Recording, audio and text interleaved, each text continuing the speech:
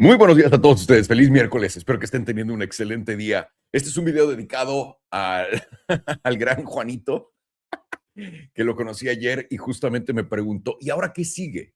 ¿No? Es la pregunta del millón. ¿Ahora qué sigue con todo lo de la economía? Porque ha estado viendo el canal y hemos tenido la suerte de estar en lo correcto en estas olas de para arriba y para abajo y para arriba y para abajo y de cómo estamos viendo hasta ahorita ha funcionado. Puede ser una coincidencia, una casualidad de todo, pero creo que simplemente es porque estamos siguiendo algo bastante sencillo en este canal y eso es la verdadera liquidez. No de la que te hablan los maestros en YouTube, de la verdadera liquidez, de dónde está el dinero. Y ahora, una vez más, un abrazo, Juanito. Espero que esto vaya a responder todas tus preguntas. Pero antes de eso, tengo que decir, ah, en vez de qué es lo que sigue, es importante entender qué es lo que está pasando cuando hablamos de liquidez. Y para entender qué es lo que está pasando, y esto es algo que, una vez más, perdón que me repita tanto, pero siento que se tiene que repetir porque no le queda a la gente en la cabeza esto. Y eso es, el día de hoy, por ejemplo, tuvimos muchísimos datos económicos que nos dio el gobierno. Y todo el mundo está brincando, corriendo, usándolo para su show y poniéndolos en los títulos. Por cierto, mañana tengo un podcast con el buen Carlos Davis. Aquí voy a estar y quiere hablar de China vendiendo el dólar. Creo que no ha visto ninguno de mis videos. Entonces, sean buenos, ¿ok? Carlos lee las noticias, me imagino. Todo el mundo, y no tiene nada de malo.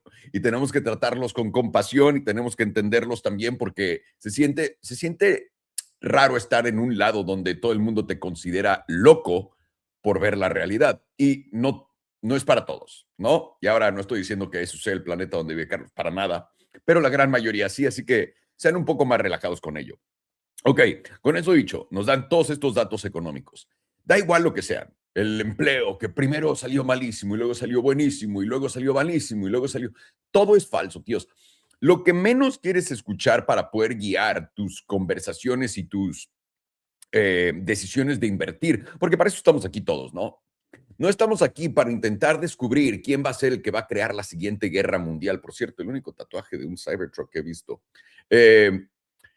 No va a ser para descubrir la medicina contra el cáncer, no estamos aquí viendo las noticias para poder vivir mejor, según todos nosotros. Y honestamente es difícil entender esto ahora, ya como no adulto, que he sido adulto por mucho tiempo físicamente, pero como alguien que puede pensar fuera de esto, como alguien que creció fuera del sistema, ¿no? Te das cuenta de que antes solamente veías las noticias porque te da un falso sentimiento de seguridad de que sabes lo que está pasando. Y ese sentimiento de seguridad que está pasando absolutamente es la cosa más falsa que existe en este planeta. Las noticias, su trabajo es poder confundirte, llenarte de odio en diferentes formas. Puede ser envidia, puede ser en miedo, puede ser en diferentes maneras, ¿ok? Y lo que menos están dándote, piensen en todo esto. ¿Cuántos de ustedes y cuánta gente habla todos los días de los datos económicos macro, ¿no? De Estados Unidos, el desempleo, el otro, la chingada. ¿Cuántos? ¿Y cuántos de ellos han visto todas estas olas para arriba y para abajo en la bolsa? Y no entienden lo que sigue con lo del dólar, que una vez más, no es, es ley. No estoy acá de, güey, vean lo que me metí en una página, ¿no? Como el güey ese que cuenta con teorías de conspiración que encuentra en Wikipedia y todo el mundo, ¡wow! No, estas cosas no las puedes encontrar en línea. Esto es más como la realidad, tío. Y una vez más, solamente para entrar a esto y darle respuestas y poder ir para Juanito también, decirle qué es lo que sigue. Aunque ayer le dije tristemente. Así que, ¿sabes qué, Juan? No debí de haber hecho este video, honestamente. Si lo estás viendo, quédate con la información. Nos vemos mañana. No. Para poder entender la realidad, lo único que tienes que ver es de qué hablan los comediantes, de qué se tratan las películas y qué es lo que hablan todos tus amigos. Eso te va a dar, te lo juro por mí. Sé que suena loquísimo, pero eso te va a dar mejores insights a la economía, a tu economía y a la economía de cierta zona, porque es difícil también monitorear economías locales fuera de donde vives. Para mí es muy difícil entender la economía de México como entiendo la de Estados Unidos. Por más que tenga negocios en México y que vea estos ciclos, etcétera, se comporta muy diferente a lo que yo he aprendido y tengo que estar ahí todo el tiempo para poder entenderlo. Al grado que entiendo la de Estados Unidos es otro nivel. Y simplemente lo entiendo, una vez más, tengo negocios, tengo muchos amigos que tienen negocios, muchas personas me hablan para preguntarme de qué puta madre hacer con sus negocios, ¿no? Entonces tengo mucha información que entra y tengo la suerte y la fortuna de que mucha gente en lugares, sea con dinero o sea estatus social o lo que sea, pero muy elevado, que me hablen para preguntarme, oye, ¿qué opinas de esto? ¿Cómo verías esto? ¿Qué harías con esto? Me encanta y esto me da muchísima información de lo que está ocurriendo y es lo cuando platicamos de la inteligencia artificial, es cuando platicamos de todo lo que te puedas imaginar, ¿no? Y aquí, damas y caballeros, ¿qué es lo que sigue? Para ponérsela sencilla, si volteamos a ver todas las películas en Estados Unidos, las películas nuevas, se trata de gente en sus 40 que no puede encontrar trabajo, tiene 17 trabajos como en DoorDash, sentarte afuera de un restaurante, esperar a que alguien más llegue, ponerte en línea para comprar el nuevo iPhone para alguien más. Esto es lo que es la economía para un güey de 40 años promedio, no lo que están viendo aquí conmigo. Es muy diferente, tristemente, para todos los demás. Y es una realidad que Estados Unidos está viviendo. La otra, si platicas con todos tus amigos aquí en Estados Unidos, a nadie le alcanza para comprar nada. La otra, todo el mundo tiene que usar crédito para poder solamente hasta existir, cabrón. A este punto ya nos están dando crédito. ¿Cuál era la última que dijeron que estaban dando crédito para que puedas diferir? No eran vacaciones.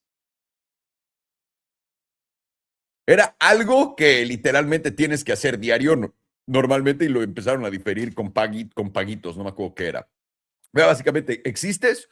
Bueno, te podemos dejar existir por pagos de $400 mensuales, ¿no? Es Estados Unidos. Y la gente está puteadísima. Y los negocios también. Todos menos los grandes. Y los negocios que sirven a gente que tiene muchísimo dinero. Cuando volteas a ver en sí el mercado de gente que tiene dinero, ese sigue creciendo. Bastante. Y se los digo como alguien. Ahora, me he quedado atrás en comparación de la gente más rica que está haciendo más dinero. ¿Por qué? Porque no me metí a trabajar y no me quedé en ello. Yo solamente invertí y ahora simplemente se trata de recolectar todas las semillas sembradas en todo este tiempo. Pero viendo la cantidad de dinero que han hecho estos tíos ahora que tienen líquido, es incomprensible. Y estos tíos jamás la van a... Esto ya no es, a menos de que haya un accidente, tiene que ser un accidente. Y cuando digo accidente, tiene que ser, me refiero a, güey, que borren todas las cuentas de banco y todos empecemos de cero. A menos de que algo así pase, esta gente tiene más dinero que Dios y va a continuar teniendo más dinero que Dios. Y ellos nunca... Si quieres abrir un negocio exitoso, dale a la gente que tiene dinero, porque se va a separar más. Y eso lo llevo diciendo años también. Todos los demás han estado perdiendo en contra del tiempo y de la inflación dinero, y sobre todo si no supieron cuándo cambiarse en estos lugares del mercado a cash, cash al mercado, etcétera. Ahí es donde nosotros también tenemos una gran ventaja en este momento, todo el cash acumulado que sigue creciendo y sigue acumulando más y más y más y más cash, ¿no? Fuera de todos los negocios y todo eso, eso es bueno. Pero aún así, el sentimiento para poner un negocio para algo es pésimo en este momento. Es muy difícil porque la gente está sobreextendida, no tienen dinero para nada. Ahora, esto lo puedes ver en bienes raíces. Bienes raíces, esta es una cosa muy importante. Muchos de ustedes, incluyendo a Juanito, me preguntó que qué es lo que sigue con bienes raíces, que si debería comprar una casa ahorita entonces. Y la respuesta es no, tío. No, no, no, no, no, no, no. Tienen que acordarse, cabrones. Solamente yo tengo pocas reglas en cuanto a inversión y ver para adelante se refiere. Y tienen que, para empezar, entender ciclos de liquidez. Y esto es no liquidez que saco del culo, la liquidez que miden los cracks que te hablan en YouTube y que son unos genios. Cuando digo liquidez es el dinero que existe en la sociedad circulando. Es todo. No me complico, no volteo a ver los bancos, no volteo a ver la masa monetaria. ¿Cuántos de ustedes se comieron el tope en Bitcoin 1000 veces porque les enseñaban masa monetaria, ¿no? Que estaba expandiendo contra Bitcoin que estaba esperando expandir. ¿A cuántos se los cogieron con ese gráfico? Eso no funciona. Este es un gráfico de Paco, ¿no? Cualquier gráfico que me des, que ponga cosas, que el gobierno me dé Es un gráfico de Paco y ese gráfico de Paco lo que hizo fue poder doblarte para adelante en lo que te la meten parado y te la sacan por la boca. Por eso les digo, no veas noticias y no escucha a tu Paco, pero entiende que es un Paco y tienes que entender que lo estás viendo para poder entender qué es lo que los hicieron pensar y qué es lo que ellos están haciendo pensar a otros. No por la información que tienen, sino te estarías comiendo cada que baja Bitcoin, te estarías comiendo cada una de esos topes si escuchas a los Pacos. Y estoy seguro que muchos de ustedes tienen esta experiencia y por eso han estado empezando a brincar a este canal, que este canal lo queremos dejar en el misterio y que no venga mucha gente. Nos gusta más así. ¿Por qué?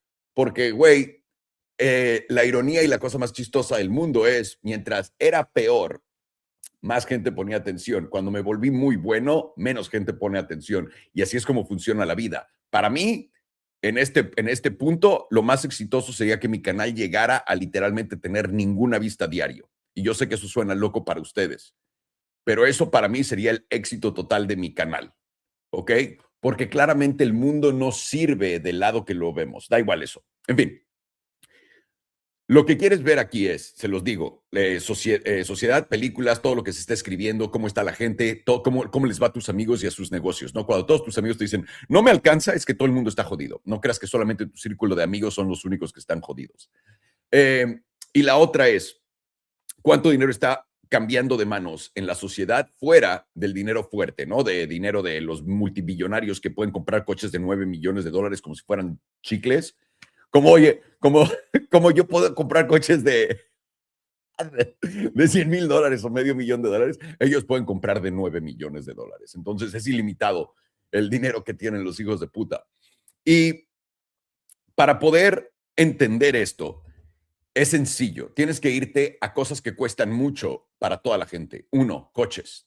Para toda la gente. El precio de los coches está cayendo, pero no está cayendo y colapsando tan fuerte porque todavía falta que haya más inventario. Y aquí esto es lo que están usando en contra de ustedes. Para pensar que el precio del coche va a continuar subiendo y no lo está haciendo. Están bajando, pero no muy rápido. La razón por la que no están bajando rápido, y ahorita van a escuchar esto y se van a poner y lo van a relacionar con las casas. La razón por la que no está bajando tan rápido es porque no hay suficiente inventario. Y aquí es donde todo el mundo se agarra de lo que los pacos fueron entrenados a decir. Si no hay inventario, las casas tienen que subir de precio. No.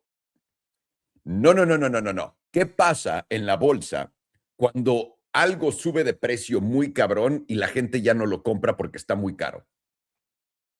No instantáneamente se va al piso, se queda consolidando en los 110, $115,000, baja, luego vuelve a subir a decirte que va a volver a subir. Y eventualmente cuando nadie está volteando cae. Y luego vuelve a subir y te dijeron, ese fue todo. No, es que la liquidez, eso fue todo. Buenos días, vean qué bonito día es. No, todo. No funciona así. Literalmente tiene que quedarse en un rato en un lugar donde no se mueve antes de darte el movimiento fuerte o a la continuación o al lado contrario. ¿Ok? Es lo que estás viendo con Bitcoin. Cuando Bitcoin se queda en un lugar de en los $90,000 y no se ha movido de ahí por un mes, después de que ya había llegado a 126,000, ¿no? Te dice, güey, estoy preparando otro movimiento. Y todo el mundo pensaría, güey, tiene que ser para arriba, porque veo las noticias y me dicen que todo es positivo y la liquidez continúa aumentando. Y pito, va para abajo a los 60, ¿no? Eso mismo está pasando con los coches y con las casas.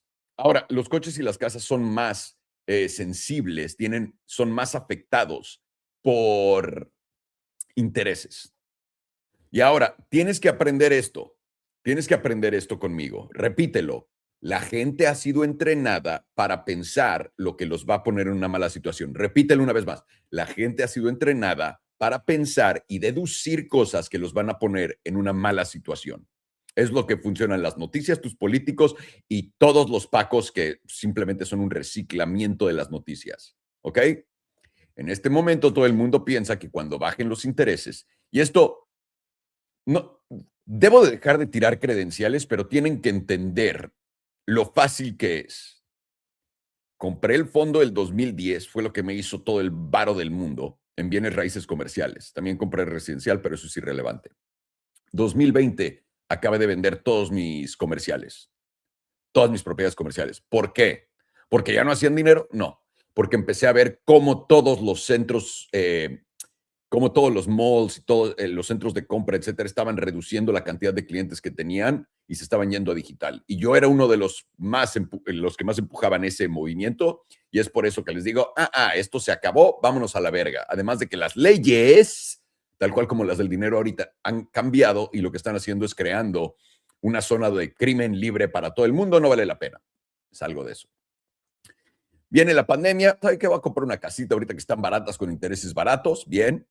Sube, mi casa subió al casi triple de lo que pagué, vendí mi casa, usas deuda, haces 4, 8 veces tu dinero, depende de cuánto te apalanques, ¿no? Y te sales en el tope. Tienen que entender que he hecho todo eso. ¿Por qué? Porque yo sé que ahorita todos valemos lo mismo, que nada de lo que he hecho en mi vida vale la pena, que nada de lo que he hecho en mi vida me separa de ninguno de ustedes. Yo solamente soy un pendejo en YouTube, pero a toda la gente que de verdad quiere hacer dinero tiene que entender de quién están escuchando esto. Y se los digo de corazón, el día que bajen los intereses, y van a bajar entre el verano y el fin de año, y ahorita les voy a decir por qué, ese día el precio de los coches usados y nuevos va a colapsar, y ese día el precio de bienes raíces va a colapsar. Lo que tiene a todos atorados en este momento es la idea de que van a poder mejorar la cantidad de dinero con la que van a poder comprar otra casa. Es el primero. Están encerrados sin poder comprar otra casa porque no les alcanza. Si quieren comprar una casa del mismo valor a que están vendiendo la suya, tendrían que hacerlo en cash. Si tienen que pagarle al banco y pedir un préstamo, no les alcanza para el pago mensual. Lo mismo con el coche. Lo mismito. Esto no entra en Bugattis, no, Maserati sí. Maseratis. No entra en Bugattis, no entra en los Lambos coleccionables, no entra en Paganis, no entra en Koenigseggs. Esto solamente funciona para tu Honda, un Mercedes baratillo, etcétera, ¿no? En cuanto bajen los tipos, y va a ocurrir, todo el mundo va a salir a vender lo suyo para comprar algo nuevo pensando, ahora sí me va a alcanzar. Y eso, ya tenemos una cantidad de inventario en el mundo de los coches y en la casa que es ridículo, pero tenemos la menor cantidad de transacciones en los dos rubros que hemos visto en las casas, en la historia, y creo que en los coches también, en realidad, de cierto punto de precio para arriba. Y cuando ves, una vez más, cuando el hash de Bitcoin, la actividad de la red de Bitcoin sube, eventualmente el precio sigue esa actividad. Cuando Solana tiene un chingo de volumen en su red, eventualmente el precio sube, tal cual como la gráfica del Paco que te enseñan, la de si la liquidez subió, Bitcoin tiene que subir y no ha subido. Esto es más sencillo. Y es cierto lo que dicen, pero no lo vean como liquidez, tienen que ser transacciones. El término liquidez está aquí para confundirlos a todos ustedes.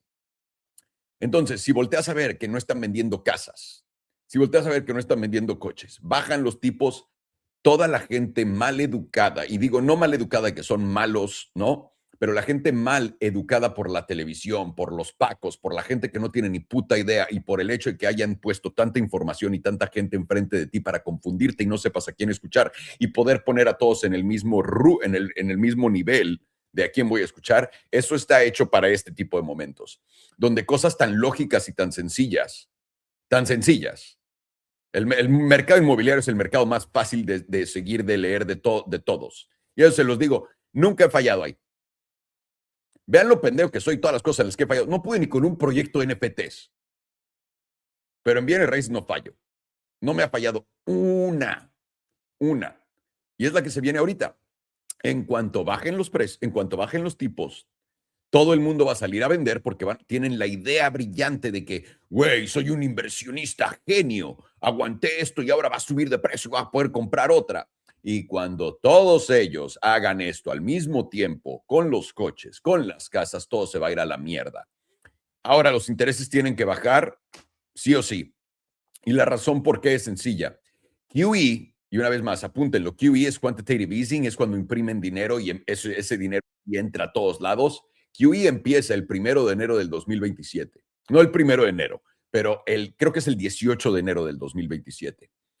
¿Cómo sé eso? ¿Cómo? Estoy leyendo el futuro. Está en el Genius Act. Es cuando todas las empresas pueden ya declarar sus compras para bonos, para poder emitir sus propias monedas. Ahora, ¿por qué yo digo entonces que los intereses van a bajar antes? Mi teoría en esto, y ahora esto no tiene que ser fijo y simplemente yo no estoy esperando a que ese sea el caso tal cual y ese día tengo que comprar algo, estoy esperando. Pero para mí el mercado tiene que poner en precio eso 6 meses antes. 6 meses antes es verano. Y ahora, para que ustedes también entiendan esto, todo el dinero de todas las empresas se va, en vez de comprar sus propias acciones, invertir en no sé qué, se va a ir a comprar dólares. Y ese es un liquidity, ese es un squeeze de liquidez. Que ahora, esta sí es liquidez real, no como la que te hablan en el parque. Es lo que tienes que saber. Eso es lo que sigue. Si estás esperando, tío, y como nota, no tienes que ver estos videos. ¿Cuándo compro casa? Cuando el dinero está barato. ¿Cuándo está barato el dinero? Cuando los intereses están o en récord para abajo o muy cerca del mínimo que han tocado en toda la historia. ¿Cuándo no compras casa? ¿Cuándo no te endeudas? ¿Cuándo no abres un negocio que requiere deuda? Cuando la deuda está en altos históricos. Y ahora es relativa, porque en los 80 sé que teníamos 20% de interés. Es muy diferente y por ende los números son diferentes y no se ve igual, pero es igual. Así que con paciencia todos vamos a ganar este juego. Es bastante fácil. Estamos jugando contra una bola de gente que le han lavado la cabeza y que entiende todo al revés. Así funciona este planeta, cabrones, y esta realidad. Todo es al revés. Así que mientras más rápido te pongas con el programa, más rápido te va a ir mejor. Así de fácil. Entonces, sigo emocionado por todas mis entradas en el mercado, en la bolsa, en no sé dónde chingados y todas las pendejadas que voy a comprar. Sí, efectivamente, tíos. También caigan acá a nuestro Discord. Les tengo acá, ¿eh? Acá les puse mis compras, les dije cómo exactamente las voy a comprar, cómo las voy a dividir, en qué estoy entrando, qué estoy comprando, etcétera. Y obviamente ustedes hagan su tarea, pero aquí tienen mis compras. También tienen cómo estoy viendo las tablas, que es lo más importante. Este es mi análisis personal y aquí es donde el trabajo más duro es abrir un grupo en Instagram de dinero y abrir, no, aquí es donde pongo todo. No sé qué hacer con eso porque soy un huevón de mierda y no me interesa, tampoco, no es como que gano dinero dándoles a ustedes y que hagan dinero, ¿no? Entonces me vale pito, pero aquí es donde más pongo estas cosas. Entrar al Discord es completamente gratis, está en nuestra, ¿cómo se dice? Está en nuestra, puta madre, está en mi descripción del video de abajo, perdón, puta, me dio un pedo en la cabeza. Está en la descripción de abajo, es gratis. Entra a nuestro Discord. Si estás en otra plataforma que no sea YouTube, busca en YouTube, no seas huevón, Alejandro Salomón, el en vivo que estás acá, y ahí tienes el enlace al Discord de Elite Trading Academy. Y una vez más, esto es gratis, es todos mis análisis y solamente les quiero pasar esto por dos cosas. A mí me hubiera encantado que alguien me hubiera ayudado a este punto en algún punto en mi vida y nunca nadie me enseñó esto. Lo tuve que aprender a patadas de burro. Esa es una. Y dos, para que en el futuro quede esto plasmado, ¿no? Tal cual como han quedado mis errores, también quedan las cosas chingonas que he hecho plasmadas. Ahora esto es para el tiempo y el futuro y crea una legacía. No, solamente para decir que me la pelan al final de este juego y ya. Es, es patético, pero es cierto. También tienen los análisis de Alex, que ha estado llevando estos cortos con todo a todos ustedes a Valhalla. También tienen los de Farhan, que son más esporádicos, pero aquí también están. Y para toda la gente que todavía no entienda qué pedo, güey, sí, hacemos trading. Trading es como apostar, pero puedes mejorar tus chances a apostar y puedes hacerlo de una forma ridícula y lo han visto en este canal en vivo y en directo cuando sabes qué es lo que estás viendo. Aquí reaccionamos de la manera correcta al precio, nos quedamos sentados esperando a cuando el precio nos dé un extremo, apostamos en contra, empezamos a buscar entradas basadas en todo lo que saben estos cracks y ha funcionado muy bien. Ahora, cuando estamos tradeando, esto es a 1000 kilómetros por hora, ¿no? Pero cuando estás invirtiendo, y es por esto que tengo este gran hit rate en el portafolio que he publicado con todos ustedes desde el 2023. Cuando compramos el gas natural al fondo, cuando compramos Coinbase en el fondo, cuando compramos Rivian en el fondo, cuando compramos Tesla en el fondo, ¿qué más compramos? Todo lo que pudimos haber comprado en Rivian en el fondo lo hicimos. Cuando vendimos también en los topes, en los booms, que todo el mundo decía, va a subir más, no subió más. ¿Por qué? Porque una vez que aprendes esto, tío, inversiones en la bolsa son cámara lenta. Y aparte en spot, estás comprando acciones en spot. ¿Sabes lo difícil que es perder en eso? Tienes que invertir en compañías que se estén yendo a cero y no entenderlo. Ahora, eso suena fácil, pero en esta realidad, en este momento, eso va a ser muy difícil, sobre todo para tus pacos favoritos. Hay gente que no entiende que todos los negocios están siendo disrumpidos completamente, completamente, completamente. Y eso va a hacer que empresas gigantescas que nunca pensabas que iban a ir a la bancarrota, van a ir a la bancarrota y se van a llevar a muchos de ustedes entre las patas. Pongan atención acá, solamente tienen que aprender esto para poder lograrlo. Y ahora, si acá en nuestro Discord también tenemos Criptolingo, ¿no? Que es una de estas secciones. Acá en Criptolingo, damas y caballeros, tienen todas las abreviaciones que usamos nosotros. Tenemos 3 shows a la semana que son para todos, son públicos lunes, miércoles y viernes. Duran 4 horas analizando precios, cabrones, ¿ok? Si no entiendes lo que estamos diciendo acá y no entiendes con Criptolingo, es porque tal vez no sabes nada de trading y es perfecto.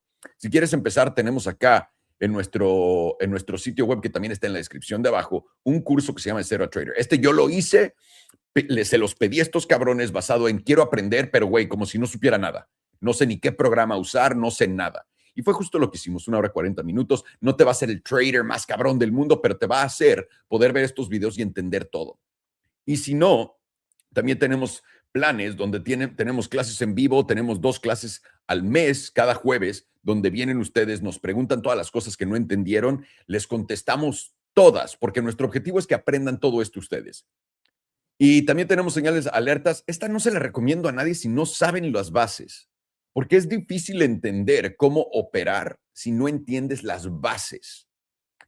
Y de corazón me estoy quitando negocio porque todo el mundo, yo sé que lo primero que quieren ustedes es solamente hacer dinero y a la verga todo lo demás y entender todo, pero de corazón se los digo, güeyes, no funciona así este pedo. Quieres tú, porque si mañana nos morimos nosotros 3 en un huracán, ¿no? Por más vergas que seamos o que no seamos, pero digamos que seamos, ¿cómo vas a seguir? Apréndelo, güey. No toma nada. Esto, comparado con AI, ahora que estoy aprendiendo lo de los chatbots y todo eso, esto es la cosa más pendeja del planeta. Esto sí todo el mundo lo puede hacer. Ahora, con eso dicho, ya estás listo, sabes todas las chingaderas acá, tienes la idea perfecta, te metes en tutos y ahora es tiempo de tradear futuros, cabrón. Quiero abrir un long, quiero abrir un short, quiero hacerle corto a Bitcoin, quiero abrir un long en Ethereum, Todo esto lo puedes hacer en Bitunix. Aquí está cómo tradear en Bitunix. Todo esto es gratis también, ¿eh? Te metes aquí a nuestro sitio, 11 minutos, sabes perfectamente cómo tradear en Bitunix y te estamos dejando el enlace directo para que te metas. Es cómo abrir tu cuenta, cómo encontrar tu cartera dentro de Bitunix, cómo mandar dinero a ella, cómo dentro de Bitunix, en tu cartera, mandar dinero a futuros, cómo abrir un corto, cómo abrir un largo, cómo poner un stop loss, cómo operar, básicamente, en 11 minutos. Y te recomiendo usar nuestro link de referidos para todas las dinámicas que tenemos, que están a punto, bueno, estamos a punto, siempre estamos a punto, se tarda un chingo esto, de poner nuevos torneos de trading y otras cosas, así que aquí lo tienes todo en casa para todos ustedes mismos, ¿no? Para que lo encuentren. Y ahora, si estás empezando, cabrón, usa el puto simulador en todas estas cosas. Yo no estoy aquí para, güey, me voy a llevar una comisión, wow, hice $2,000, me vale verga. Si no sabes lo que estás haciendo, usa el simulador que no requiere dinero. Te dan $100,000, $1,000,000 en cada exchange, dependiendo qué exchange sea, para que inviertas. Y eso te va a dar una buena idea de cómo vas. Una vez que hagas eso y que te sientas bien, pon tantito dinero para que veas cómo también la psicología de perder dinero te afecta. Y ahí empieza a ver cómo te va bien. Mi idea aquí es, esto no es un negocio que me hace la vida y paga por mis cosas y mi vida. Esto es porque de corazón es lo último que tengo yo dentro de mí para ustedes, que les puedo enseñar. Esto. Porque nada más de lo que puedo enseñar los puede ayudar tanto como esto, según yo. Así que ahí lo tienen, damas y caballeros. Vamos a empezar estos análisis de los Bitcoin. Hoy en la mañana estaba calientito el mercado, yéndose para abajo y luego se aguantó por las buenas noticias. Así que vamos a ver con Alex y con Farren qué es lo que tienen estos malditos cracks. Guten morning, boys. Yo, ahora pues. Buenos días, muchachos. How are Coming you? at you from CDMX. I can tell by the wall color. By the way, that's very The nice CDMX. turquoise. Yeah. I had to. You're gonna have to have some sympathy for me here because it's an hour behind. So instead of waking up at 8:30 in the morning, I had to wake up at 7:30. How the fuck do you survive? How do you survive these things? I don't know. As a 40-year-old man that wakes up at fucking 4 in the morning every single day, I do not feel bad for you. With a really bad back, I do not feel bad for you. And Luna would not shut up at night. You would meow, meow, meow, meow, meow all night. By the way, there I feel for you. Vinny last night came in the middle of Belen and I into my ear and started sniffing my ear. He's never done this. And I turn around, I see him and he's staring at me. And I'm like, all right, I'm going to go to sleep. And he fucking puts his paw in my face asking me to rub him. I'm like, I don't know what time it is because we don't have a cell phone or watches next to us. But I did for like 30 minutes and then fell asleep again. Motherfucker. So he did fuck up my sleep. Alex, what are we doing here with the Bitcoins? What's going on right now? Yeah, we have an easy market actually today, in my opinion. At least we're getting nice volatility. For me, yesterday's closing was very, very telling that we most likely are going to start moving down. And remember, based on last stream, we were really focused on the 5-day close. The 5-day was kind of telling us that, we should still be looking for more continuation down. 2 points of interest here on that 5-day close. What day is it today? Wednesday. So this was on Monday stream. We were talking about that 5-day SMA 200 in confluence with the 2021 market cycle high. Now, bulls needed on Monday to essentially get a major move up right into that $72,000, reclaiming it essentially. They were unable to actually do that, but they held the 2021 market cycle high. But ultimately, losing the 5-day SMA 200 really puts us in a interesting spot on Bitcoin because, you can see here, not many times you have been under it. And really, once you have gotten and broken under the 5-day SMA 200, it's just essentially disastrous for bulls. You'll look at this shop zone here in 2022, but really look at the candle down once you lost that 5-day SMA 200, 26%, leading to another, if we just measure it from this wick low, 24%. Major spot that was lost going into this end of this week. But we did hold the 2021 market cycle high. So then you're shifting to your dailies again. You're seeing that the dailies has been holding that consistently. You move down, it gets bought up. You move down, it gets bought up. Really looked like we were about to expand. We were so back, horny and happy. But then remember on Monday, we have our criteria. Bitcoin's been very easy to us to the downside to really tell us if, all what we're seeing is just simply what we've been seeing before. Stair step up, elevator down moves. And so when we go back to the 12-hour, this was really guiding us going into this week on maybe perhaps we aren't done with the move down and we should actually be looking to be shorting Bitcoin. Something I've been aggressively posting about on our Discord.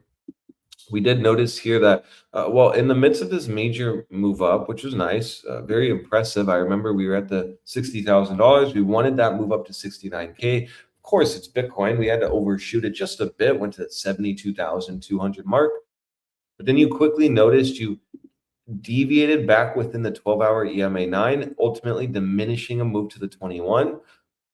And then you see that you very easily, simply, even during on the EMA 5 year, it's another point of my Monday analysis, you were staying under the 9, range bound between the 5, right? You were really, if we kept looking back, which we did, under the 9 and the 5 just has led to lower highs and continuation down.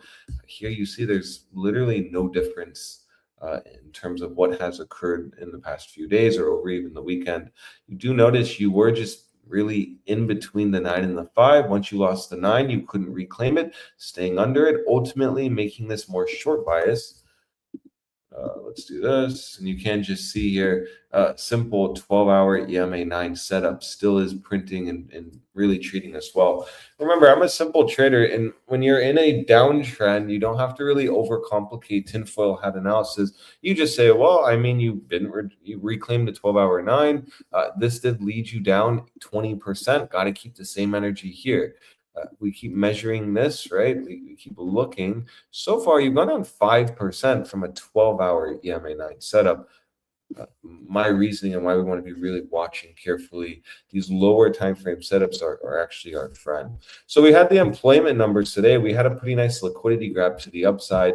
But again, all that was a liquidity grab. You're going to notice here that early mornings of, well, early mornings right before New York open, we popped up, went to that 68,700. But this is no concern for us. I mean, we know our spot if we're going to be bullish, which is the 2021 market cycle high. Any move under the 2021 market cycle high to me is always going to be a short. Now, what you had here was just a simple liquidity grab. If you even start going to the more medium time frames here, like a 4-hour, I turn this off, right? All you're doing is flipping what was possibly support now into massive resistance. This 4-hour really solidifies the fact that this was just a massive trap on bulls. Again, something in the early mornings we were talking about on the Discord, any move up to this point was just an add zone for shorts or even a new short zone. And did the hourly ever give you a buy? No, it did not. Right. So again, so far, this has been a very easy perspective on Bitcoin. You really have not needed to complicate things. Have you reclaimed the hourly EMA 100? No, you have not. Even in this move to that $70,000 region, you just rejected it. Here, you've moved up to the hourly 34. Did you reclaim it? No. Did you reclaim it here? No. Did you reclaim it 2 to 3 closures here? No. So you see, Bitcoin is still very easy. It's just, you have to just kind of play what it's telling you. What I'm noticing is a lot of people are fighting again on crypto Twitter. They're fighting the easy trades. They're really trying to make a case on why Bitcoin's going to be bullish, when the chart is just telling you that's not the case. We can become a bull when we actually start reclaiming the cycle high, moving up, reclaiming 75K, going back to around that 85.5. But this is like a major move to the upside. Like, this is like asking for a lot at this point. So just be fully aware that so far the easy trading has been to the downside, and really is no difference here. So now we have a 4-hour breakdown. All we gauged this morning on the Discord was we went to the 12-hour here. We're taking this wick low. And I'm representing that even, okay, maybe you missed the 2021 cycle high short that we posted last night on ETA. Then you very well could just get into the loss of this wick low. As long as you stay under, call it 67,300, you are going to get a measured move down towards $49,000. Now, remember in Monday's analysis, we're actually going to use kind of like that weekly SMA 200 here as like a mid-range. And remember, a lot we're talking about, this was the bottom. We know volatility is very hot on Bitcoin. Why are we going to front run a weekly SMA 200 when you're still actually in the setup to tap it? Nothing has changed despite a 20% move on Bitcoin. All you did was, okay, not lose the cycle high, but you're still getting a weekly SMA 200 target. The issue here is if you're running on this was the bottom, well, you're a little worried at the idea that, well, you actually didn't test the weekly SMA 200. It's just like a major level here. Testing it still could mean an over 10% move down, filling out this wick, and then perhaps you'll get a bounce. Maybe. We shouldn't, disregard a weekly SMA 200. Even with me as bearish as I am, we still should be looking at that zone as some reaction zone, but still we never actually tested it, which still gives us a measured move down to it. You can just see how dirty Bitcoin is. I mean, imagine you're one of these longs that longed up. You literally would be, your greed would tell you this is bottomed. We're not going to test this. And now what you're doing is breaking down towards it. You're feeling the heat. This will just kind of accelerate the move down until a lot of people start covering their longs here on this wick. So I promise you, a lot are waiting and they're trying to get something like this kind of trade. We just come down, quickly get bought up. But notice you didn't get a major buyback candle here. You just simply, okay, yeah, you got bought up, but you didn't flip this green. You didn't reclaim the weekly 5. And you ever so slightly got back above the 2021 cycle high. Didn't even really get that high above. I mean, what, you went to 70,300? So still showing massive weakness in this zone. And you'll quickly revert your attention here. Under the cycle high gives you measured moves down to 49K. It's just that simple. So we just want to be very cautious here for actually looking for longs on Bitcoin. There is literally no long setup, not even on the lower time frames, telling you it's worth longing. So just be fully aware of that. Now let's look at daily volatility. We were really understanding on Monday, we're still contracting on lower time frames. Daily is still contracting volatility. This is important because we have a massive extreme read here, multiple reads, honestly. But the issue is if you're betting on, well, this hit extreme read to the downside, we're obviously going to reset it. Let me start scaling longs here for the mean reversion trade. Bitcoin is literally telling you as it goes down, volatility is still going, well, resetting. Essentially, it's now flipped under the moving average, easily can move down in the midst of a bearish Bitcoin. This just plays into bear's hands, essentially, which is the reset of volatility in the midst of a downtrend. Maybe you reach 49,000, you actually have a volatility setup where most will say, yeah, we're obviously going to fire off to the upside. What happens in these bear markets is you just start getting these volatility setups. You're very low. Psychology is you have to bounce and then you don't bounce and you make the next leg down. It's like here almost. Psychology says we should bounce. We can't go much lower. And here we are on the lower time frame breaking down again, barely giving bulls any kind of hope. So, you know, the downtrend is very fun here. We just have to be really paying attention. And as long as now you're under 69,200, you have to be very cautious of Bitcoin breaking down. At this point, it does not matter if you go to 67, 68, 69, as long as you're closing dailies under 69,200, you are going to be majorly bearish on Bitcoin. Look at the last reaction here. Hourly lost the zone, and then this is what took you down to 60K low. What is the difference from here to here? There's no difference. You're just literally now in that same exact setup. You're basically in the midst of here before Bitcoin ended up putting in on the hourly like a 9% move still. Right? Perspective. I mean, there's just no changes. And you even have a massive hourly top candle. This is exactly what I was running with ETA's new short that I posted about an hour ago. When we went right into this zone on the lower time frames. Actually, we'll look at that right now. Right here is exactly when we posted our short for ETA. So far, beautifully working out. And that's why really you want to be watching the levels carefully, because when you do start trending down massively, you do start respecting the levels. So a lot of lower time frame trading today, in my opinion, will pay off. I do think today is just one of those days we're going to just see a lot of volatility. And really, Bitcoin does seem pretty primed to start moving down. We can start really talking about the higher time frames. But again, like on the weekly, you're just not going to get any kind of relief until you hit the weekly SMA 200. And mind you, I mean, we've talked a lot about 2022. You made a move down to it. Remember, we like almost front ran it here, eventually hit it, but Bitcoin did not hold it. And this was the next area of congestion before we broke down to the next leg down. So what I can say is, well, we're first going to use the weekly SMA 200, closing in 4 days. If this weekly loses this zone at $58,000, we are going to be more on the camp that we are just going to aggressively dump to the 50s and possibly lowers. Here will be our area of interest on where we could possibly get a bigger bounce on Bitcoin. But until then, we will be looking for something like this. And still, that means we could easily get a 10% move to the downside before it's all said and done. Because, well, you still should be looking for some kind of bounce going into March. You do notice here that weekly EMA 100 is sitting at 46,170. So, I mean, minimum, if you start breaking down past the weekly SMA 200, this will give you some kind of bounce. This was the last major bottoming point here we saw in the last bear market. Next measured move will be around 46,200. And you will honestly start getting a lot of people talking about, in my opinion, this is going to be the bottom zone. Like once we reach this spot, you're going to hear a lot of people talk about this is the bottom. Be very careful about, well, that sentiment building up here. Where they're going to get that idea is, well, Bitcoin's never closed below the monthly EMA 100 really ever before.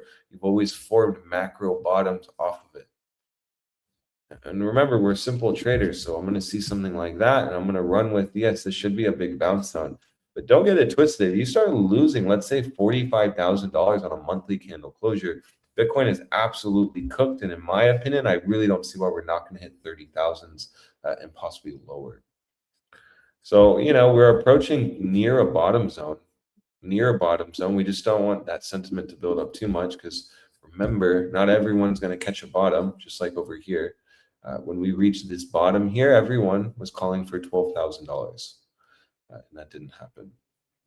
So if we reach here and we really start getting bottom calls, that's going to be a major cause of concern that perhaps this isn't going to hold. If we don't end up holding this EMA 100 on the monthly, well, this will be a disastrous signal for me. Right? And so if we know we're near a bottom zone or approaching it, I say near it, but really we're not that close to it. We're still about 30% away, or a $20,000 pullback here from this point. Well, that would mean that then Bitcoin needs to, in theory, go down majorly aggressively in this spot. You really shouldn't see multiple months of slow chop before a move down. In my opinion, you should just see a disastrous move down where people feel really sick to their stomach buying this dip. That to me would then really solidify some kind of bottom, versus like the just slow bleed down, the tap, and then we go up. You just kind of need to just aggressively dump, move down, hit it. No one wants to buy here, and then we start going up. But my point is, monthly still is giving you targets down to the EMA 100 on the monthly. Last major bottoming zone, each bear market has been off of that. So we want to just be watching that carefully. And well, that's at 46,172. So you can decipher that however you want. I'm looking at that as just the next objective zone in confluence with the weekly SMA 200. So, big levels that we're actually getting on Bitcoin. Remember, the volatility here is still very primed. We're still very focused on this monthly volatility setup going into March. This could, for the first time ever, confirm a volatility expansion, which is something we've never seen before. So then this just plays into the idea that if you are just, trying to scale longs because you think we can't go much lower, Bitcoin has to bounce. Monthly volatility is telling you probably should be, kind of ditching that idea. As long as this is over 15% and Bitcoin is under the monthly EMA 34, you are just going to be in a monthly sell with volatility supporting it. An environment we've never ever seen before, ever in the history of Bitcoin. So that makes it just a little concerning, just a little bit.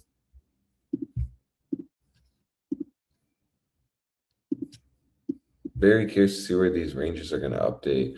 But you just still see, since November, you've just been in a monthly, or no, since December, you've been in a just monthly sell year. You entered it in November. So pretty juicy stuff. I'm just looking at Bitcoin to just continue down until at least 58,000, in all honesty. Now, where will we start feeling the heat and maybe we're wrong? Well, very easily, if you start seeing Bitcoin get back above 72.2, that'll be my first big sign that, yes, this maybe is grinding out a bottom.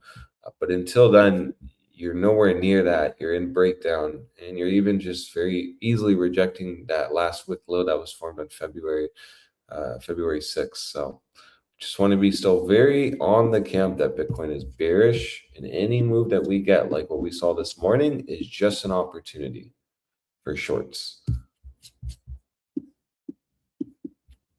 So we'll continue to keep monitoring Bitcoin. And well, if I see another trade here, I will post it. You do notice here now the dailies close under the 2021 cycle high. Can we start getting the 2-day to close, and then the 5-day, and then the weekly, and then the monthlies, right? This is a good start. This is a good reaction. We need to keep seeing this move down. So that way, then we get the 2-day, and then this just bleeds into that 5-day and weekly. Because remember, you have not seen us lose on the higher time frames, like, or I guess medium time frames, like the 5-day, this 2021 cycle high since like June 2024. And that was really what started to aggressively move you down to 53K. So this will be very, very, very important. If you start really losing this in the higher time frames, this could just be the next spot you leg down massively. Something we already see developing on the daily. And that's why it's going to be important as a bear to just keep this under 69,200.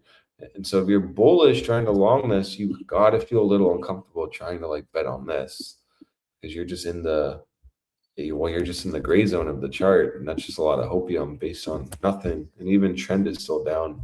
So if you're betting on like this, understand you need at least a little kind of bullish structure, something to give you this. You're just now lower high and brewing a lower low. Anyone who's running with this idea potentially are just going to get run over.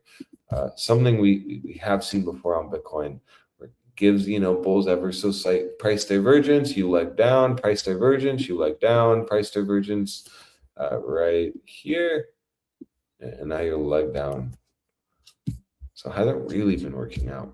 Now that's my analysis on Bitcoin. We'll go to Tether dominance. I think it's a lot easier. We're on Monday literally looking for the setup here. We got the reclaim, we got the retest, and now you're getting expansion. So that worked out beautifully. Simple, just uptrend things. We also noticed price divergence was forming here in the midst of a macro uptrend. That's the difference, where if you get price divergence forming while the macro's up, then you probably should be looking for this to break out. That's exactly what has occurred. And so now the next target is simply 8.56%. Now, I will say the nice part is if you are bullish on Bitcoin, well, you're just kind of looking for the lows to get ran. Maybe weekly SMA 200 on Bitcoin gets tapped, Tether dominance shoots up here, and then you end up dumping. This just plays into the bearish retest, essentially. This is still in bearish retest. You did deviate. Now, if you do stay under this 8.5, what is it? 8.57%. Okay, that this could be solidifying a new range here. So that'll be the next objective, is the 8.57%. And really, if you end up bigly rejecting here, okay, that'll be a big sign for me. Start moving down. But if you end up breaking out, reclaiming this, well, this will just be, that'll be the first thing you'll want to see if you're going to make a new all-time high on Tether dominance. And mind you, it's very close to an all-time high. And well, that really puts it into question if, well, we're just in a massive macro uptrend. Better shown on the yearly, actually. Got your higher high, higher low. If you do break 2022's high on Tether dominance, this isn't a macro uptrend, something like confirmed, in my opinion, something you've never really seen confirmed. Here was the developing of it. Here was the spring. You're back above the 5. Now you just need that higher high. Literally, you could get your higher high, and then it comes in, retests, and then you just start breaking out. This would be disastrous for crypto, though. Flipping that 9.5% into support would be crazy. But something that is brewing, honestly, and it's very interesting to see that. Just plays into the idea that actually crypto is quite weak here. A lot weaker than what you would see on CR. This is, you could argue, the strongest Tether dominance has ever been in the history of its chart. Well, you could argue this is the weakest Bitcoin's ever been in the history of its chart. And that's just simply based on volatility here. If this does really fire off on the monthly to the downside, we really don't know what this setup will bring, honestly. And if, like what we're getting now, firing off here near 69,000, this could literally be a disastrous thing for Bitcoin that no one's talking about. It's quite interesting. Which tells me that this probably will fire off to the downside, because many are just expecting a super cycle. This would mean we're in a bearish super cycle, actually. You saw nothing in the really move up bull market. You really saw nothing here. You've seen nothing here. This is something you've never seen before, though. With a massive volatility setup, you just simply see those 5 days. How's the 5 days been treating us? So imagine this monthly. Got to keep that same energy. It's just interesting to see that. So really on Tether dominance, to me, it's just looking like the next objective is 8.57%. You should just be simply waiting for that. No real trade here. You're just Okay, maybe dailies close above this wick high. You can then maybe look for a spring off there, form a higher low on lower time frames. But really, honestly, this is a massive range. It's worked out well before. You've seen just an aggressive push up to the 8.5%. What's the difference here? I mean, you're just in a deviation play, got a higher low, retested that daily 5, and now you're really all just, you're good. You're really good to just keep moving up. Now, perhaps the 2-day will give you a trade and look something like this. And then this perhaps will just look like a 2-day bearish retest forming here. Not this. This is the tinfoil hat idea. But you can see here the 2-day was holding. You've gotten like a doji top. And so if you move back to that 2-day on that new 2-day candle, watch for 69,200. This still will just mean ETA short just keeps firing off, which is nice. So there's no risk to ETA. If you're just following our alerts on everything, still will mean that this, ends up firing off and printing on the 2-day. Because remember, we're keeping our worst case scenario of any bounce up to this 5-day SMA 200. If we end up bouncing at all, this will be my extremity Glock 3000 short zone. This 5-day SMA 200, which so far doesn't even look like we're going to tap it. But I have mentally noted that and even posted in the comments on ETH trading alerts just in case, because well, Bitcoin's a little dirty, and this would be a dirty place to kind of retest, right? The 72.2. But regardless, in summary, Bitcoin's looking weak. You're breaking down. You look like you formed the next major lower high. The 5-day SMA 200 is a loss, and you're opening up a range which 69,200 is resistance and 49,000 is support. You need to be watching very carefully the follow through down. If you start really breaking the low that was formed in February 8th, February 6th, my apologies, this low at $60,000, you're going to be more in the camp that Bitcoin is breaking down, and you're just going to aggressively move down to at minimum 58,000, the weekly SMA 200. If you start losing that on a weekly, there's your confirmation that you are going to break down towards 49,000 and possibly lower. You have that monthly EMA 100 at $44,000, which has been just the bottoming point for Bitcoin on the macro anytime you get near it or you tap it. So that will be the next objective, right in the 46K. But still, regardless, doesn't matter how you look at it, weekly SMA 200 still means we're going down 10%. Or if you're going in for that major move down on the monthly, down to 46K, that still means you have about 30% to go. So really, no matter how you paint Bitcoin, I see no setups taking to the upside. Let's even look at like a 30-minute, right? Maybe I'm wrong. Maybe we're bullish and we're bottoming here. No, 30-minute looks like a deviation play. Even if you retest 69.3 on a 30-minute, that looks like a gift, and you're just in breakdown here, shown taking out the last wick low. So now not even the lower time frames has a setup. So just be fully aware of that if you're trying to long with your favorite crypto influencer, because this looks disastrous today. And we have to keep the same energy. Let's go back to the 4-hour really fast. Let's look at this. I mean, 10 4-hour red candles. We got to keep the same energy. Like, Bitcoin is extremely weak, and it's just like this. Nothing's changed. So, it literally can just keep going down only. You already reset the 4-hour streak. So in theory, really, you could just keep moving down from here, never getting a mean reversion bounce. And here was your bearish retest or just local high for the day. Now, we'll look at Bitcoin dominance very fast. There's literally nothing to talk about quite yet. But I'll talk about it to keep the flow going. But really, your frame for today should be Bitcoin and Tether dominance. You should be watching the 2-day, and you should be really just focused on, as long as you're under that 2021 cycle high, you're going to be dumping, which means you're going to be, TPing those shorts quite soon. Weekly here is still the same. In a massive weekly sell, you got the deviation. You're waiting. If you retest 59.7%, so far it doesn't look like you're going to do that, and you're just simply waiting for this weekly volatility to fire off. This is the biggest setup you've ever gotten in this chart's history. And while in the midst of Bitcoin dumping, Bitcoin dominance was also dumping. So really, I mean, this looks like it's really priming for a major move down, which I mean, you can interpret that however you want. I'm going to interpret that as Bitcoin's gearing up for a major move down here. And even Bitcoin dominance is supporting that idea with a massive weekly volatility setup.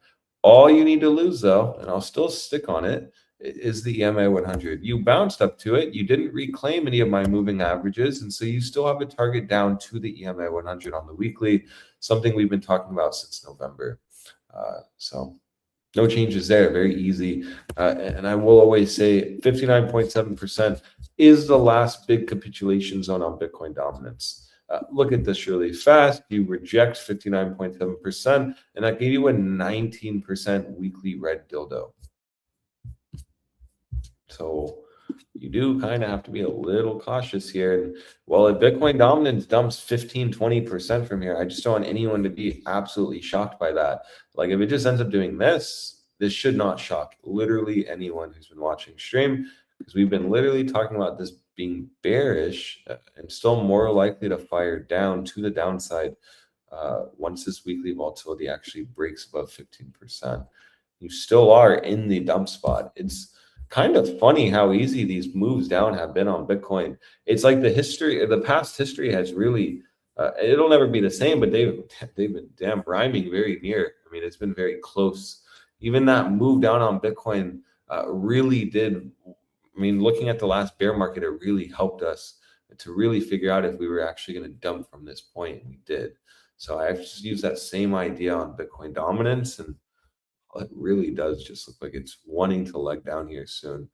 So just be fully aware. I mean, if you lose this, call it 57.4%, your next objective will be around 52 to around 50%. No matter you look at that, that's just a massive dump overall.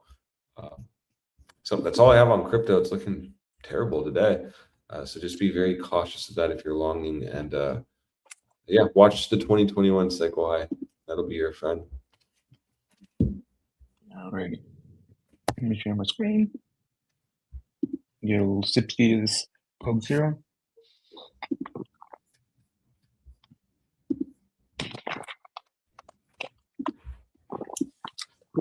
I can see Mr. Ronald F. Kennedy Jr. peeking through my window right now.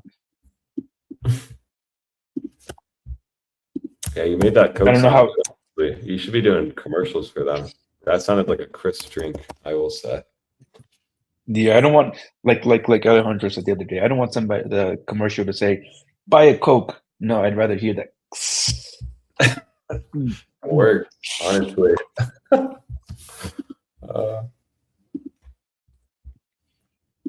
Yeah, I'll start with our good old friend Bluffin on the HPDR. All right, so momentum is now, very extreme to the downside in the bearish control zone. We are currently flipped up, getting over the moving average, and I believe there's hidden bearish divergence here. Sorry. There is indeed hidden bearish divergence because you are taking out these previous highs on momentum, whereas price is making a lower high here.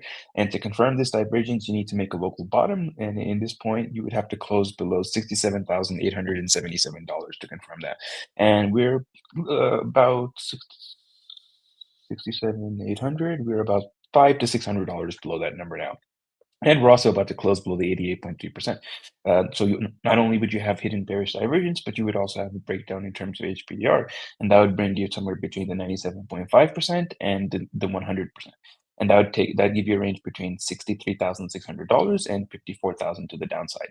And what's going to be in between there is that $58,000 number we spoke about last time. We're going to get to that on the weekly. Let's go to 8 hours. I believe we're about to get a close. Yeah, in 25 minutes we get a close. Zoom out. 8 hours currently flipped to the downside, but it's very extreme to the downside at 91%, with volatility also quite extreme. And your Joule is now approaching the bearish control zone. It does make sense to get a little bit of a bounce in this zone, especially since you're getting to the 95% on the HPDR. But that bounce is likely to fail and probably not going to be that much of a bounce. If you do see a bounce, maybe you get somewhere around 67,500, but you are not likely to get beyond that point, and you're likely to just continue get continuation from there to the downside. 4 hour.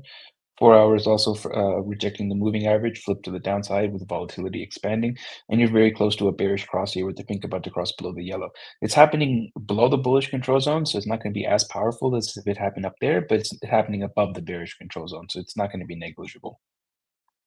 And this 4-hour candle was quite the fuck you candle. Went all the way up to the top 38.2% in the 21 EMA and rejected and then turned red. And now we're bouncing off the 88.3. That's one hell of a bearish engulfing dildo on this one and this one. Let's go to 2-day index. 2 days giving us a nice rejection of the 5 EMA. Plus your 88.3% shows extreme weakness. You can't even be on the 88.3%. And from here, you're going to close in about 8.5 hours. Close like this, you're likely at a minimum going to come down somewhere between 95% and 97.5%. Gives you a range between 64,300 and 59,600. With momentum pretty extreme to the downside. And the 2-day jewel is currently losing the sell signals on a neutral signal. It hasn't flipped to buy just yet. Neutral isn't necessarily bullish. And you are getting the bearish cross here with the pink below the yellow, but this is happening in the bearish control zone.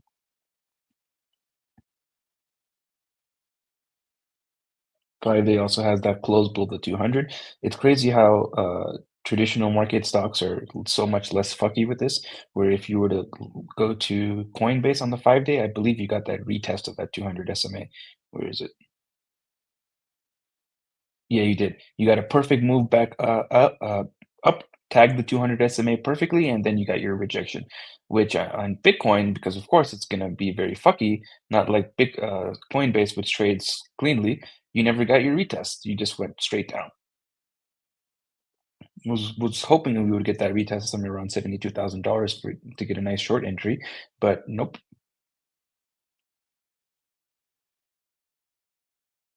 And here's that $58,000 number from the weekly.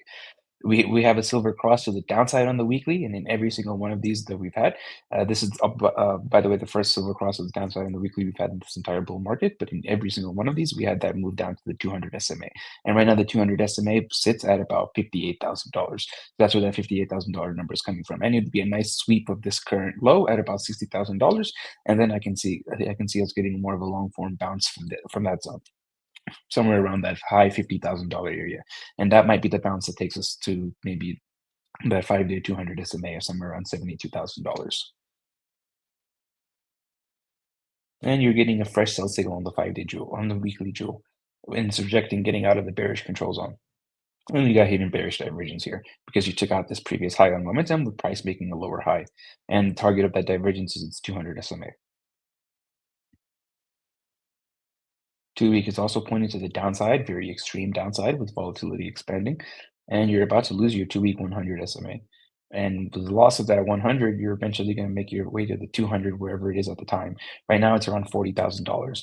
It's going to slowly approach that $43,000 to $45,000 area, which we're going to see on the quarterly and the 6-month. Monthly is also right around the your 78.6%, which is the breakdown area.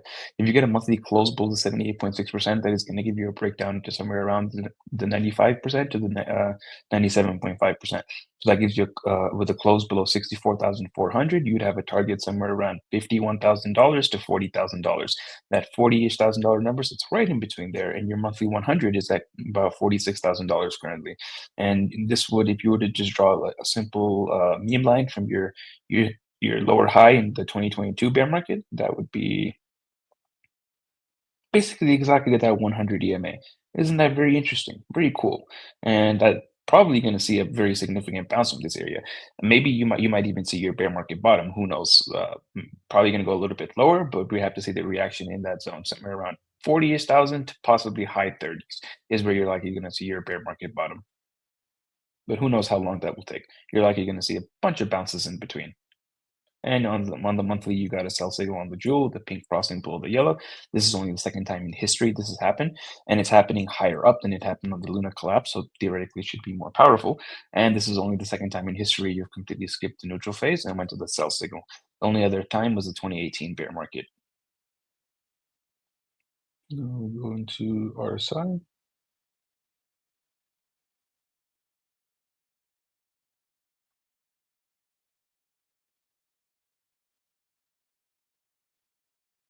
Start with Tether.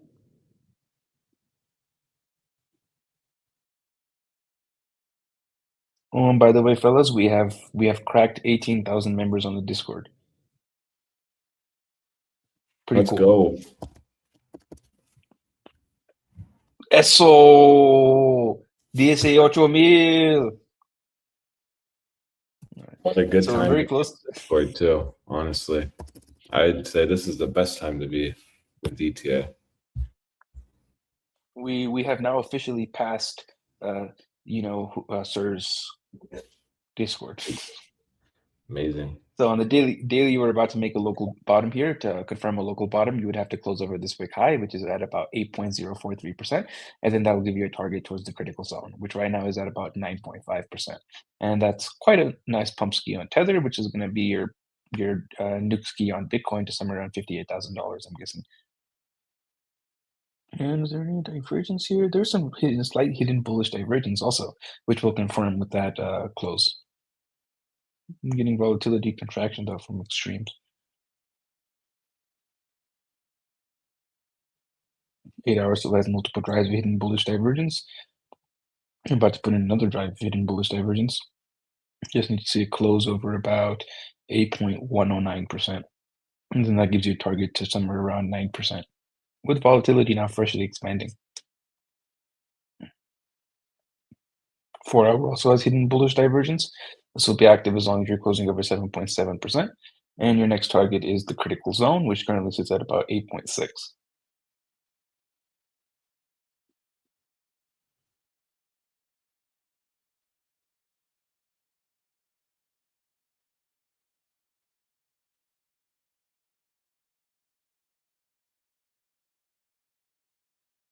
Two-day currently also has hidden bullish divergence. This is arguably played out. Next target is about 8.7%.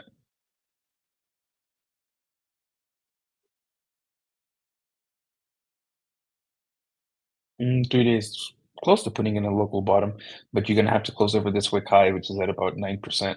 Then that gives you a move into somewhere around 10 to 11%, which is all-time highs for Tether dominance. 5 days also has hidden bullish divergence. Next target is 9%. That's currently right along your current all-time highs, I believe. Yeah, but somewhere around 9.4% is the current all-time highs. So we'll be seeing some new all-time highs this year, but for Tether, not Bitcoin. Weekly also has a local bottom.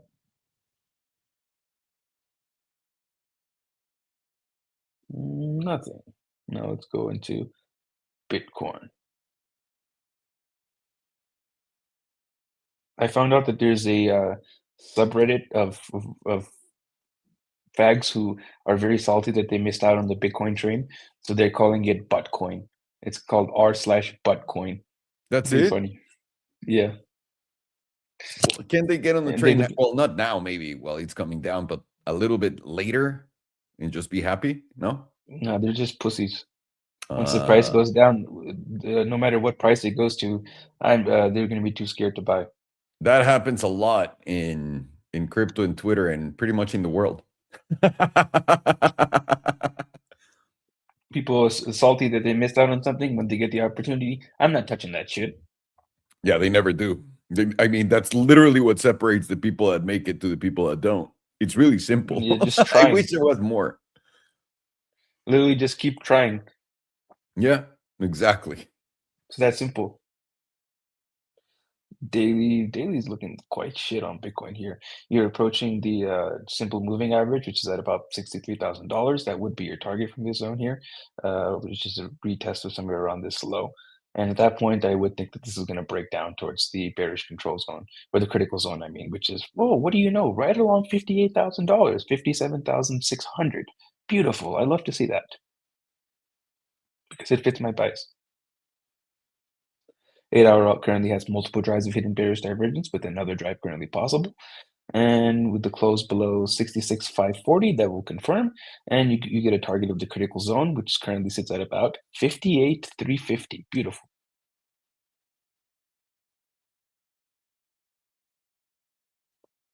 And this is the classic bear market move where it goes down in a straight line, like much lower than anybody would think that it would go, and then it gets the bounce, the significant bounce. Like in the 2022 bear market, it went straight from $69,000 to like 34,000 before it got the real bounce. And that bounce took us from like 32 or 34 up to 48, which was, I believe, a 50% or 48% bounce. It was a 50, and also in Solana, we went from 70 to 140. Damn.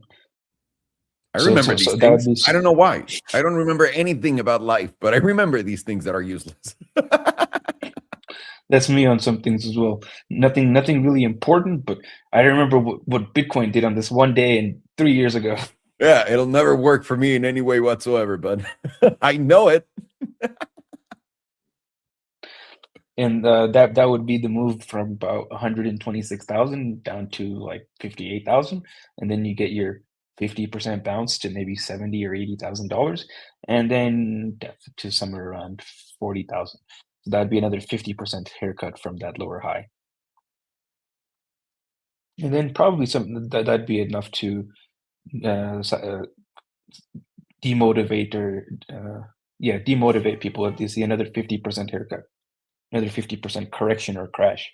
Yeah, people right now are like, please get Solana to 60 and be done with this. I'm like, oh boy, you guys are in for a treat. Next goal would be 38. So you'll enjoy your 50% off $60 Solana. By the way, how blessed is Grant Cardone? He must be a saint by now. Yeah, he's rivaling the Pope. Is he the Pope now? I think so. Because he keeps getting blessed every day in the face. He was talking about being blessed in the 90s. No. He was blessed in 111s. You can look this up. Wow. 111s. He was blessed for the opportunity. Imagine how blessed he is right now. Almost 50% down. Not bad. Damn. He's one of God's favorites. Wow. I guess the blessings were promised to him 3,000 years ago. The chosen one. He was promised these blessings. He's got them all over his face.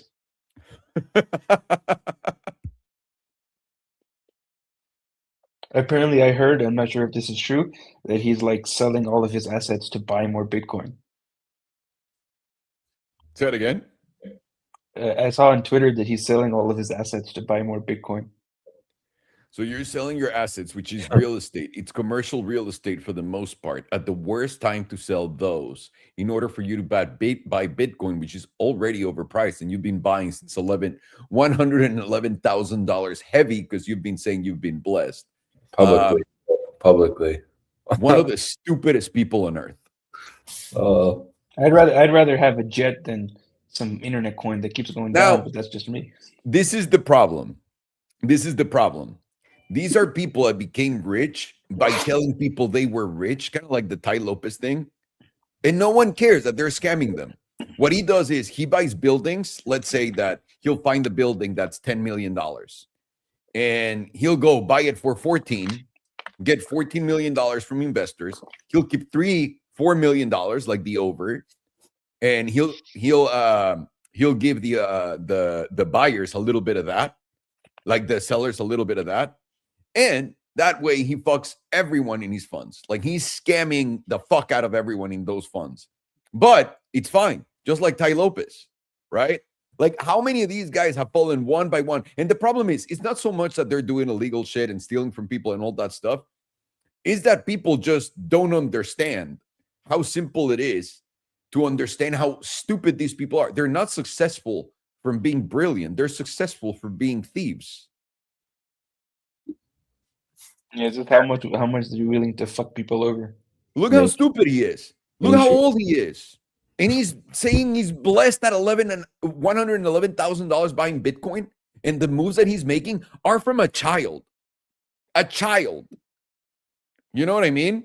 That's the problem with the internet. Everyone's glorifying retards that are thieves, and they can't tell the good guys from the other ones. Every single YouTuber that came up around me has been going to jail or like gotten by taxes or anything. Reminds me of certain 41-year-old man that was beefing with me when I was 27, whose It's parents are retarded, dude. hotel Fucking owners. unbelievable. And now everyone's more retarded and they don't know what to listen to. But these guys have jets and all that. So they got to listen to the idiots that stole money. So enjoy. Good luck. I can't find any time frame to find some hopium on this thing. No, the weekly and the 2 weeks with volatility expansion on Bitcoin and on Solana to the downside and still pushing hard right now. Not looking good. Yeah, you even have a local top on the hourly. I'll give you a target of the critical zone, which right now is at about 65K. Not really much lower. Yeah.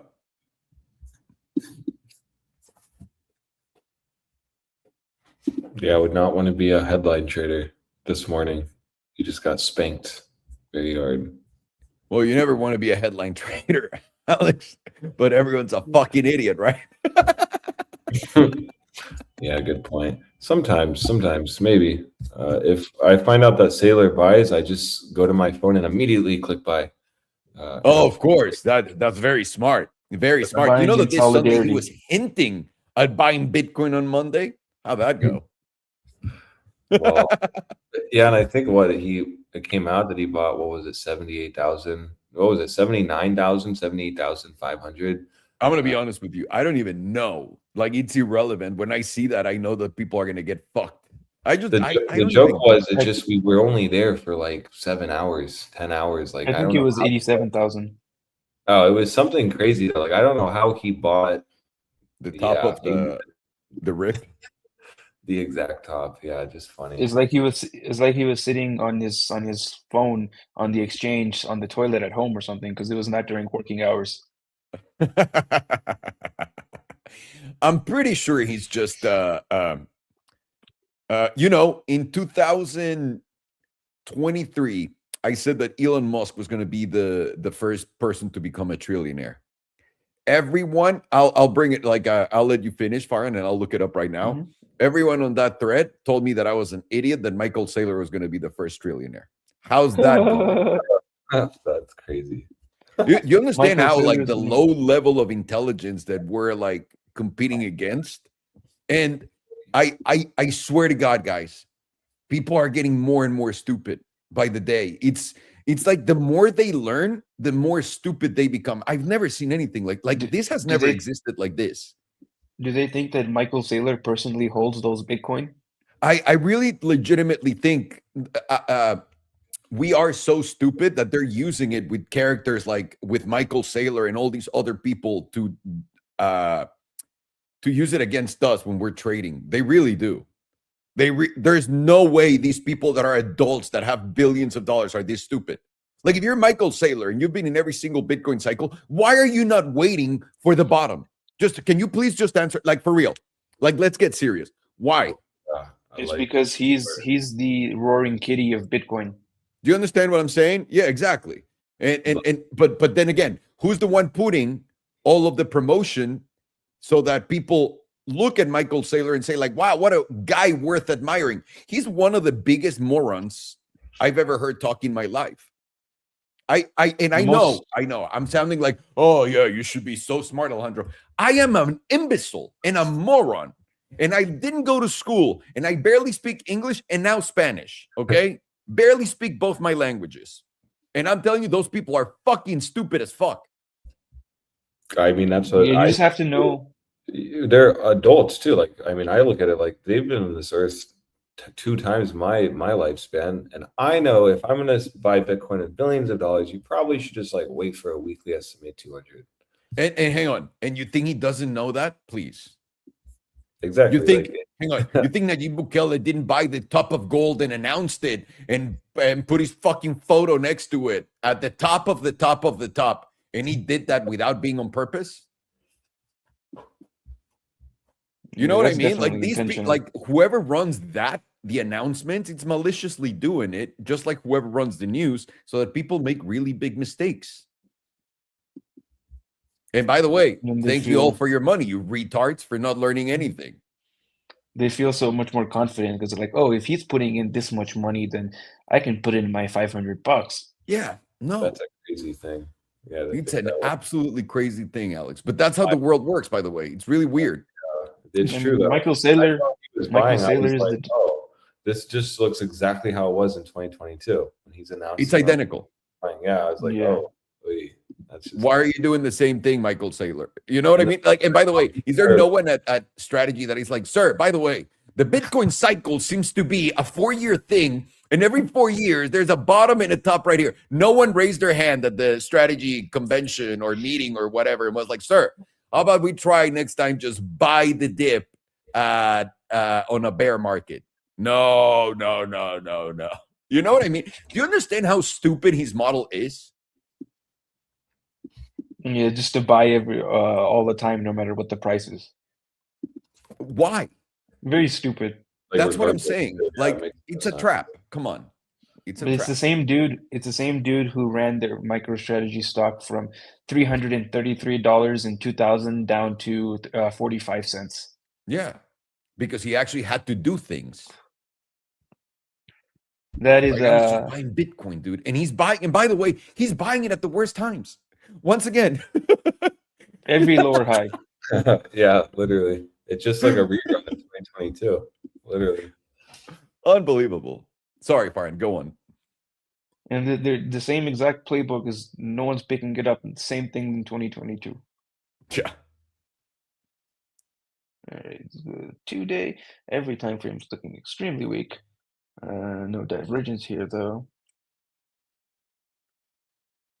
Friday, nothing.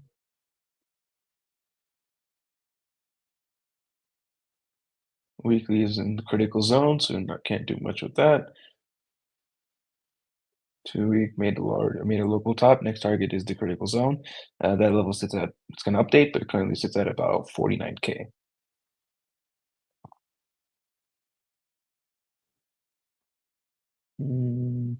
Nothing here. Monthly is not tapping the bearish control zone. Sits at 63,000. See, last time monthly tapped the bearish control zone was right over here in March of 2022, right off of our lower high. And that took us down to about $30,000.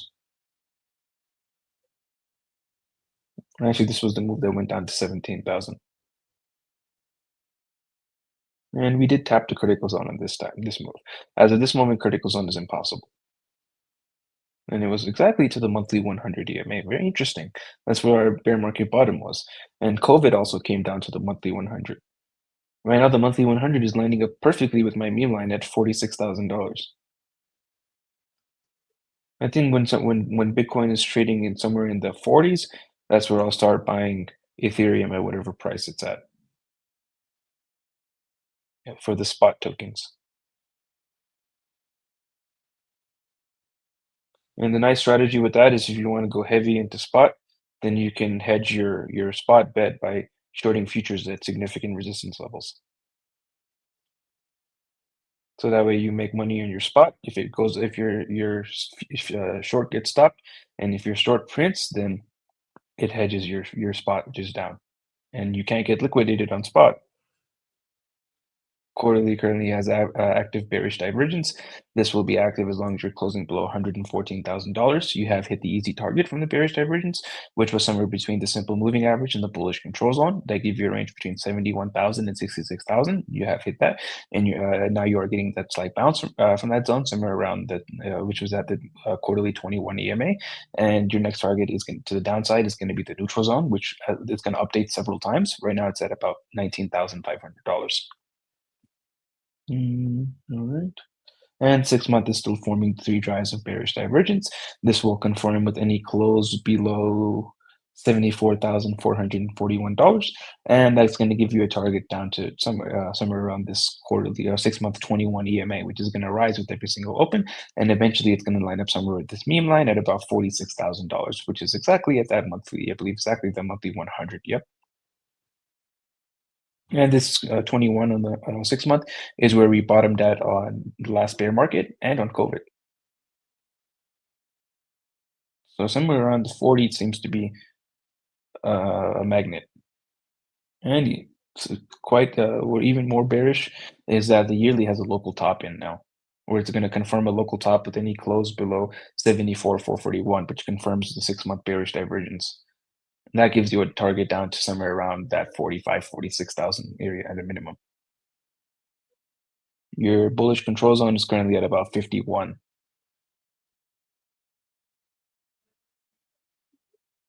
On the yearly, your last higher low is at about $17,000. So this can keep going. This can go a lot and still make a higher low on the yearly. Right, now let's check momentum.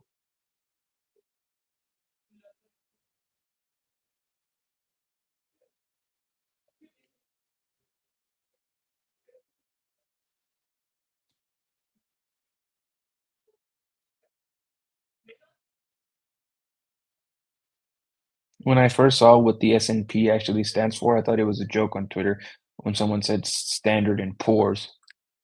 I was like, that's what it means? I feel like such a retard. Didn't even know what S&P stood for. Say that again, So one more time. I didn't know what S&P stood for. So when somebody said Standard and Poor's on Twitter, I thought they were No joking. way. Fucking amazing. What a retard. People take advice from me.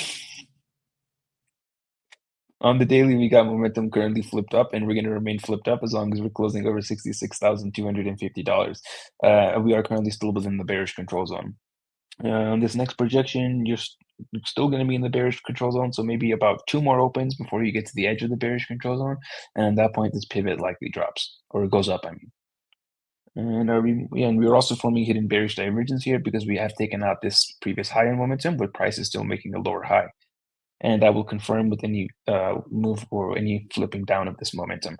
So if you close below 66.2, that will confirm your hidden bearish divergence, and likely going to target somewhere around 58,000 from there. Well, your first target is going to be these current lows and then 58,000. 8-hour just got a fresh close. This is flipped down with volatility expanding, and you are rejecting the critical zone, and you have now lost the bullish control zone right at the edge of the bearish control zone. This was going to be bullish. This pivot would have gone down. The fact that it didn't is quite bearish, and it's going to be flipped down as long as you're closing below $70,700. 4 hours currently flipped down, but it will flip back up if you can close over $67,000, which we are not too far away from. We are currently getting volatility expansion with momentum pointing to the downside, and your last 4-hour close was quite bearish.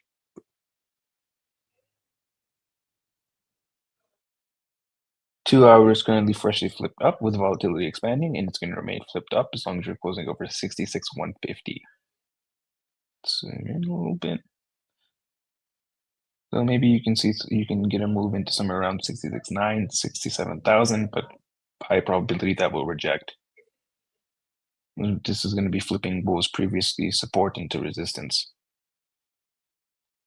And you're just getting or a test of the critical zone. So this can come all the way up to the edge of the bearish control zone and then flip down on momentum. Hourly is also flipped up with volatility contracting almost at extreme lows, and it's going to be flipped up as long as you're closing over 66.3.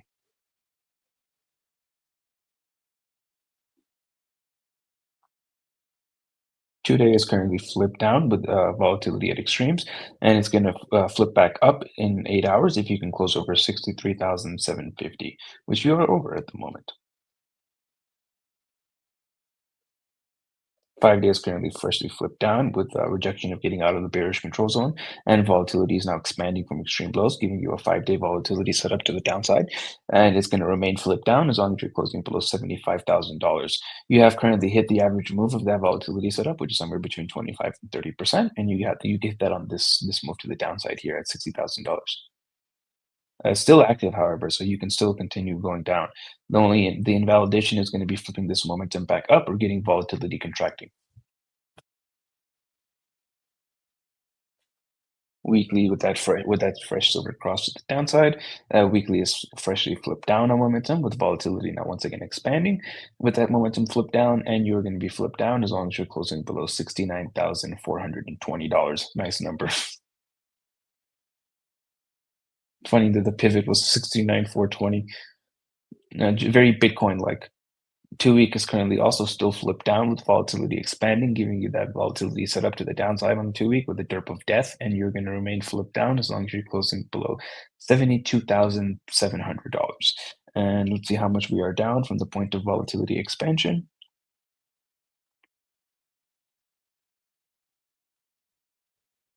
Okay, this one took us over 15%, and we came down about 35% from this volatility setup. So the average move has been hit on this 2-week setup. Let's see how much it would be for that 58,000 area. Not really that much lower, just a sweep of these current lows, somewhere around 37, 38%. And see how much the last volatility setup or to the downside gave us. These have all been to the upside. Here's the last one to the downside. And this is basically the same move we're looking for now, is right before the Luna collapse on the lower high, which was your last volatility setup. Let's see, this one. This one or this one that give you the expansion? Not this one, nope. Somewhere around here. Very interesting. Let's go to the bottom here before you got your bounce. Right around 40%.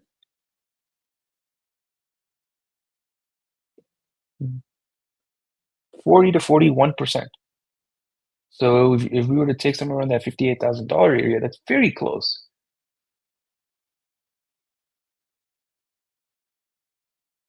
%40 brings us to about $56,000, slightly below $58,000.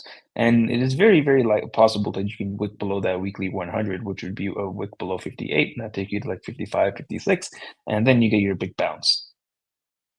And the 50% bounce from 55 would be like what, $22,000. That take you up to like 77, 80,000. And then you get one hell of a short opportunity, somewhere around 77 to 80,000, because from there you're probably going to go to the 40s. Monthly is currently flipped down with volatility expanding from extreme lows, very close to getting back over 15%. It is currently at 9.69%, nice number. And you're going to remain flipped down as long as you're closing below $115,600. And you are about to enter into the bearish control zone on the monthly. Entering into the bearish control zone on the monthly makes it that there's not really any arguments left that we're not in a bear market. And if we were going to be bullish at this point, this pivot would have gone down at the edge of the bearish control zone. The fact that it didn't and it remains over $100,000 is very bearish. This pivot is like close to twice price action right now. And the last time you came into to the edge of the bearish control zone, you didn't get a bounce. You just went straight through, which was your move in Luna. The only time you got a bounce was when we were in the bull market on the edge of the bearish control zone. Quarterly is also flipped down, losing the critical zone for the first time ever. Volatility is down to the lowest point ever that it's ever been, and it's going to remain flipped down as long as you're closing below $108,000. So on the high time frames, Bitcoin is leaning heavily to the bear side. There's basically no arguments left that we're not in a bear market. You got quarterly bearish divergence confirmed on multiple different setups. You got 6-month bearish divergence of 3 drives forming, which will confirm with any close below 74,441. And that's going to give you on confirmation a target minimum down to somewhere around $42,000 to $45,000, which would be your 6-month 21 EMA, lining up with also your monthly 100 EMA, which are both areas that you bottomed out on the last bear market, as well as the COVID crash. Both exactly came down to those areas. So that will be the target of your 6-month bearish divergence. Quarterly bearish divergence target, the easy target has already been hit. The next target would be the target of your 6-month bearish divergence around that $48,000 area. And now on the very low time frames, you have momentum also flipped down, lining up with the weekly momentum, which is firstly flipped down with hidden bearish divergence on the 5-day and the weekly, which the weekly hidden bearish divergence would target somewhere around that 200 SMA, which currently sits at about $58,000. Not really much lower from our current low, just a sweep of that $60,000 low, and somewhere around that 58 to 55, 56,000 area is where I do think you're going to get your big bounce, maybe somewhere into the 70s, maybe $80,000, but that bounce is likely to fail, and then that's going to trigger the target of your 6-month bearish divergence, which is that $48,000 zone. And the invalidation right now is going to be simply getting a weekly close back over. I wouldn't use 98,000 anymore. Let's see. It should be a little bit easier at this point. Weekly close back over $90,500. If you can get that, then probably you're going to go to all-time highs, but it's a little bit unlikely that that's going to happen. More likely that you're going to get if you do see a bounce from here, somewhere around 67,000 is going to be it, and then you're likely going to continue dumping from there. I don't even know if you're going to bounce to that 67,000 area. Possible, small possibility.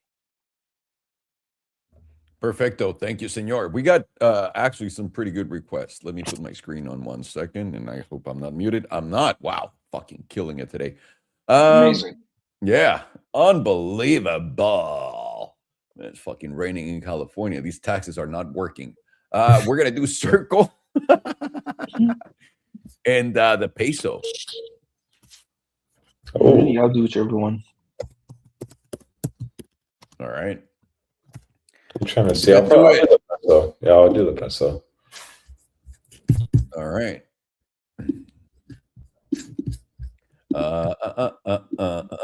Vale. All right, I'll start with this bullshit. Little salami. I think salami shows a nice graph of what's going on right now and the danger that we're in. Not a lot of people are understanding this little delicious dump below the meme line. By the way, I went to a Discord once when we were right here on Solana at 120. And as he was coming down, I said, you know, if we lose 104, our next target is going to be 83. And I just threw that trade into the Discord, like this absolutely random Discord, not random, like an NFT Discord for free. Everyone just looked at me and was like, yeah. Now we're going to bounce into, and they just continue to go on. And it really did it.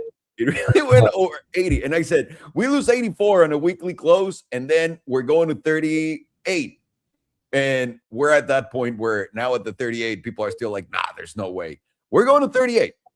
We're going to 38. Whether you like it or not.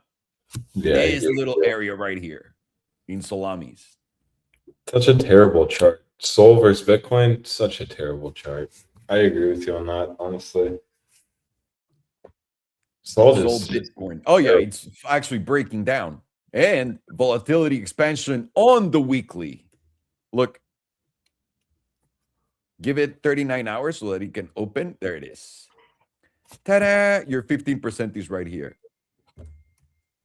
How you like them apples? Well, I'm glad that guy bought our Sol at like 180. Yeah, 180. Gordon Capital on Twitter.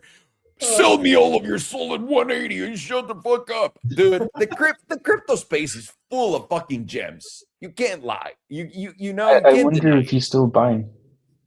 Say that again? I should hit him up. I wonder if he's still buying at 180. I already made that joke on the chat, sir. You were not paying attention. I said, I'm going to fucking hit this guy up and see if I can get a great deal right now. Oh, my God. So, all right. yeah, I'll get to it. We'll do Circle as people are getting a little nervous. I like that. Along with their Coinbase. I like that because remember, we're going down. When I bought this Circle and Coinbase, I told my wife, I was like, babe, now you're going to see our account. Right now, you're going to see our account go red. And the more red it goes, the more I'm going to buy. And she goes, why? Why don't you just wait until it's the cheapest? I was like, because babe, if I knew how to do that, we would be gazillionaires. Okay. Yeah. So I need to do it like this. And I said, it's going to take about a year. So for a year, don't look at our account and you'll be happy. And she's like, fine. Lasted a day. She's been looking at it and she's like, what's going on? This is everyone on the chart right now. Bueno, vamos con el análisis de Bitcoin. Voy a abrir con Solana. Solana para mí es la que te está dando absolutamente toda la pauta, damas y caballeros. Y los que se pregunten por qué, se los voy a enseñar ahora mismo. no el nepe, ¿no? Pero les voy a enseñar el truco en Solana que estamos viendo en estos momentos para poder sacarle el mayor jugo a esta cosa. Estamos viendo Solana en la semanal. Y ahora estamos viendo, este es el ciclo del 2021 completito, ¿no? Desde los $20 hasta los $200. Esto todo fue el 2021, esto fue el 2022, el mercado bajista 2023, ¿ok? Ahora, si Solana ya se llevó esta y este canal, ¿qué canal le queda? El de los 40. Justamente acá. Uno, podría detenerse en 45 y no bajar de eso por los 50. Podría, porque aquí tienes esta zona. ¿La pueden ver? Si no, permítanme poner una línea en chinga ahí para que la vean. Donde tuviste los primeros rechazos del mercado bajista ya casi en mínimos, antes de irte a los $8, tuviste esto. Esto quiere decir que esta sería la zona para jugártela. Yo, es más, no voy a jugar esta, aunque en mi opinión lo va a hacer. Yo jugaría los 47. Ya sabes, a mí no me importa que mi portafolio esté en rojo por unos días, y es justo lo que le estaba diciendo a estos güeyes. Si estoy viendo que mi portafolio está en rojo en lo que está bajando todo, güey, me da igual, ¿no? Pero a mi mujer le estaba diciendo, güey, voy a empezar a comprar en este mercado bajista. Nuestra cuenta va a, porque lo tiene en su teléfono, y lo digo solo porque mi mujer le da como ansiedad de dinero, ¿no? Les dije, aposté tanto, güey, pero nada de lana en el Super Bowl y perdí. No me lo han dejado de recordar hasta ahorita, nunca más lo vuelvo a hacer. Pero en esta no tengo de otra, ¿no? Mi cuenta es su cuenta es mi cuenta, etcétera. Y le dije a mi mujer, güey, lo único que tenemos que hacer en este momento es, vas a ver que voy a comprar acciones y todo se va a ver en rojo por un año. No te preocupes, todo va a estar bien, todo nos va a salir de huevos y va a pasar esto. Y me dice, ok, pasan 2 días, ¿no? De que compré Coinbase y Circle. Coinbase está abajo, Circle estaba arriba, no sé si siga arriba o no sé qué pedo. Les digo, a mí honestamente me da igual. Y mi vieja me dice, ¿qué está pasando? ¿Por qué está bajando, no? En esto. Y le digo, güey, eres como todo el mercado. Ya te dije que todo va a estar bajo, que va a bajar más, que tu dinero se va a hacer menos, solamente por un año. Y después tu dinero se va a multiplicar, ¿no? Y ahora, este es más dramático que todos, y la razón por la que hago un anuncio comparado con otros años es porque en otros años no hago este tipo de, no invierto agresivamente de este estilo, ¿no? Esto es un año, una oportunidad de una vez cada 20 años. Para quien no lo crea, ya verán. Así que estamos aprovechando. Y le dije a mi mujer, cuando lo veas caer, no te preocupes. Mi mujer se desesperó y ya me preguntó, ¿por qué no solamente compras cuando esté más barato? Le digo, güey, si supiera hacer eso, te lo juro por mi vida, lo haría. No te pondría a sufrir y además, pues seríamos cuadribillonarios, ¿no? No se puede. Esto es lo más cerca que podemos hacer a lo que hacemos, y esto es lo que a muchos de ustedes los va a preocupar, pero aquí estamos diario, no diario, pero 3 veces a la semana para recordarles que tranquilos, todo esto es de acuerdo al plan. Vimos el tope, nos salimos en todo y ahora esto está jugando de acuerdo a lo que estábamos esperando. Así que no se me vayan a volver locos con esto. Continúen haciendo su DCA planeado como lo tenemos, continúen viendo, les sigo contando todas mis posiciones, etcétera, para que las tengan. Con esto entendido, pueden ver que Solana está en la semanal debajo del S&P 200, que es la primera vez que populó desde que caímos de él, desde que populó en marzo del 2025. Estamos por debajo de, una vez más, y por cierto, esto es algo que tienen que aprender todos ustedes también, como yo lo aprendí a putazos. Cuando en la semanal estás debajo del S&P 200, siempre es buen momento para comprar a largo plazo. A largo plazo, activos que creas que van a volver a regresar, ¿ok? No creas que, güey, Nike lleva ahí abajo 30. No. Nike va a valer verga, y llevamos en este show diciendo por 2 años, que es lo que lleva el show. Llevamos impresionados con cómo va a valer verga Nike en la tabla y entendiéndolo también, ¿no? No quieres invertir en esas cosas. Las cosas que de verdad creas en, y ahora puedes creer en Nike, pues simplemente es lo que es. Pero la idea es, cada que estés debajo del S&P 200, la línea morada, en cualquier activo, es buen momento para acumular, ¿ok? Si te puedes ahorrar el comprar cuando estás por encima de, podrías ver que esta chingadera viene más o menos así, ¿no? Si hubieras ahorrado comprar todo esto y ahorita estuvieras entrando, estarías en... Toda esta gente desde el 2023 está en pérdidas. Toda. Cualquier persona que haya comprado este cripto Solana en el 2020, desde el 2023 está en pérdidas. Ahorita. ¿Me entienden? Y ahora vamos a este punto. Este punto acaba en los 47 hasta los 38. Esta va a ser tu zona de máximo aproveche. Me van a decir, ¿qué no puede caer a 8? Podría. No tengo, ahora sí, una vez más. Esto es lo que estoy usando antes para preplanear, pero uso las noticias y uso el sentimiento de todos para poder testear y decir, ok, aquí esta es una zona importante para comprar. Yo creo que es importante verlo con Solana. Tienes cruce plateado a la baja, debajo del S&P 200. Tu mejor opción es que puedas romper estos 84 a la alza. Si no puedes y cierras esto este fin de semana debajo de 84, marca mis palabras para que puedas hacer un video. $48 es el siguiente objetivo y los va a dar porque tienes un setup de volatilidad en la semanal y adivina qué, en la de 2 semanas es todavía más grande. Y ahí vas para abajo, debajo del promedio del 100. No me sorprendería que la mensual, también estaba expandiendo ante esta caída. Y es básicamente donde voy a empezar. Vámonos con Bitcoin. Bitcoin está en un punto bastante importante. Esta es la tabla que más me gusta. Esta es la tabla que está funcionando en este momento. Porque venimos, obviamente, y es justamente lo que habíamos dicho, ¿no? En el último stream, vamos a estar rangueando por acá hasta los $58,000. Es justamente el lugar donde estamos en este momento. Este es mi rango anterior, ya lo puedo destruir.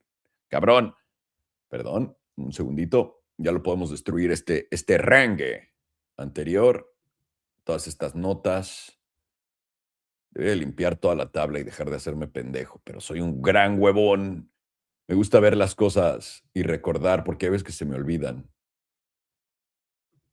Es por aquello de fumar tanta marihuana. Un segundo.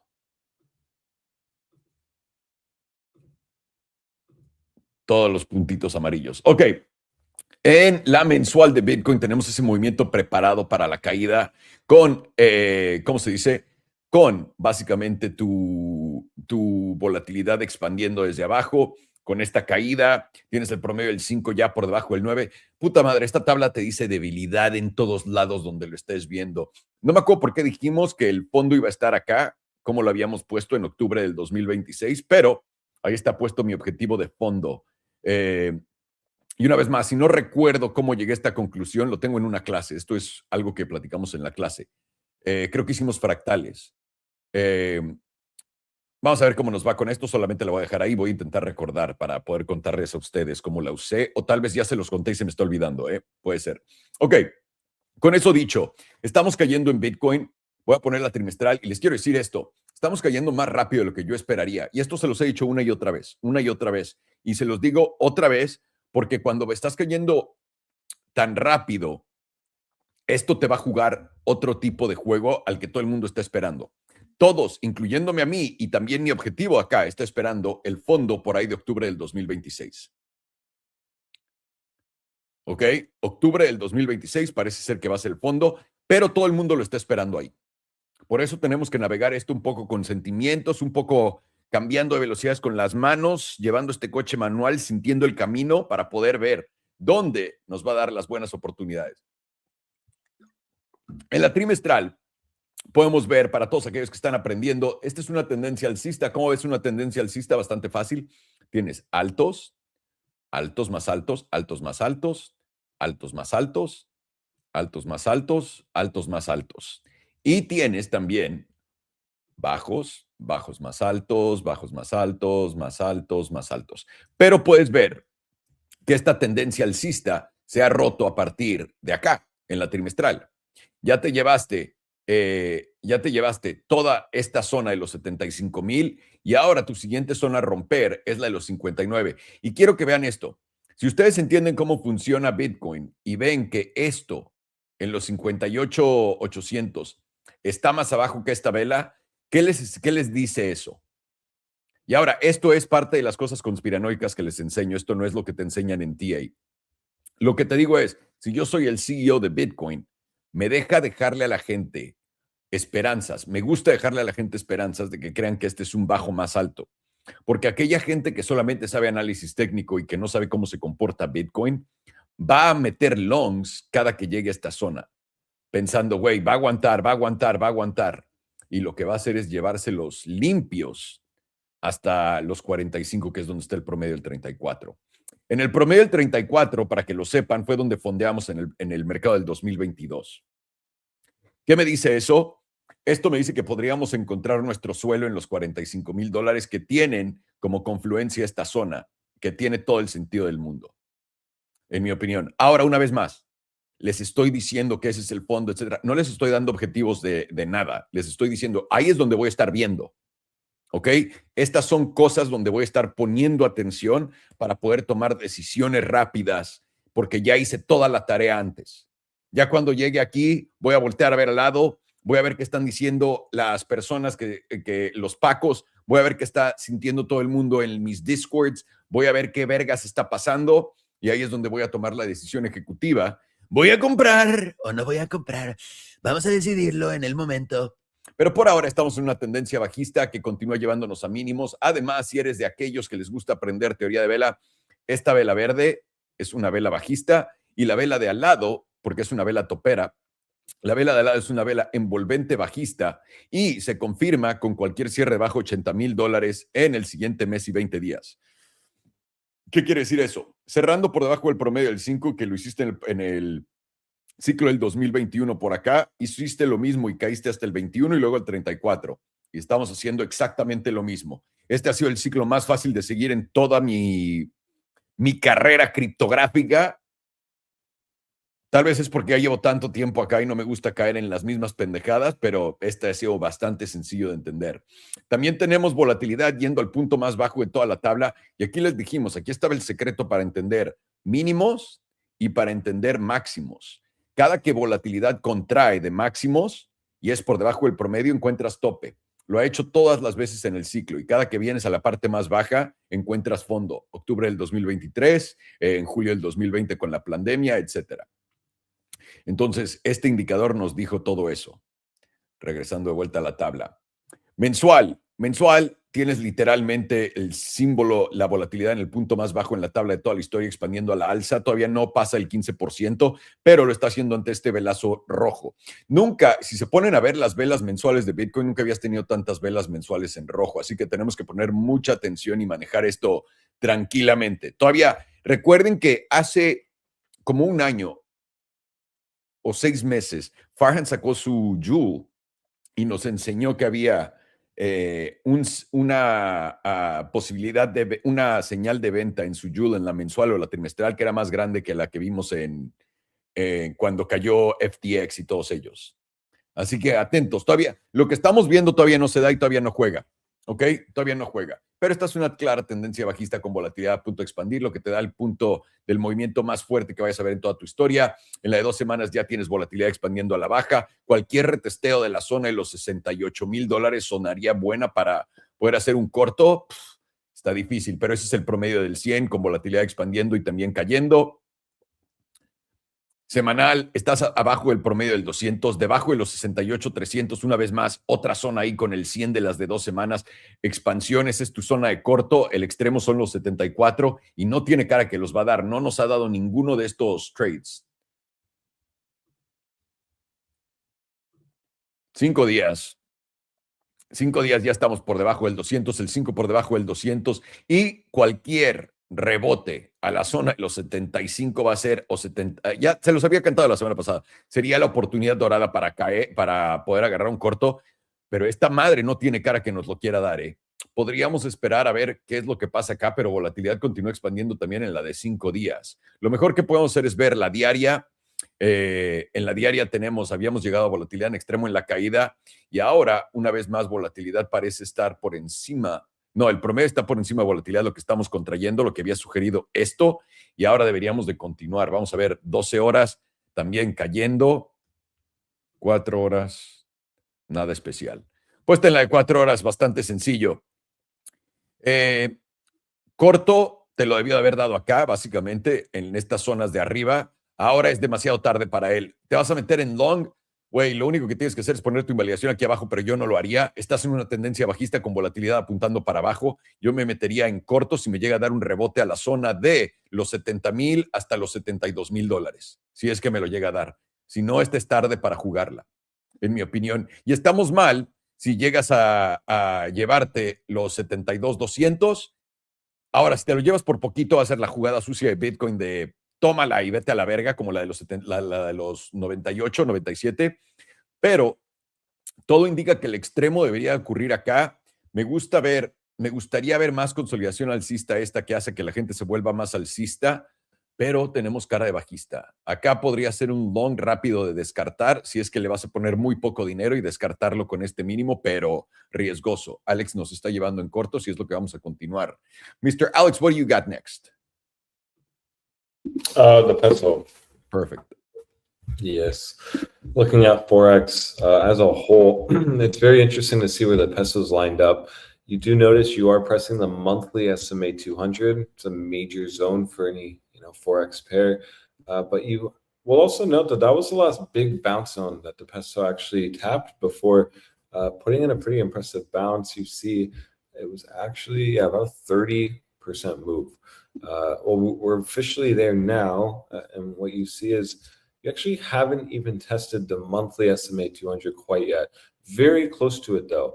And even last month in January, you got very close to it at the low of 17.097. So really, you should be gauging this at more as a bounce spot than anything else. Really, the peso's had a pretty easy move down since losing that 1850 zone. You do see the monthly has silver crossed, and you have rejected the monthly line pretty nicely on this downtrend. But now you have hit the objective, which was the SMA 200. This is going to be now more likely to give you a bigger bounce in this region. And you have seen actually the $17. It's actually accurately 17.116 zone actually give the peso pretty nice bounces. So it lined up with the monthly SMA 200 does make you more in the camp that this is going to actually go up. And you should be watching the dollar whenever you're trading, in my opinion, Forex. And you'll still notice that you are basing on the quarterly SMA 200 as well. Just another kind of perspective on why you should be looking for a bounce on the peso and perhaps a bounce even on the dollar than anything else. Going back here, you can see you are getting a nice quarterly close, but that's not closing until 1 month, 21 days. You have to be really watching this as just a quarterly throwback so far. Until you actually lose that 17.116 region, you still have to be gauging this as a more likely bounce zone. Look at last in this region back in 2016, had a pretty dramatic sell-off, didn't lose support, and then what followed was a pretty nice follow-through to the upside. So that's why for me now, I want to be watching this as a breakout, and this is a nice throwback before, maybe a move up towards 1850. Let's keep going here. Excuse me. Now, pretty dramatic sell-off here on the weekly. Very weak. Really, once you got the weekly silver cross, you have just been rejecting that zone. Not even reaching the weekly 9. I mean, last time was November, and then what's been followed is the bi-weekly EMA 5 rejection. It has led you down to support. But really, what I gathered from this chart is you really should just be watching 1850 as your spot.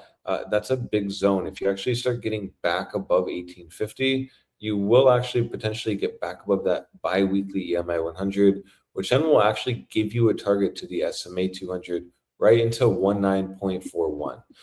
It's going to be very important to be watching this reclaim on the bi-weekly because you have seen pretty nice expansion phases off the bi-weekly SMA 200 once it is reclaimed. You can just see here. But still, if we're going to be talking about a bounce, we need to see it, in my opinion, sooner rather than later.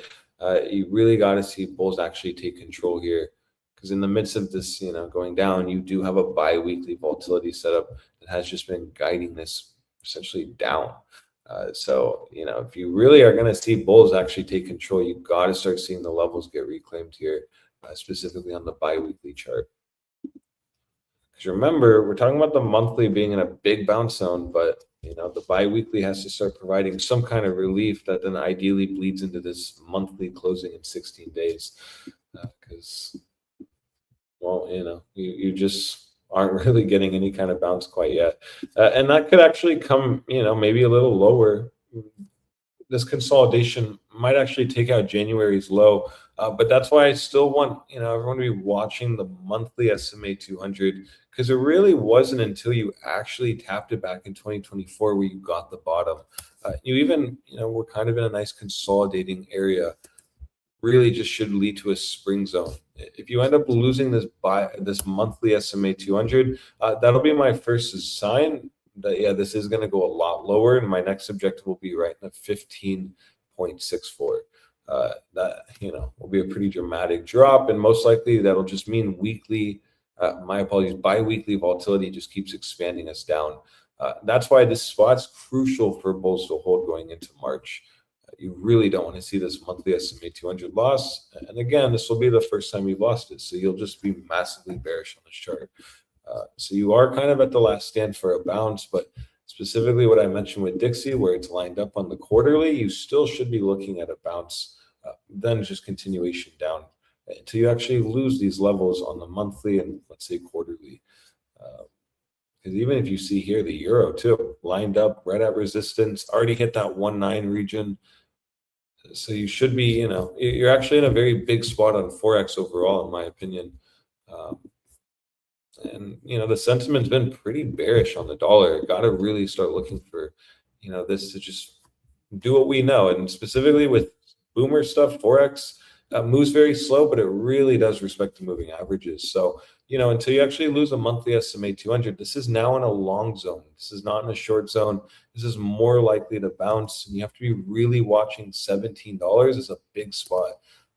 And actually, perhaps I'll give ETA a long on peso here, because even at minimum, if you're bearish, you'll get a monthly silver cross retest, and that could easily lead you up 5%. Before it's all said and done. You have seen some pretty nice moves on the peso before, simply just testing the silver cross. Here was your 7% to the monthly 9, your 21, right? Your EMA 21, the second spot on the silver cross, that was about 12%. So you can make some pretty nice mean reversion bounces, honestly. So we'll go to the daily now. Excuse me. So, in my opinion on this daily, you're just kind of hoping January's low holds. What I mentioned on the monthly, though, is you're really close to the SMA 200. So you kind of have to be looking at maybe this low is predatory, it gets ran, and then you get a deviation play to the upside. Really won't feel comfortable until you actually hit the SMA 200 on the monthly. So then when the daily starts looking like this, you've lost the daily 9, you've got a massive rejection off the 21. You do kind of have to be cautious here, but for me, really, it's all about just $17, holding about $17. So, you're consolidating off 17.11. Could absolutely go a little lower, but still more likely to give you a bigger bounce. For me, we're just still gauging 1850, even on the daily here. You can see that since losing the daily SMA 200, you've been on a pretty disastrous move down on the peso. Now, we have seen that shifted all the way down at 1847. More bias and confluence on just that 1850 being a big spot to reclaim if you're bullish. Now, you'll go here to the daily and you'll be looking, environment's different because you're above the SMA 200 on the daily. But what I want to show is just the range here that we have. The range is pretty nice on the peso, and you are just pressing the extremity low after rejecting the extremity high. So very easily could just be in a range trade here, potentially. Right? It just plays into the idea this is just more in a bounce zone than not. 5-day, the hopium's that January low, but just be mindful, 17 lies that monthly SMA 200. We can go to the 6 month here, not really seeing anything other than just that deviation play on the higher time frames. Here's your retest. Everyone's very bearish. This would be a great spot to actually get a bounce.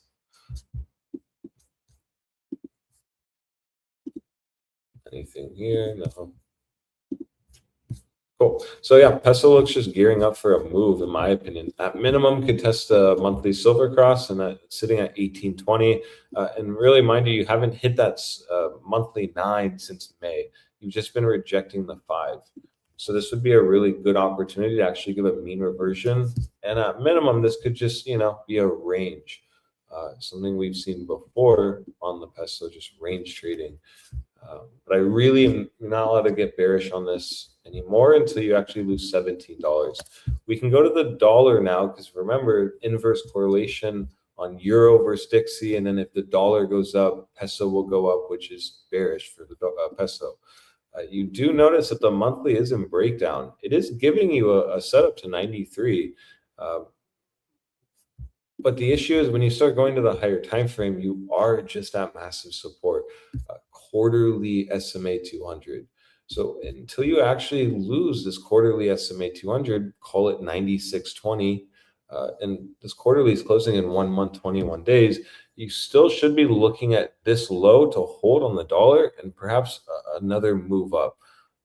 But really, once you lose this quarterly SMA 200, you really just won't have any kind of idea you won't have any thesis, essentially, any kind of idea of longing this anymore.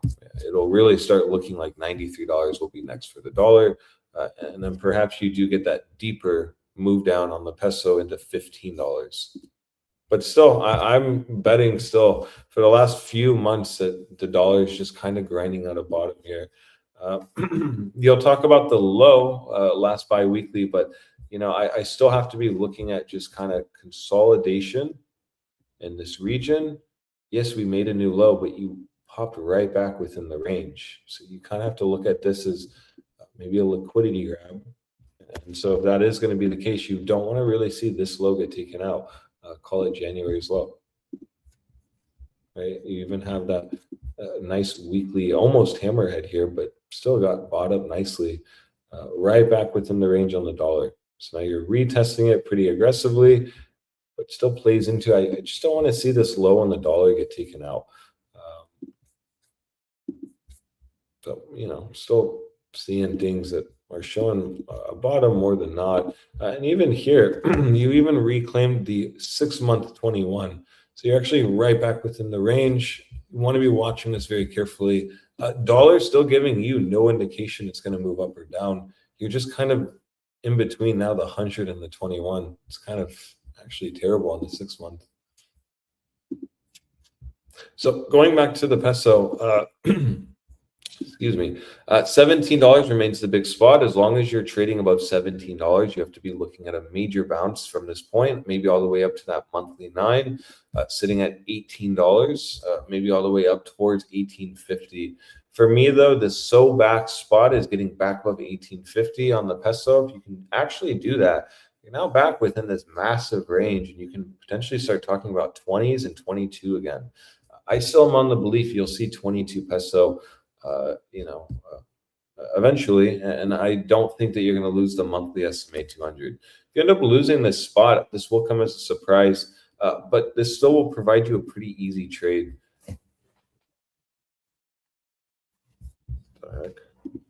Computer glitch out. This will still provide you a pretty easy trade if you end up losing 17 on the monthly. Until then, look for a bounce. Watch for your silver crosses on the higher time frame. And for me, 18.50 is a big spot on the euro, on the peso. Just be fully aware dollar's in a bounce zone, and euro is in a rejection zone, which will play in nicely with being in a major spot.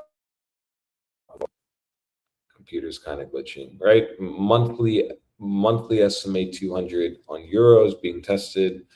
Just kind of plays into the idea that quarterly support on Dixie is being hit, monthly support on peso, all while monthly resistance on the euro. But the nice part about all these perspectives is you just simply start losing, let's say, that monthly SMA 200 on the peso, you have a pretty easy short, versus also just reclaiming like a monthly SMA 200 on the euro. You have a pretty easy trade. So you are lined up really nicely with Forex. It's just it's all about just waiting and patience. And remember, as long as you're still above 17 on the peso, you have to be looking for a bounce. So that bounce easily can come within the next few months, March, April, May.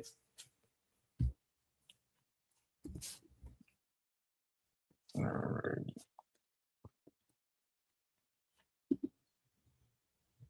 I have shared my screen. All right, wonderful. Now let's switch over to Circle. El Circle. I don't know how to say circle in Spanish. Circulo, I think. Circle Internet Group.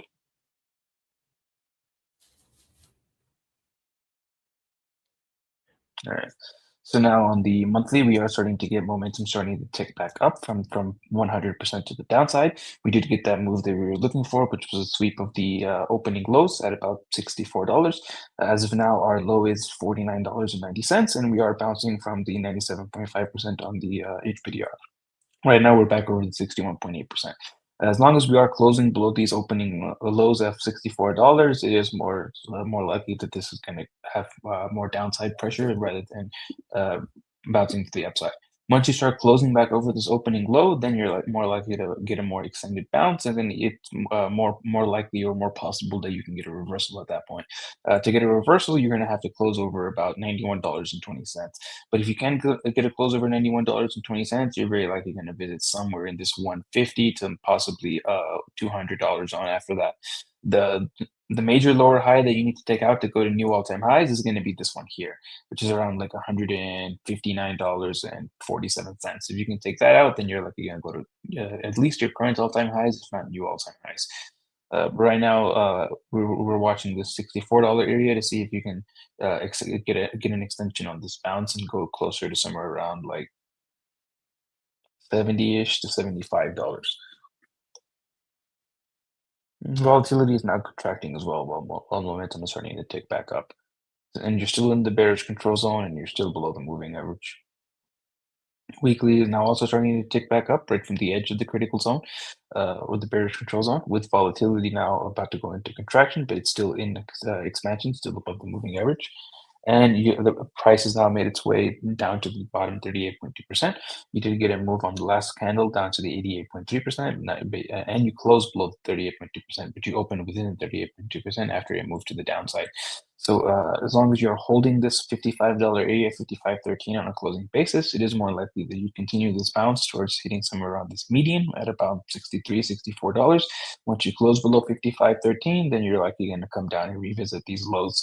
Probably going to sweep this low actually and go to the 88.3%, somewhere around like $47, $46.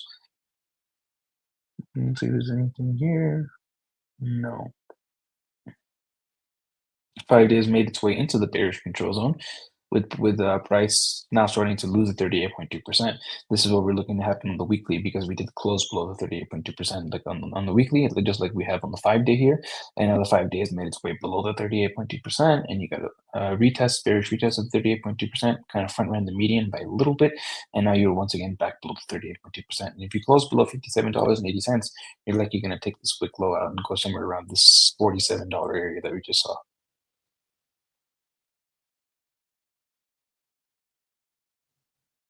2 days now starting to flip back up and getting back over the moving average, getting out of the bearish control zone with volatility and contraction.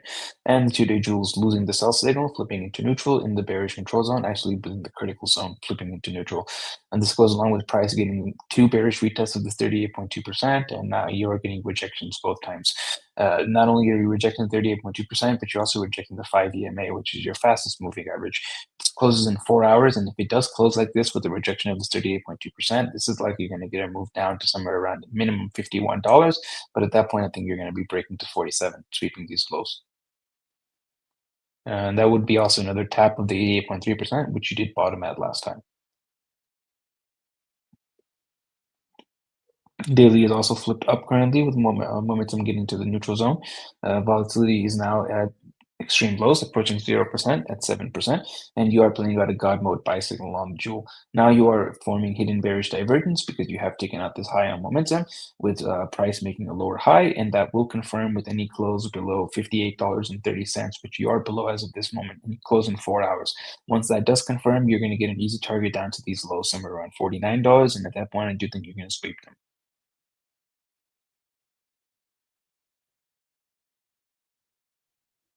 And 4 hours very close to flipping back down here from the highs. And 4 hour also has multiple drives of hidden bearish divergence because you took out this high, this high, this high, this high, this high, this high, all of these highs, while price made steady lower highs every single time. So you have many, many, many drives of hidden bearish divergence here. And that will confirm with any close below $59.75. And that's going to give you a move minimum down to that same $51 area, but more likely you're going to go towards 47, somewhere around $46, $47. And that's going to be a sweep of these current lows. Now let's look at the RSI.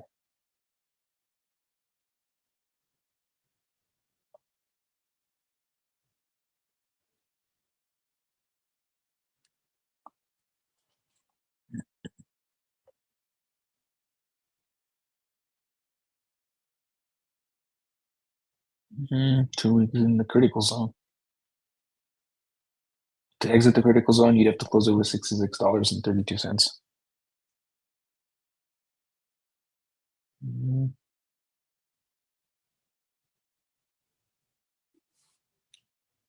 Nothing.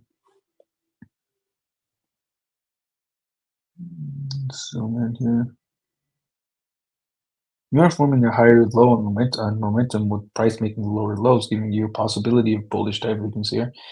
But you will have to close over $62 to confirm that. And if you can get that bullish divergence, that's going to give you a target of the bearish control zone, which is at about 65, 60, and the neutral zone is sitting at about $83, somewhere between $65 and $83.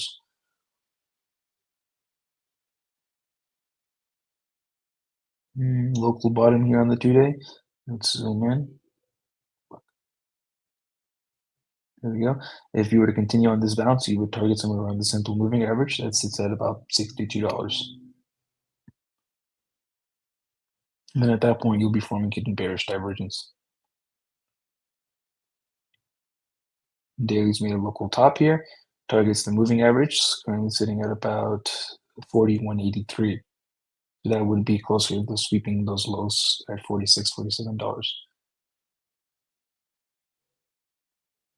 And 4 hours now about to put in a fresh drive of hidden bearish divergence.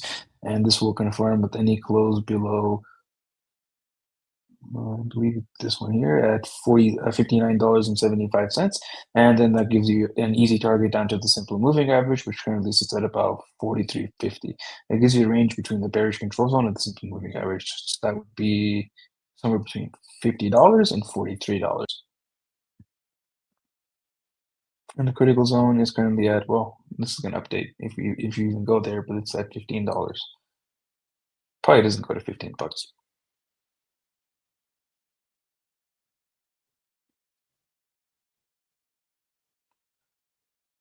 Next target on this bearish divergence would be about $49. And I believe that's a sweep of these lows.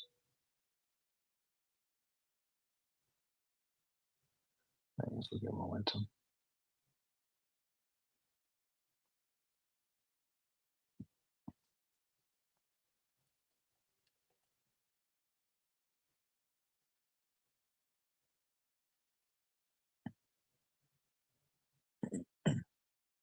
Weekly momentum especially flipped down, rejecting getting out of the critical zone, and it's going to be flipped down as long as you're closing below $58.79 with volatility now at the lowest point ever.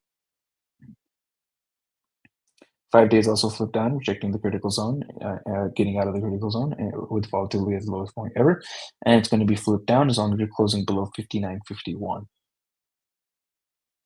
2 days currently freshly flipped up, and it's going to remain flipped up as long as you're closing over $56.33, but you are very close to flipping back down. And once this does flip back down, you're likely going to get a sweep of your current lows, and that will be a rejection of getting out of the critical zone as well. You are making a higher low here on momentum though, with price making a lower low, giving you a possibility of bullish divergence. Actually, no, I think that bullish divergence is now confirmed because you have put this back up. You've hit the easy target though, which is this 9 EMA. If you were to get continuation, you'd need to see a close over about $60.88, and then you can tap somewhere around 70 bucks. And daily is also flipped up, and it's going to remain flipped up with volatility contracting as long as you're closing over $52.50. And you're forming hidden bearish divergence here, which will confirm with momentum flipping down. 4 hours also very close to flipping back down. 4 hours also forming hidden bearish divergence by taking out this high and this high on momentum, with price making a lower high each time, giving you multiple drives of hidden bearish divergence here. And this will confirm with flipping momentum down with any close below $53.64. It's easier to confirm it on the RSI because on the RSI you only have to close below $59.75.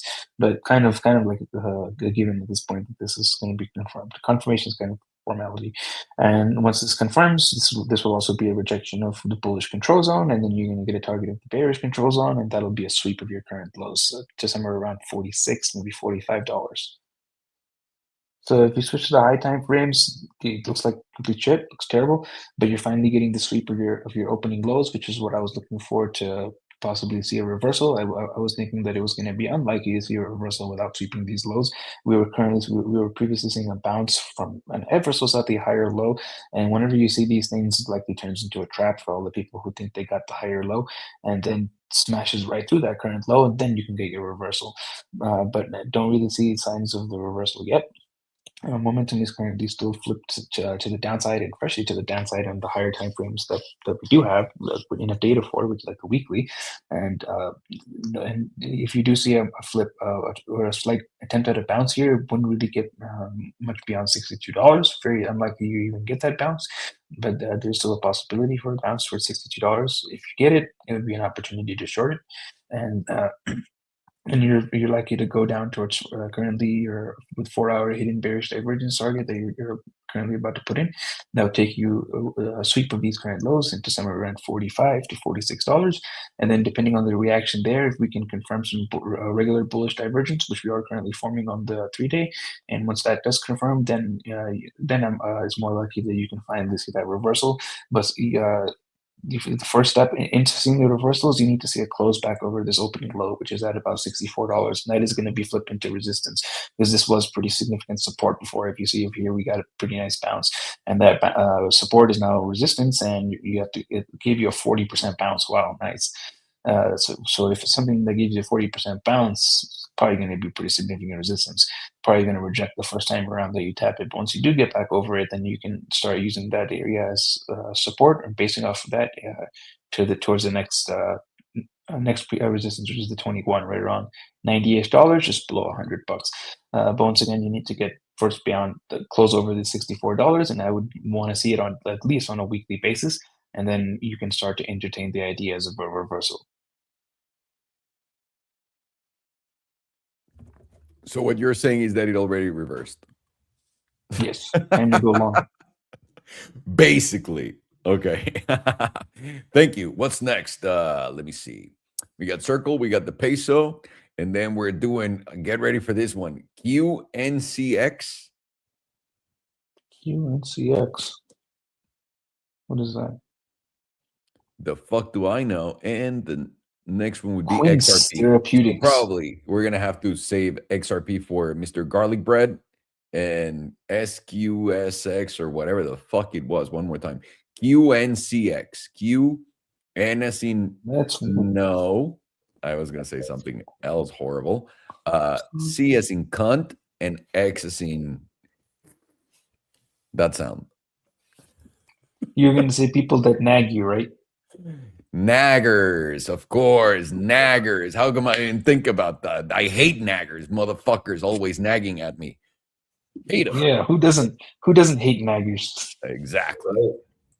One hell of a weekly candle on QNCX, though. I'll check it out in a second. I haven't even seen it. It's up 678% on the weekly. Oh my God. The fuck is that? Good for them. Good for them. I really hope this guy bought it down towards the lower end and not towards where we are now. Yeah, no shit.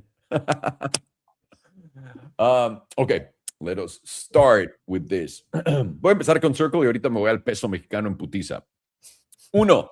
En Circle estamos en una clara tendencia bajista. Esta es una acción que acaba de salir relativamente hace poco. Salió el junio del 2025, por lo que estamos viendo un gráfico un gráfico semanal y es todo lo que tenemos en esto, ¿ok?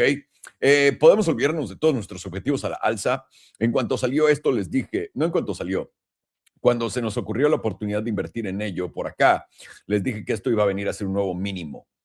Dicho y hecho, hemos hecho un nuevo mínimo. Ahora, ¿esto va a ser el final de todo lo que estamos viendo? No. Personalmente no lo creo, mis estimados. Esto tiene cara de que el setup de volatilidad que se está preparando por acá del punto más bajo de la tabla va a ir para abajo.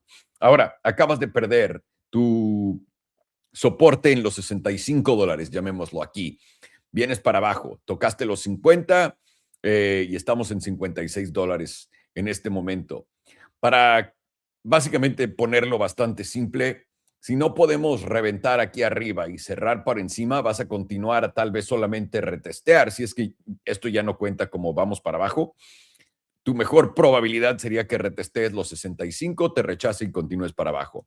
Puedes hacer lo que quieras con esa información para el movimiento. ¿Qué es lo que estamos esperando nosotros y por qué tenemos estos objetivos? Uno, bastante fácil de entender. Pueden ver que tenemos una resistencia bastante potente y se está volviendo más débil. Tocamos doble, no hemos vuelto a tocar esta línea por acá. Y básicamente tendrías una semana para que se vaya 83. Dime qué va a pasar en cripto para que esto explote en una semana. Nada. Y yo tengo objetivos aquí a la baja. ¿Por qué? Porque estos objetivos están relacionados con Coinbase. Ahora, esto es pura especulación, cabrones. Y esto es lo que tienen que entender conmigo. Cuando volteé a ver Coinbase, lo tengo, voy a ponerlo en la mensual porque Coinbase ya tiene muchos más datos, ¿no? Y para mí, en Circle, no sé si estamos acá o no sé si estamos acá, pero definitivamente no estamos acá, ¿ok? Es el fondo, obviamente, del 2022. Voy a regresar a Coinbase en putiza para que lo vean en la mensual. Y lo que les estoy diciendo y enseñando en los niveles de Circle. ¿Por qué tengo esos niveles? Vean esto. Coinbase del tope acá, al fondo, 92%. A la media del fondo, 81 y 92%. ¿Ok? Segundito. Ahí está. Y voy a usar el imán para ser preciso. Ah, no, ese no es el imán. Y esto.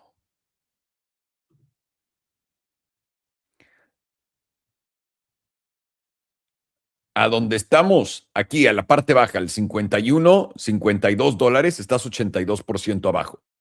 Por eso compré ahí. A la línea morada, 88. Y a la línea amarilla, el 92, el mismo que Coinbase. Y la línea amarilla está en ¿dónde? En los $22. ¿Ok? Estamos prometidos que esto vaya a bajar tal cual como lo hizo Coinbase en el primer ciclo. Nel. Por eso tenemos 4 entradas. 52, 45, 33 y 21. Y como nos vayamos a ir acercando, vamos a ir monitoreando la situación. Entramos en 52 ahorita. 52 a 45 es un 11% para abajo. Al 33 es un 35. Aquí voy a analizar cómo operar esto. Pero todavía estoy lejos del rebote que estoy buscando. Entonces, si los llevo a la diaria, van a poder ver esto más fresco todavía. Setup de volatilidad a la alza que está contrayendo en este momento y esta contracción está dando un pompazo a la alza. ¿Qué nos quiere decir eso? Perdón, que estamos corrigiendo y esta es una corrección, no un movimiento natural. Eso quiere decir, no un movimiento que va a tener continuación. Eso quiere decir que al estar rechazando acá, además de que en la diaria, y vean esto, en cada vela topera nos ha tirado. Vela topera, tirado. Nuestro siguiente nivel deberían ser los 45, $44. Y ahí es donde voy a estar esperando el precio de Circle. Una vez más, ¿por qué estamos en Circle? ¿Por qué estoy invirtiendo en Circle? Porque si hubieras invertido en los .com, en Oracle, en Google, en Yahoo, hubieras hecho una fortuna.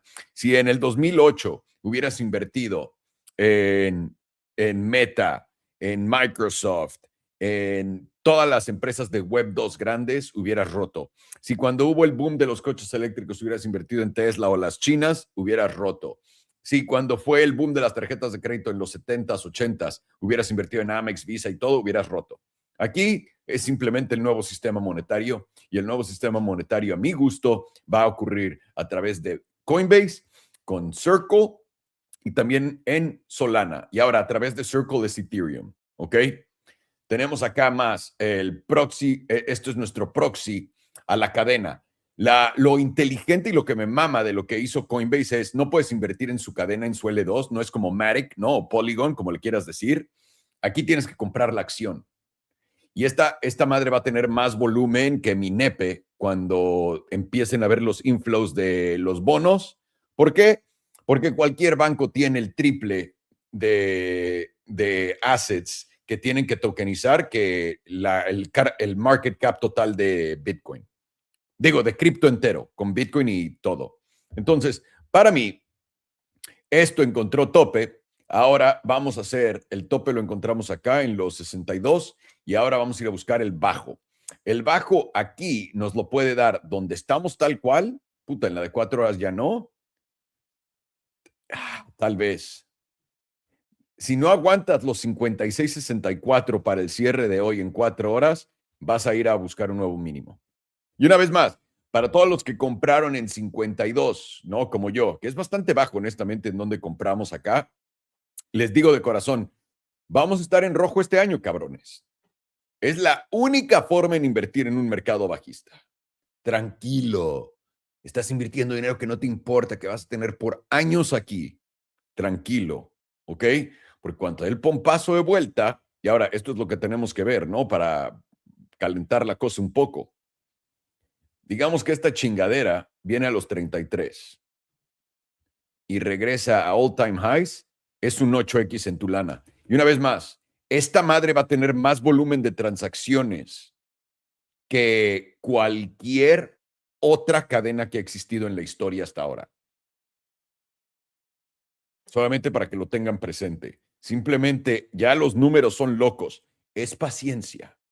Es paciencia. Esto va a durar un año en rojo y de ahí un año en se mueve pero un poquito y de ahí un año a que veas literalmente tu cuenta de banco explotar. Es como estoy viendo esto. A menos de que algo cambie, les aviso. Voy a ir en putiza al peso dólar, que es una de mis favoritas, por supuesto. Pero por supuesto, tío, vamos al peso con el dólar. ¿Qué quieres que te diga? ¡Hombre! ¡Hombre! El peso dólar. Espero que nadie esté viendo esto. Vamos a la trimestral en el peso dólar. Esto es lo que les he estado diciendo por un rato. El peso dólar ha estado en una tendencia alcista desde el 95, donde el dólar costaba, me acuerdo, yo estaba chiquitito acá, me acuerdo cuando el dólar costaba por $1, te daban 3 pesos o $3 te compraban un peso. Esta fue mi primera memoria de cuánto cuesta un peso y dólares. Para que vean lo viejo que estoy. Y desde entonces, el dólar contra el peso ha estado subiendo. En este momento, estamos aquí, aquí o aquí. Tú ponle nombre, ¿no? ¿Qué situación te gusta más en esta tabla, ¿no? Para mí, en donde estamos, literalmente, la mensual me cuenta todo, pero en realidad temporalidades todavía más altas son mejores. Tenemos el promedio del 200 acá, nunca lo has roto, lo veniste a tocar, no lo hemos tocado en este momento. Lo tocamos en 16.90. Me gustaría haberlo tocado, eso oficialmente nos diría, listo, hemos llegado donde tenemos que llegar. ¿Y por qué digo eso? Aquí tenemos nuestro promedio del 34. Nuestro promedio del 34 se encuentra justamente acá en los 17, en los 17.5. Estamos por debajo. Esta vela todavía le falta 1 mes y 20 días para cerrar. Esto que está haciendo en este momento esta vela es para darte la idea de que vienes a los $15. ¿Ok? Y esta es la jugada básicamente de Bitcoin. La del dólar, ¿no? Que también se va a caer. Estás en un fondo. Estás haciendo un bajo más alto hasta ahorita. En tu mensual, el S&P 200 lo estás aguantando.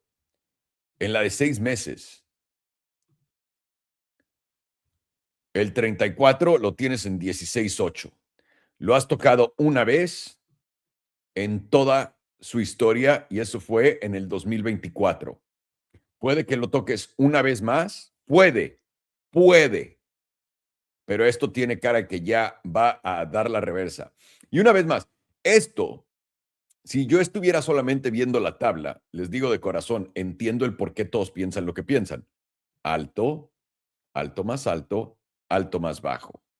Hombro, cabeza, hombro, a la baja. ¿Ok? Bien. Y tú te imaginarías, ¿no? Que esta madre va a ser bajista. La otra cosa es, estás por debajo de esto. Y no sé cuántos de ustedes se acuerden o cuántos de ustedes estaban. Yo había hecho un gráfico de Bitcoin donde Bitcoin estaba, cuando estaba en los mínimos, estaba haciendo esto. Y yo le dije a la gente, vean este gráfico de Bitcoin, Bitcoin va a caer. Si ahorita Alejandro se viera en el pasado, me daría un zape en la cabeza y le diría, a ver, pendejo, ¿va a caer? Sobre todo, simplemente, una vez más, olvidémonos de especulaciones y pongámosle tiempo a esto. En enero del 2027, Estados Unidos empieza QE. Por primera vez en la historia de Estados Unidos, el QE que comienza es a través de terceros, ¿ok?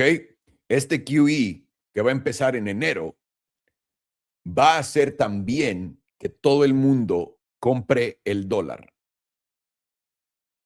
¿ok? ¿Por qué? Porque ya le quitaron el dólar a todo el mundo. Tenemos una escasez de dólares en el tiempo donde el dólar se está vendiendo, está moviéndose en la mayor cantidad. Es básicamente cuando ves el hash de Bitcoin aquí arriba y el precio está aquí abajo, eventualmente el precio va a ir arriba donde está, ¿no? Cuando ves mucha actividad en una cadena, como en Solana, esto pasó en el 2020-21, Solana estaba en $20, estaba aquí el precio y la actividad de Solana estaba aquí arriba. Y eventualmente Solana llegó a 260. El dólar está en precio aquí abajo y en actividad aquí arriba. Si son tan buenos siguiendo la liquidez de la Reserva Federal y todas las pendejadas que les dicen en X, pueden entender a dónde va esto. No nada más vas a entrar con la mayor cantidad de liquidez, pero va a ser el dólar la cadena que más se mueve, de lo que más se mueve on-chain, y va a ser la base de todo. Entonces, para mí, no existe un plano donde México, financieramente hablando, sin empresas de AI y sin empresas gigantescas como Estados Unidos, pueda competir con Estados Unidos. Por ende, cuando estás viendo un gráfico de estos, lo único que está haciendo es jugándote esto. Mínimo, mínimo más bajo, alto más bajo, y te está vendiendo la idea. Cuando volteo y veo el sentimiento de todos de que el dólar va para abajo y el peso va para arriba, aunque es una tremenda estupidez pensarlo, pues ¿qué creen que va a pasar? Esta es la oportunidad de oro para comprar dólares. Lo he hecho desde, ¿qué eran? 18. Acabé en los 18 planos, creo, 17, sí, 18. Yo he comprado aquí arriba y me da igual. ¿Por qué? Porque cuando esté aquí, ahí verás. Y eso va a pasar no solo contra el peso, contra todas las monedas. Y ahora, una vez más, volteé a ver el euro. El euro tiene cara que está rompiendo. ¿Cuándo salvajemente reviertes un movimiento? Cuando tienes un SFP. Aquí está. Una vez más, Europa, ¿qué tiene de crecimiento? Si no te gustó el ejemplo del peso, no porque eres mexicano y te duelen los huevos y crees que estoy insultándote por alguna razón, ¿qué me dices de Europa? ¿Qué me dices de Japón? No. Mientras más sube esto, más fuerte está el dólar en contra de la moneda de Japón. Bono a 10 años, no se está moviendo, se queda en la media. 30 años, no se está moviendo, se queda en la media. Es bastante sencillo. Bastante sencillo. Y el dólar, tienes que voltear a ver el dólar. Una vez más, esta es mi tabla. El dólar va a ser el cisne negro de este ciclo. Tienes que voltear a ver el dólar acá y ver dónde está parado.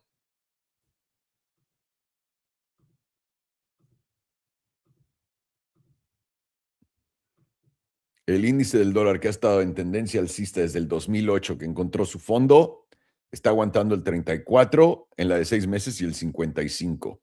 Eso fue lo que lo llevó al mercado bajista del 2003. Y una vez que lo retomó en el 2014, lo retesteamos, reventamos, estamos retesteándolo una vez más. Este es el último retesteo y este retesteo te debería de dar, porque aparte es un SFP, la reversa a la alza. Y ahí lo tienen. Alrighty, Alex, we're ready for, or what you doing? I'm going to bring back in Faran, just so you know. Perfect. QNCX. QNCX. Yeah, what a chart. It's Therapeutics. Oh, wow. Yeah, what a beautiful chart this is. So let's take it from the monthly and we'll just go down. So yeah, this is officially at a new low. You're now in price discovery to the downside. You're getting a pretty nice mean reversion bounce so far this month. I mean, what is this? 63% on the month, so not bad. That was after finding some kind of low at 16 cents, now trading at 85 cents. Are we so back? So this is actually reaching a pretty big area of resistance, which is unfortunate because really when you get a chart that sells down this aggressive, of course you're going to get a bounce, mean reversion bounce. Often these bounces put in bearish structure. Now we've been below this $1.17 region before, but right, we busted up and actually reclaimed it. Not here, actually, so we'll keep note of this. But like here, we busted up, reclaimed it, here and here. So what you notice is if you can actually start rejecting anywhere in this 117, so $1.17 to $1.44, this will be resistance and you will have a move back down to lows. Now you have freshly lost your moving averages on the month. You got back above the 21. That was a big sign. Reached 455. You were looking for some kind of throwback here as a bull. You didn't get it. And so now you're really gearing and watching specifically the monthly 5 and the 9. I think the monthly 5 will be your friend though, considering how weak this is. And that's lined up really nicely with 149, 144 resistance. It's lined up very nicely with our resistance zone. You look at bi-weekly here. Also, you know, you freshly lost a bi-weekly 9. And you even are getting the 9 crossing below the 21 in the coming closing. So something to be watching very carefully. Yes, you're getting a bounce, but this is still very weak and playing right in the bear's hands. And that's better shown on the weekly, which is, you know, you got back above the weekly SMA 200. Honestly, in a very long time, it hasn't done that. Look at this. It got lost in 2021. Stayed below it, never got a retest, finally rallied up to it, got a reclaim. But now you're right back below it. So you have to be really watching this 140 region very carefully because what I've shown is right in that 140 region, you have that weekly 9, weekly EMA 5, weekly SMA 200, monthly 5. Also, you just have the nice mean line range here. And so that's why even if you're going up, this still can go up a little more, but I would be very cautious of any move back to around 117 to 140 to actually reject. Now that is a pretty big range, but with something that sold off, well, 94% in 1 week, you should be looking for something dramatic, maybe to the opposite end, like a massive mean reversion bounce to the weekly SMA 200, which then ends up rejecting massively, leading to lower lows, and possibly this even getting delisted. There's only so low this can go before that actually does occur. Cool. Daily 21 gives you that target to the 140s region. So even the daily is telling you hold the daily 9, you'll reach 140s. Pretty insane bounce so far because again, we just measure this move. It's about 900%. Kind of hard to get the exact wick low. Try to do that. So I think it's actually in the thousands. Yeah, 1,089. Wow. Pretty epic stuff actually in 3 days. 1,000% move. But still, I mean, you're above the daily 9, so that still gives you that 140 confluence move. But again, are we massively getting bullish once we hit 140? No, you should be really looking at that to reject. and that's just shown here on the weekly. So for me, this chart's really honestly kind of dead. You're not really supposed to get excited about any kind of move until you're back above, I'd say 150s. 150s puts it back within a range, which you can easily go up to 230s. But if you're back under 140s and also getting a rally now, understand this rally most likely turns into a bearish retest, lower high. You even are brewing a weekly silver cross to the downside, which can just play into if this weekly 9 starts moving down towards 140, to be watching that zone more carefully. Now, bi-monthly is about to get a breakdown in 16 days, and this will just play into, most likely you want to be watching these regions very carefully.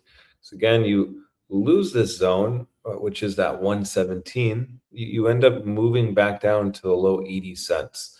And here you even made that low at 56 cents. So, you know, an impressive rally so far, but this chart doesn't look the best to me. It looks extremely weak. And yes, you're getting a bounce, but that bounce is probably most likely going to turn into the next major lower high and also retest what was support, flipped into resistance right at 140s. So I would be using that if you were in some longs or you're holding this to get out of this most likely, and rather look for shorts here because you even see the weeklies gearing up for a silver cross to the downside. So it doesn't really matter if it's bounced 1,000%. It's all about, does it change anything? And as long as you're under the monthly 5 and 9, it changes literally nothing. So this is now in a major short, and you should be looking for 140s to maybe give you a rejection here. And then, yeah, it's obviously not going to go negative. So let's see, do we have any other kind of levels? Possibly go to 6 cents, 7 cents. Oh, wow. And look at that, 97.5% at 140s, basically.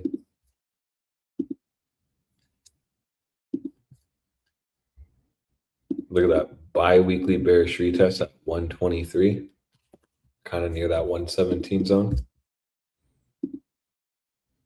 Oh, wow. Yeah, bi-monthly is just getting that fresh breakdown. Now, again, you reach the extreme zone of this, but still could come down a little bit more. You can have a target down, yeah, to 6 cents. Just per the HPR, 6.062. So I'd be very cautious of this. I mean, lower lows will give you a lower high.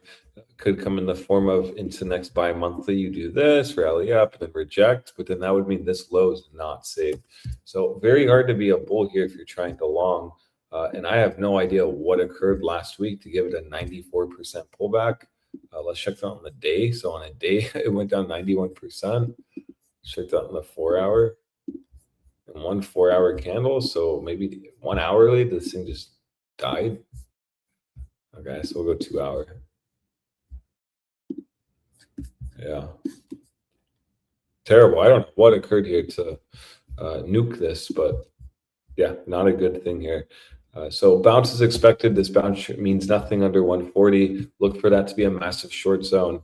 And understand that if you're trying to long this, you have no idea, no thesis. There's really nothing to be bullish on this chart as long as you're under this daily, monthly EMA 5 and 9 at 150, 144, and 160. So kind of an area here, even if this bounces even a little bit more, 72%, it still won't change literally anything.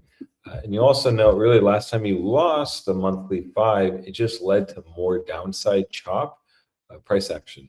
So pretty disgusting chart overall, and made a new low. So there's all you need to know about that. This is strong or not.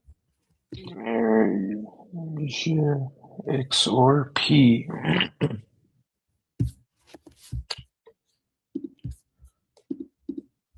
XRP. You got the PP. Just whip out the PP. Very interested to see how XRP is, because last time I checked, it was not looking the best.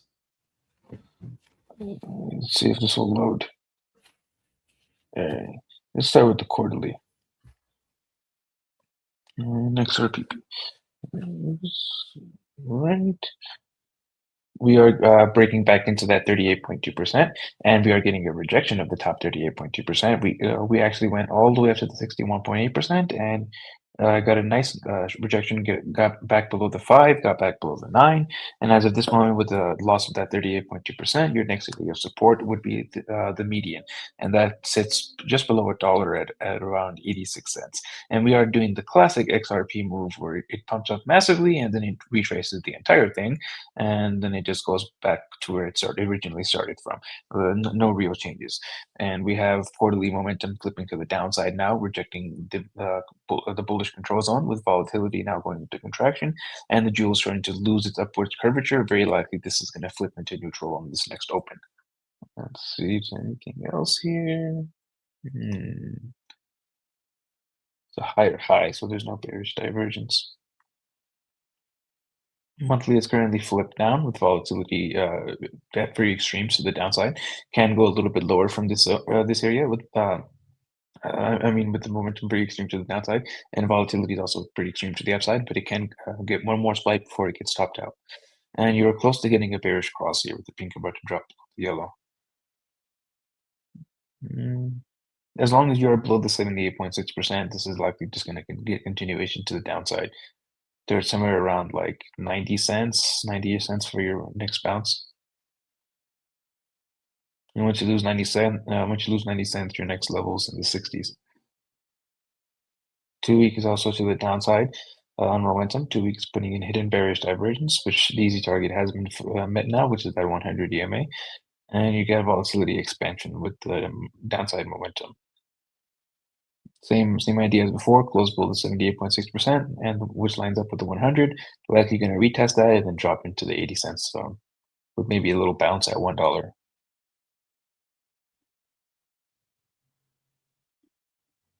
Weekly is also positioned to the downside. Weekly also has hidden bearish divergence. Weekly has a fresh silver cross to the downside as well, just like Bitcoin. And you are getting a continuation down after you lost 38.2%. You get a nice retest and then dump ski down to this weekly 200. Bitcoin is yet to tap that or reach the weekly 200, whereas XRP basically hit it. It kind of front ran it ever so slightly, but basically hit it. And you're getting same jewel action on Bitcoin as well. I mean, XRP has Bitcoin, where you're rejecting getting out of the bearish control zone and flipping back into a sell. In this area, you're likely going to tap that 200 at around 111, 110. 5 days also flipped to the downside, also has hidden bearish divergence, also getting quite extreme to the downside and approaching the 5-day 200 SMA. 2 days also flipped down, getting quite extreme to the downside, with volatility also pretty extreme to the upside. And 2 days now losing the sell signal on the jewel and flipping into a neutral. In the background, you do have a bearish cross with the pink below the yellow, but this is happening in the bearish control zone, so it wouldn't be as powerful as if it was happening up higher. And you're getting a rejection from your 88.3%, shows some weakness. And from this area here, you're likely going to come back down and revisit somewhere at around 130 at least. Probably going to break down at that point. Daily is currently flipped up, getting approaching the edge of the bearish control zone with bearish retest of your 38.2%. And as of now, you are getting a rejection from that area. You are getting you do have a God mode buy signal on the jewel with the about to get a pink over yellow cross, but not looking the best right now. With that the rejection of 38.2%, if you close below the 61.8, takes you to that 130 zone, and you start to lose 130, probably gonna go below $1.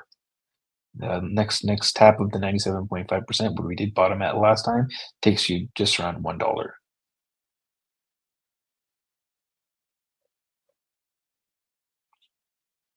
4 hours also flipped up currently, getting also approaching the edge of the bearish control zone with volatility going into contraction, and 4 hours about to give you a bearish cross with the pink about to cross below the yellow, and you are approaching 38.2% now. Somewhere around that 5 EMA to the 9, which is 38.2%, is likely going to be a rejection somewhere around $1.37 to like $1.38-ish cents.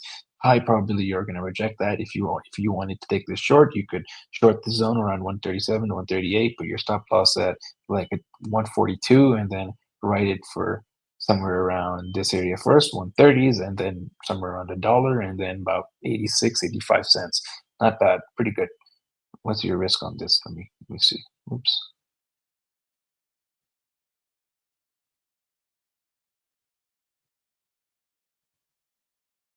2.6%, not bad for a shitcoin. You could highly lever that thing. And your target one is 130.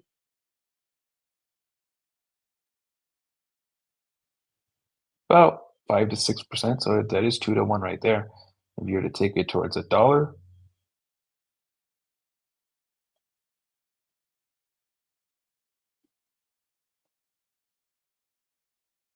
wow, almost 30%, 27%, not bad. And one more lower. And 2 hours also flipped up, also approaching the edge of the bearish control zone with volatility now going into contraction, and also approaching the 38.2% in that same 138, 140 area. All right, now let's look at the Bitcoin pairing.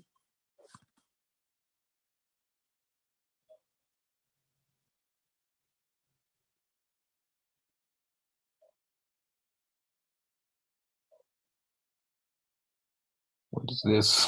2017. I think this was on the lawsuit when the SEC sued them. What, the dump? Yeah. 226,000% if you were to bought that bottom. Not bad.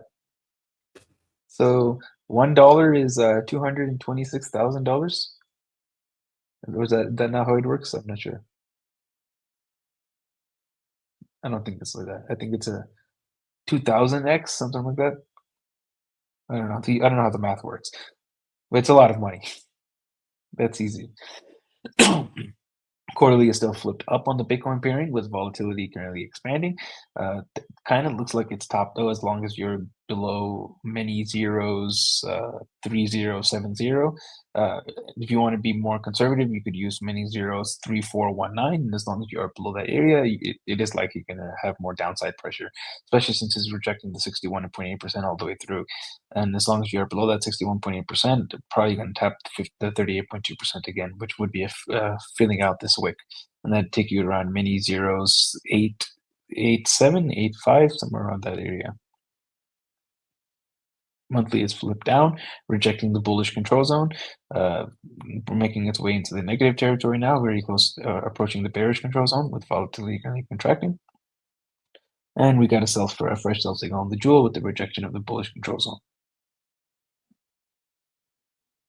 Plus, we opened below the median, and as of now, we are rejecting the median, making it more likely you're going to come down to this bottom 38.2% and then eventually fill out this wick.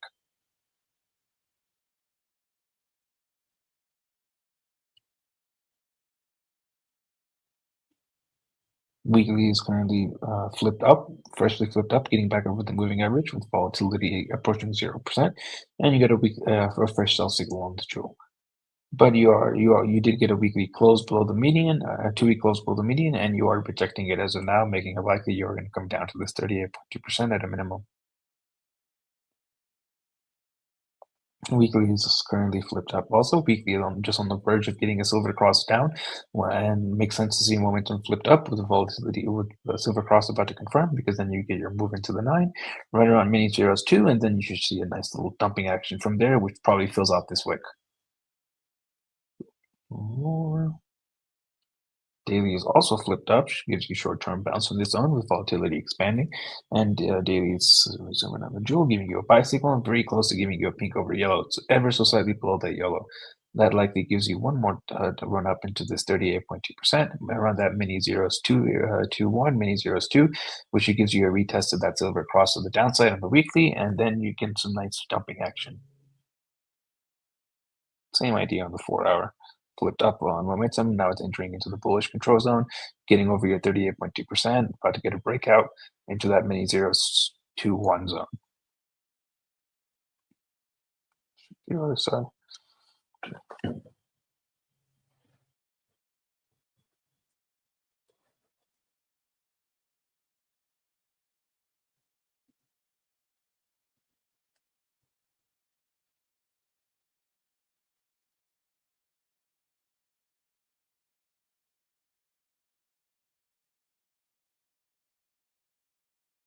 Need a local top on the quarterly. You fit the easy target though, which is the edge of the bullish control zone. The neutral zone currently sits at, yikes, 47 cents. Monthly, about to tap the bearish control zone at 83 cents. Lines up with that 80-ish cent zone.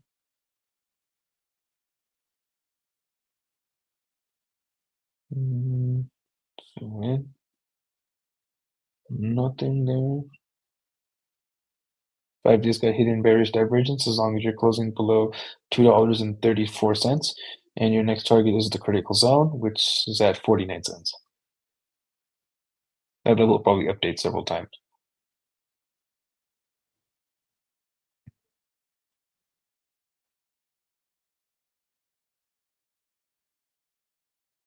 Two days currently forming some bullish divergence here. Actually, no, never mind. That is a higher low on price as well as a higher low on momentum.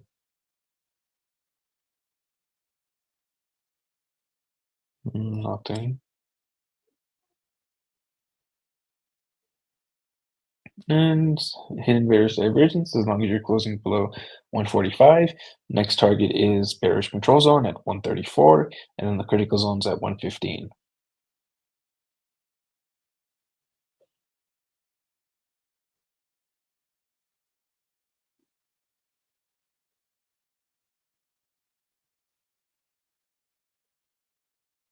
Let's look at momentum.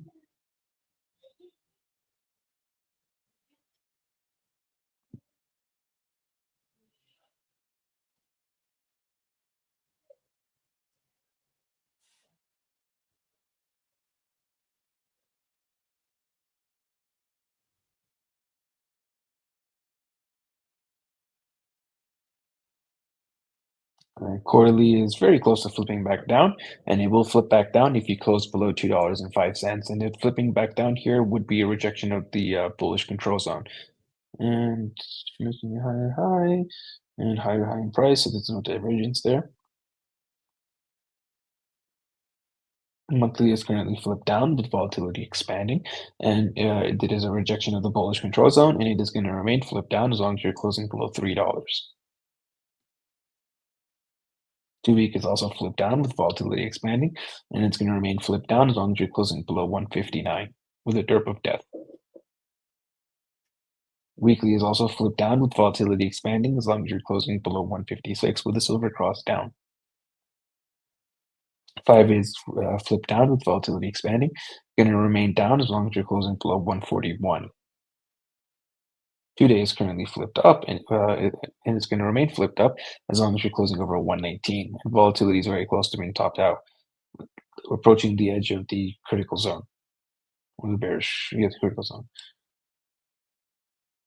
And daily is currently flipped up, and it's going to remain flipped up with volatility contracting from extremes as long as you're closing over 134. And they're kind of looking like this is about to flip back down. And 4 hours currently flipped down, but it will flip back up if you can close over 137. And also 2 hours flipped up, and it will remain flipped up as long as you're closing over 134. So somewhere around that 140-ish to possibly 145 region, I do think is where you're going to likely reject, and then probably going to sweep these current lows of around 130 and approach somewhere around 130 flat for a little bounce, then somewhere closer to $1 for a little bounce, and then eventually around 80 cents.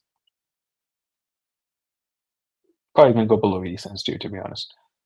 And so on the high time frames, XRP is now shifting pretty heavily to the bearish side as well.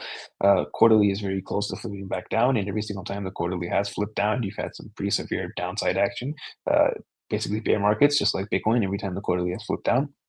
And you are getting very heavily now below your 90 EMA, which 90 EMA has been the spot for holding on the high time frames to tell you if you're in a bull market or not. And very much below that area, and if you were to get a bearish retest of that area, that would take you up to somewhere around $1.62, $1.63. But I would be looking for that to happen on the next quarterly candle, not on this one, and that likely is after you get a sweep of these current lows. And based on the low time frames, which are flipping back down now, the very, very low ones are flipped up, so you're likely going to see a little bit of a move up to tap somewhere around 140 to 145, but that's likely going to reject, and then the medium-term time frames, which are flipped down, likely bring you closer to that $1 and then that 80-ish cent target. And I'm thinking you're going to see the larger bounce somewhere around $1 to 80 cents.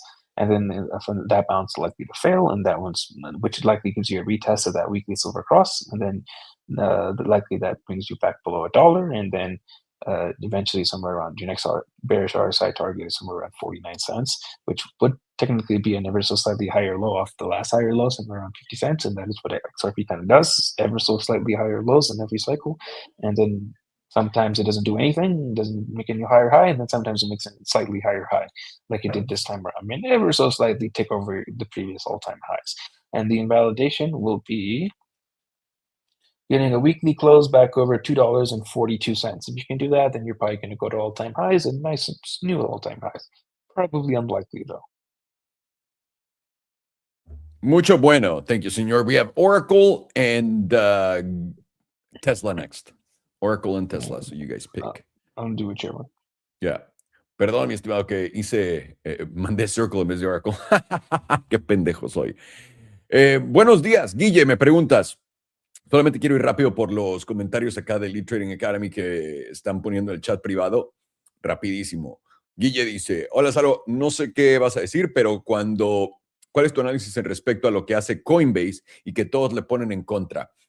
Básicamente, Coinbase se pone en contra de los bancos y los bancos le pegan como que es el único que no quiere clarity, bla, bla, bla. Es solamente teatro coordinado, tíos. Recuerda, tienen que crear, antes de que algo suba como loco, y vean lo que hizo XRP, ¿no? Acabamos de analizar eso y ahorita les voy a enseñar la tabla.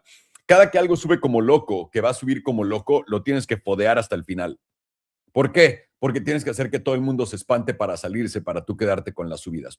Imagínate que eres el dueño del dinero global, del que mueve el mercado. Y ahora y una vez más, obviamente esto va de acuerdo a lo que yo también pienso en Coinbase, pero el ver eso a mí me emociona, porque eso quiere decir que definitivamente quieren espantar a todo el mundo fuera de Coinbase porque va a subir como su putísima madre.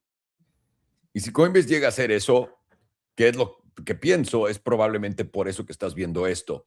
Literalmente Coinbase es el nuevo Swift en Estados Unidos y del mundo. Nada más todavía no lo comprenden muchos. Ya lo verán. Poco a poco es la base del nuevo sistema financiero y ahora no funciona tal cual uno a uno como el Swift. No podemos ponerle así. Pero ellos son la infraestructura para el nuevo mundo cripto de Estados Unidos, para que lo sepan. ¿Ok? Con eso dicho, vi otras preguntas. Entonces, Coinbase, quiero que me lo podeen hasta que no puedan. Que Coinbase es el malo, el más malo de todos y el hijo de puta. Ahí es donde más nos cargamos. ¿Ok? Apple. Me habían pedido Apple. Güey, Apple, estoy haciendo un corto y no para de subir. Tienes varios problemas con Apple. Ve la tabla mensual en putiza. Acá, 2022. Primero hizo tope en como todo lo demás en la mensual. En diciembre, y después hizo un tope más alto en enero, antes de la caída. ¿Ok? Luego, la del 2023 con lo de Japón, tope más alto, caída. Luego, la de los aranceles. La de los aranceles fue más puntual, que es esta. Tope más alto, caída. La pregunta es, este fue el tope más alto. Y para mí continúas literalmente en contra de la resistencia. Lo puedes ver, estás justamente acá. No veo... aquí hay dos posibilidades que tienes en Apple y esto solamente en putiza. Puedes ver perfectamente cómo rechaza. Te llevas este máximo y yo pondría, güey, esto va a ir a altos históricos, pero no te lo has llevado. Porque antes de caer, Apple le gusta hacer esto. Y ahora ya lo hizo. Podría ser, cabrón, porque definitivamente no estás pasando esto. Para mí no va a pasar esto y nada más así sacarte, aunque podría. Para mí Apple, si revienta esto, va a hacer esto y ahí meter a todos y caer. Y haría un SFP de esta zona. ¿Ok? Definitivamente tiene que caer a huevo y la chingada. No, pero normalmente cae con todo el mercado. Entonces, si me estoy esperando en Apple, estoy viendo Tesla. Tesla también tiene el corto más fácil de todo el mundo. No, es que no estamos viendo bien. ¿Dónde está la parte alta de la zona azul? En los 442. Ese es el extremo que yo voy a tomar. Si es que se llega a dar. No estoy diciendo que se vaya a dar, pero ese es el extremo. Lo pueden ver ahí. Y también acá, a parte baja de la zona azul, 446. Justamente coincidiendo con esto, básicamente en Tesla. Tesla no para de subir por eso, pero una vez más, Ya te dieron todas las noticias, ya invirtieron en XAI, ya invirtieron en todo esto. ¿Por qué mierdas no hizo un nuevo alto histórico? Y ahora, atención, si somos el CEO de Bitcoin y nos gusta dejar un bajo más bajo para después hacer un bajo más alto, ¿qué quiere decir que estamos haciendo acá? Invitando a la gente a pensar que este fue el fondo, que vengan, compren, rompes, caes, pum, rechazas y a la verga. Es Tesla, eso es lo que yo veo con Tesla. Una vez más, porque si Tesla fuera a romper récords y todo este pedo y la bolsa estaría, ¿por qué no sube ahorita? Tienen las mejores noticias del planeta. Recuerden eso siempre, ¿ok? Ayer vi el video de Pablo Gil, dice Poncho, la verdadera razón por la cual los metales bajaron fue porque Bitcoin lleva bajando desde octubre. Para mí no es tanto eso, pero lo que habla Pablo es muy claro con cómo el dinero se mueve de un asset a otro y cuando tienes un asset que está perdiendo, cómo lo tienes que mover.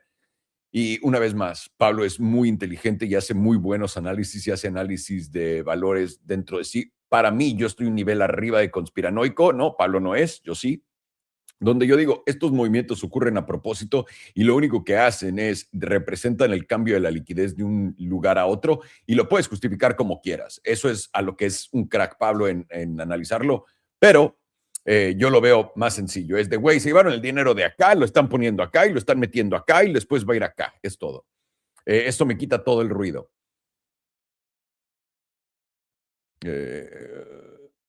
Hola, Salo, te seguimos desde 2019, somos unos hermanos de México, el sexto mes aprendiendo. Has comentado que recomiendas no comprar acciones tokenizadas. ¿Por qué? Acciones tokenizadas en exchanges.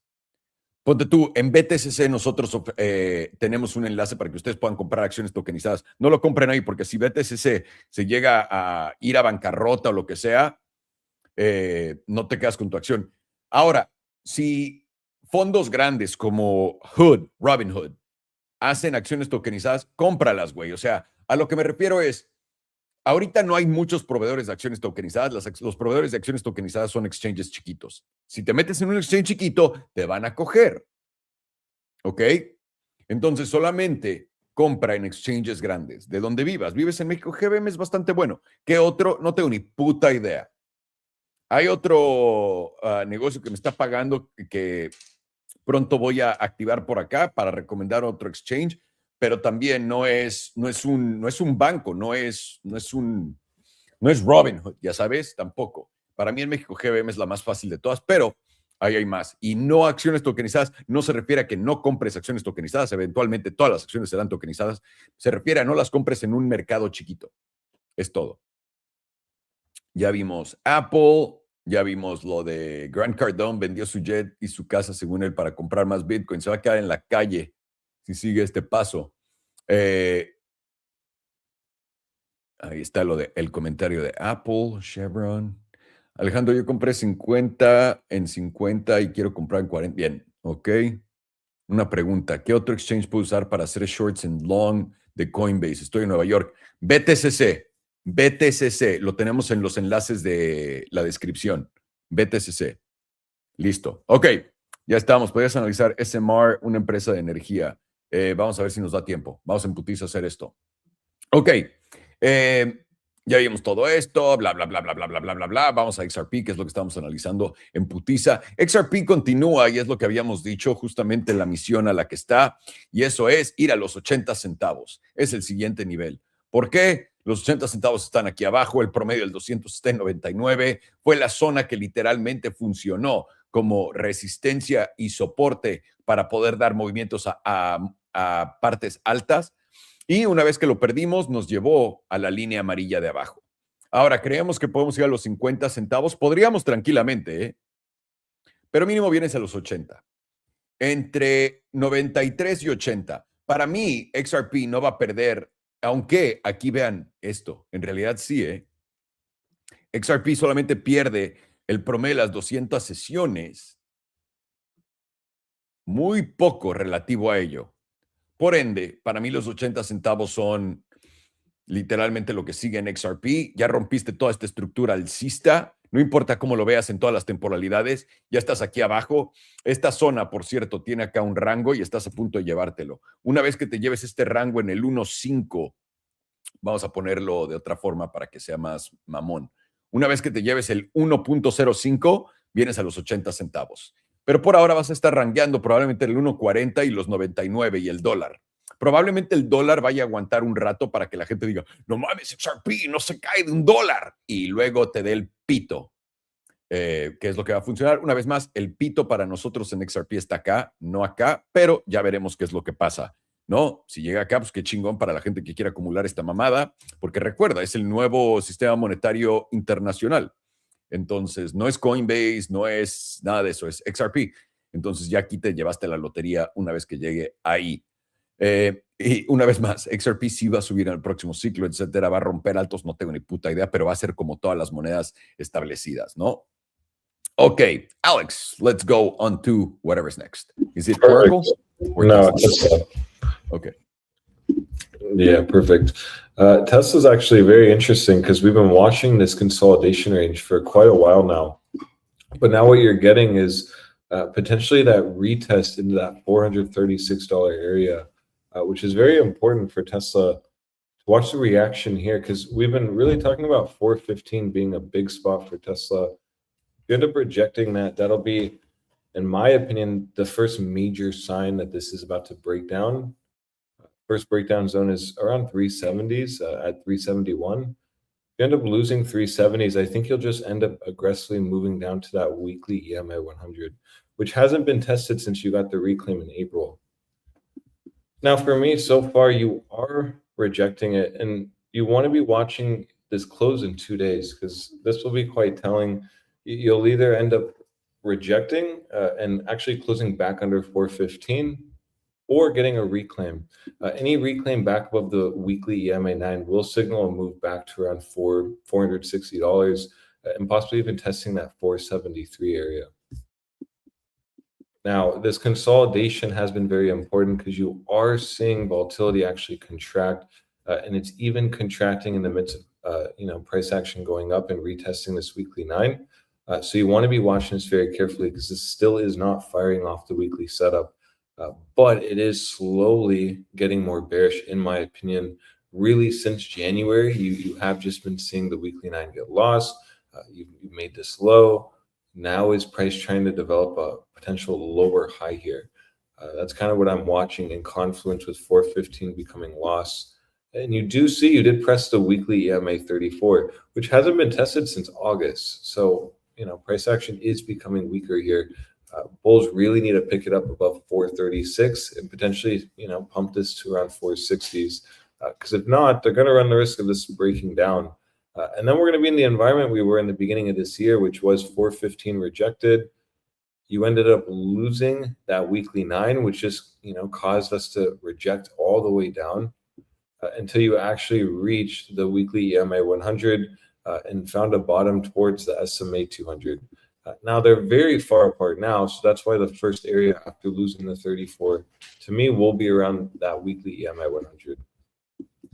So very interesting stuff. You're losing out on the weekly, and then even if you view the HPDR, you are actually in a breakdown, and you see the median has shifted up pretty dramatically towards, $500. It's right now $493, and so this just plays more into the idea that this still is in bearish posturing and can easily come down.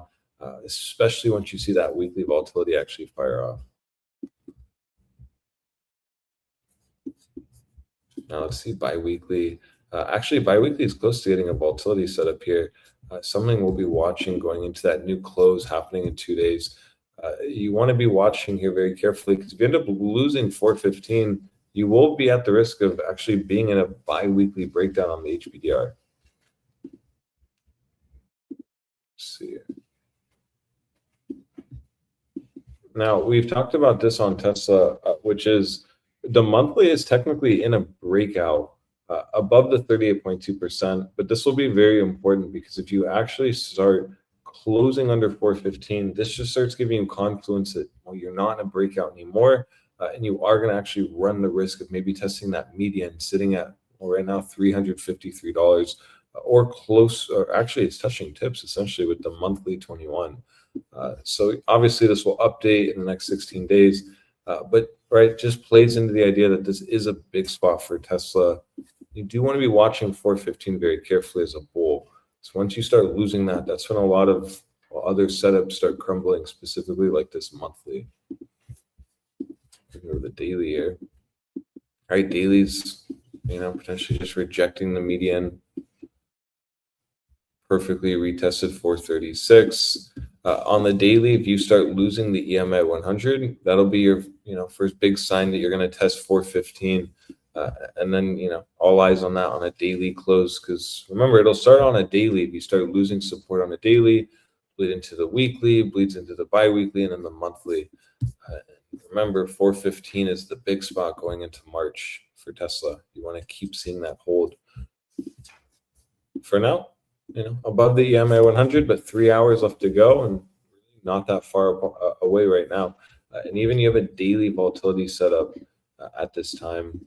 Oh, well. Right, going into, Friday, you essentially will have this contracted and giving you a setup. Just playing into the idea that, you do want to be paying attention here.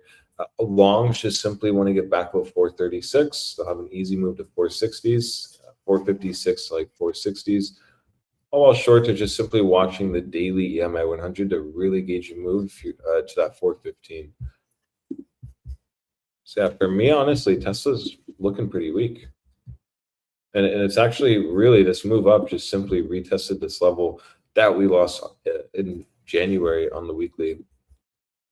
So it's going to be very important actually to kind of watch the reaction here. You don't want this zone to reject. And so far it is. So, 2 days left to go. It's really going to just be weekly dependent. If you end up really rejecting this, it will turn into potentially the next major lower high. So, that's currently what I'm watching on Tesla. It is exciting, though, to finally see some kind of volatility here, because for the last few weeks, it's just been, range bound. I remember it was holding above that 420 area right here, 436 to around that 470s.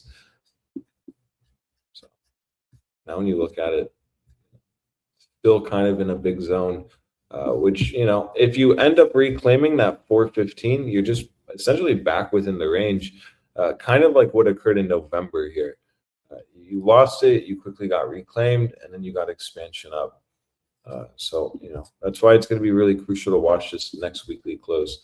But for me, under 436, you have to be cautious on Tesla for actually making a move back down to 415, like on the daily. If the daily ends up losing 415, that'll be your first big sign that this is going to start breaking down. My next target for a breakdown is actually right into that 373 to 380, like on the daily SMA 200. If you end up losing, let's say, that daily SMA 200, it'll be your first big sign that you will start actually heading down towards 300. And maybe even all the way down to 270s. I'm still, not out of the question, or not really questioning if it will, just more when. I do think that, you can easily retest this weekly SMA 200 and then actually move up. Can't see, since the reclaim, you have not tested it. So I am watching that very carefully. So that's all I have on Tesla, really. Pretty nice. And I still think our Academy short is doing pretty well on Tesla. I don't think we got stopped out. So I will actually update that. Yeah, no, it did not. So yeah, we're still actually short on Tesla. So beautiful stuff.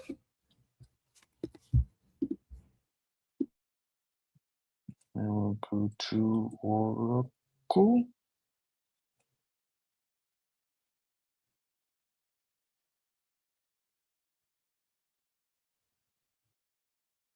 And start with quarterly.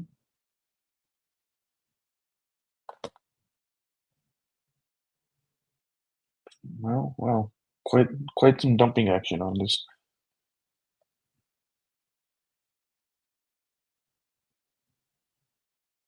We'll do the 6 month because we got some data for it.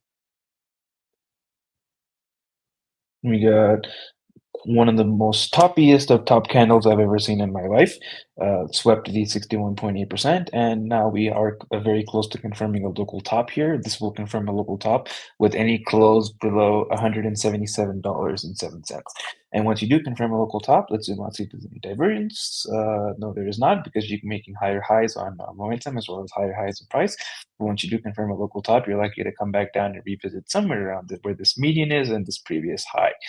This consolidation is on somewhere about 128 to maybe 120-ish dollars. And as long as you're holding over that median on a closing basis, you are more likely to come back up and get another attempt at this 38.2%. At $164, and closing over this 38.2% and 5 EMA is what sends you back up to your current all-time highs / new all-time highs. You got to see the reaction around that 120 to basically $120 zone. You are currently flipping around on the jewel and flipping into a neutral signal. You have not gotten a sell signal just yet, and you do have the God mode background. Let's go to the quarterly. Quarterly is also currently flipped down on momentum, very close to entering into the bearish control zone, with volatility very close to going into expansion, approaching the moving average. And you're currently below your 38.2% on the quarterly as well. 38.2% is about $157.83. This would be the first time that you would be closing below your 38.2% since around April of 2022. And you corrected quotes down to this 21 EMA, slightly below the 21 to 78.6%, and from there you ended up bottoming and going to new all-time highs. Right now we've already gone to this 21 EMA, but we haven't touched the 78.6% yet.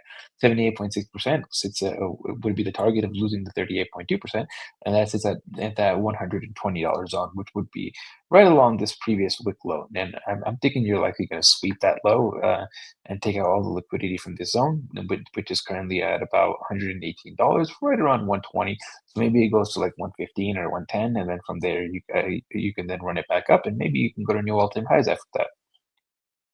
And that would also put in some hidden bullish diversions as well once you take out those lows. Monthly is currently positioned to the downside, with volatility currently very extreme, and you are bouncing off the 95% currently.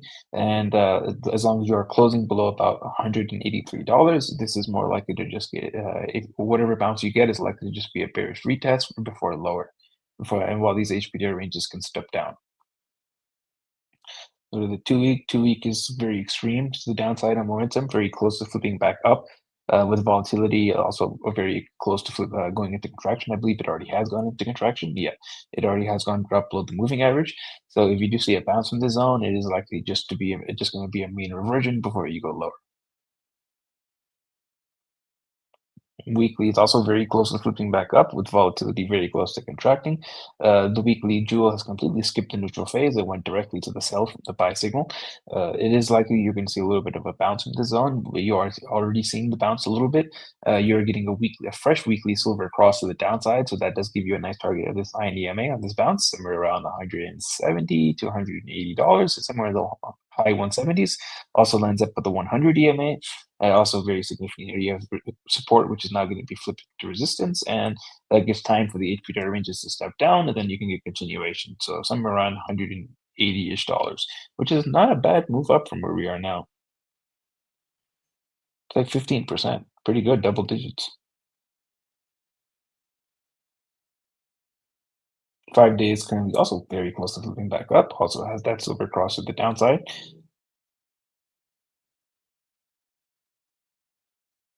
2 days currently flipped up already, with getting over the moving average, although you're very heavily within the bearish control zone, with volatility now going into contraction, and the 2 days lost the sell signal, flipping into neutral in the critical zone.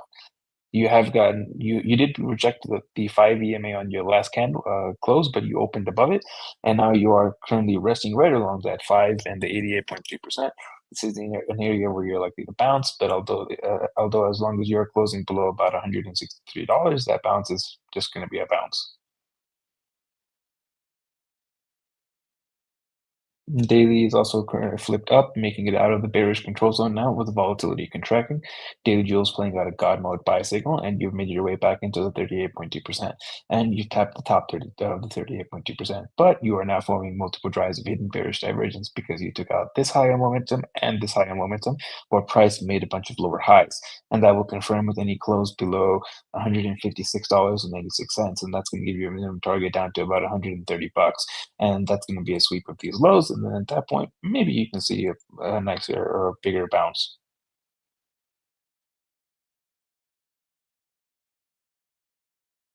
Mm, 4 hours getting very extreme to the downside on momentum, or to the upside on momentum, I mean, and volatility is also basically topped out at 98%. You're getting a nice buy signal jewel with the God mode background and the pink crossing above the yellow. But from that signal, you have seen a nice move up of how much percent? 15%, not bad for a 4 hour setup. 17.7%, almost 20% off of that. And you are currently over the 97.5% on the HPDR. So if you're going to see a deeper pullback here, you want to see it close below about 154, 150, what is this? 152, yeah, about $152. And then you're likely going to see it tested somewhere in the 130s after that. Because what goes straight up gives you not much support to the downside. You'd have and you currently have a gap here in around 140, 143. Let's check the RSI.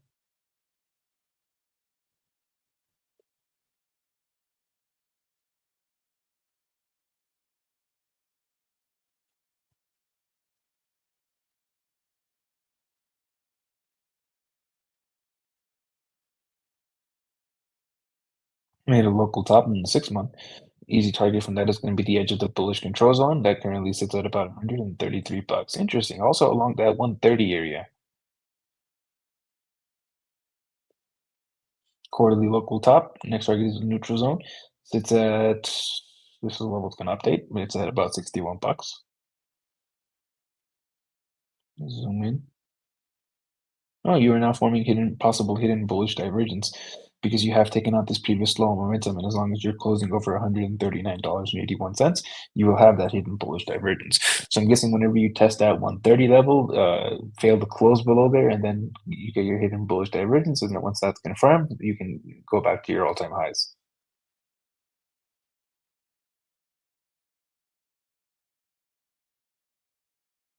Monthly is also forming hidden bullish divergence, 3 drives. As long as you're closing over $140, that will be possible. And once currently it's going to be a little difficult to confirm it. You're going to have to close over about $225.32. But as you go, as long as you don't take out 140 on a closing basis, eventually it's going to be much easier to confirm, and then that'll take you back up to your current highs.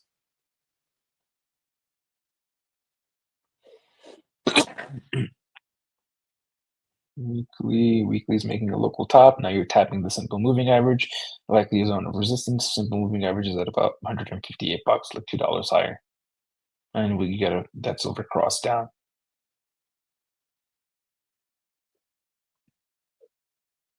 5 days approaching the simple moving average, which also lines up with that 9 EMA on the silver cross, somewhere in the 170s.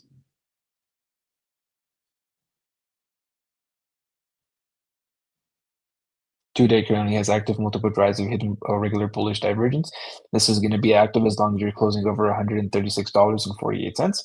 You're very close to the easy target, which is somewhere around the simple moving average to the edge of the bearish control zone. That puts you somewhere between $171 and $161 and $167. That 170 area is right around that zone. Daily put in a local top here. That's going to bring you down to the simple moving average, which is currently sitting at about $127, $128. And you're about to put in the hidden bearish divergence, and that will confirm with any close below $156.96.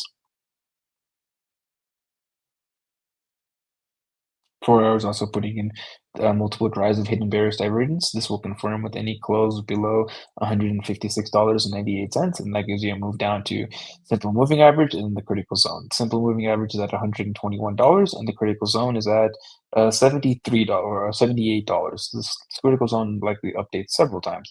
I'm more thinking on somewhere around the side of that 120 zone is where you're going to bottom.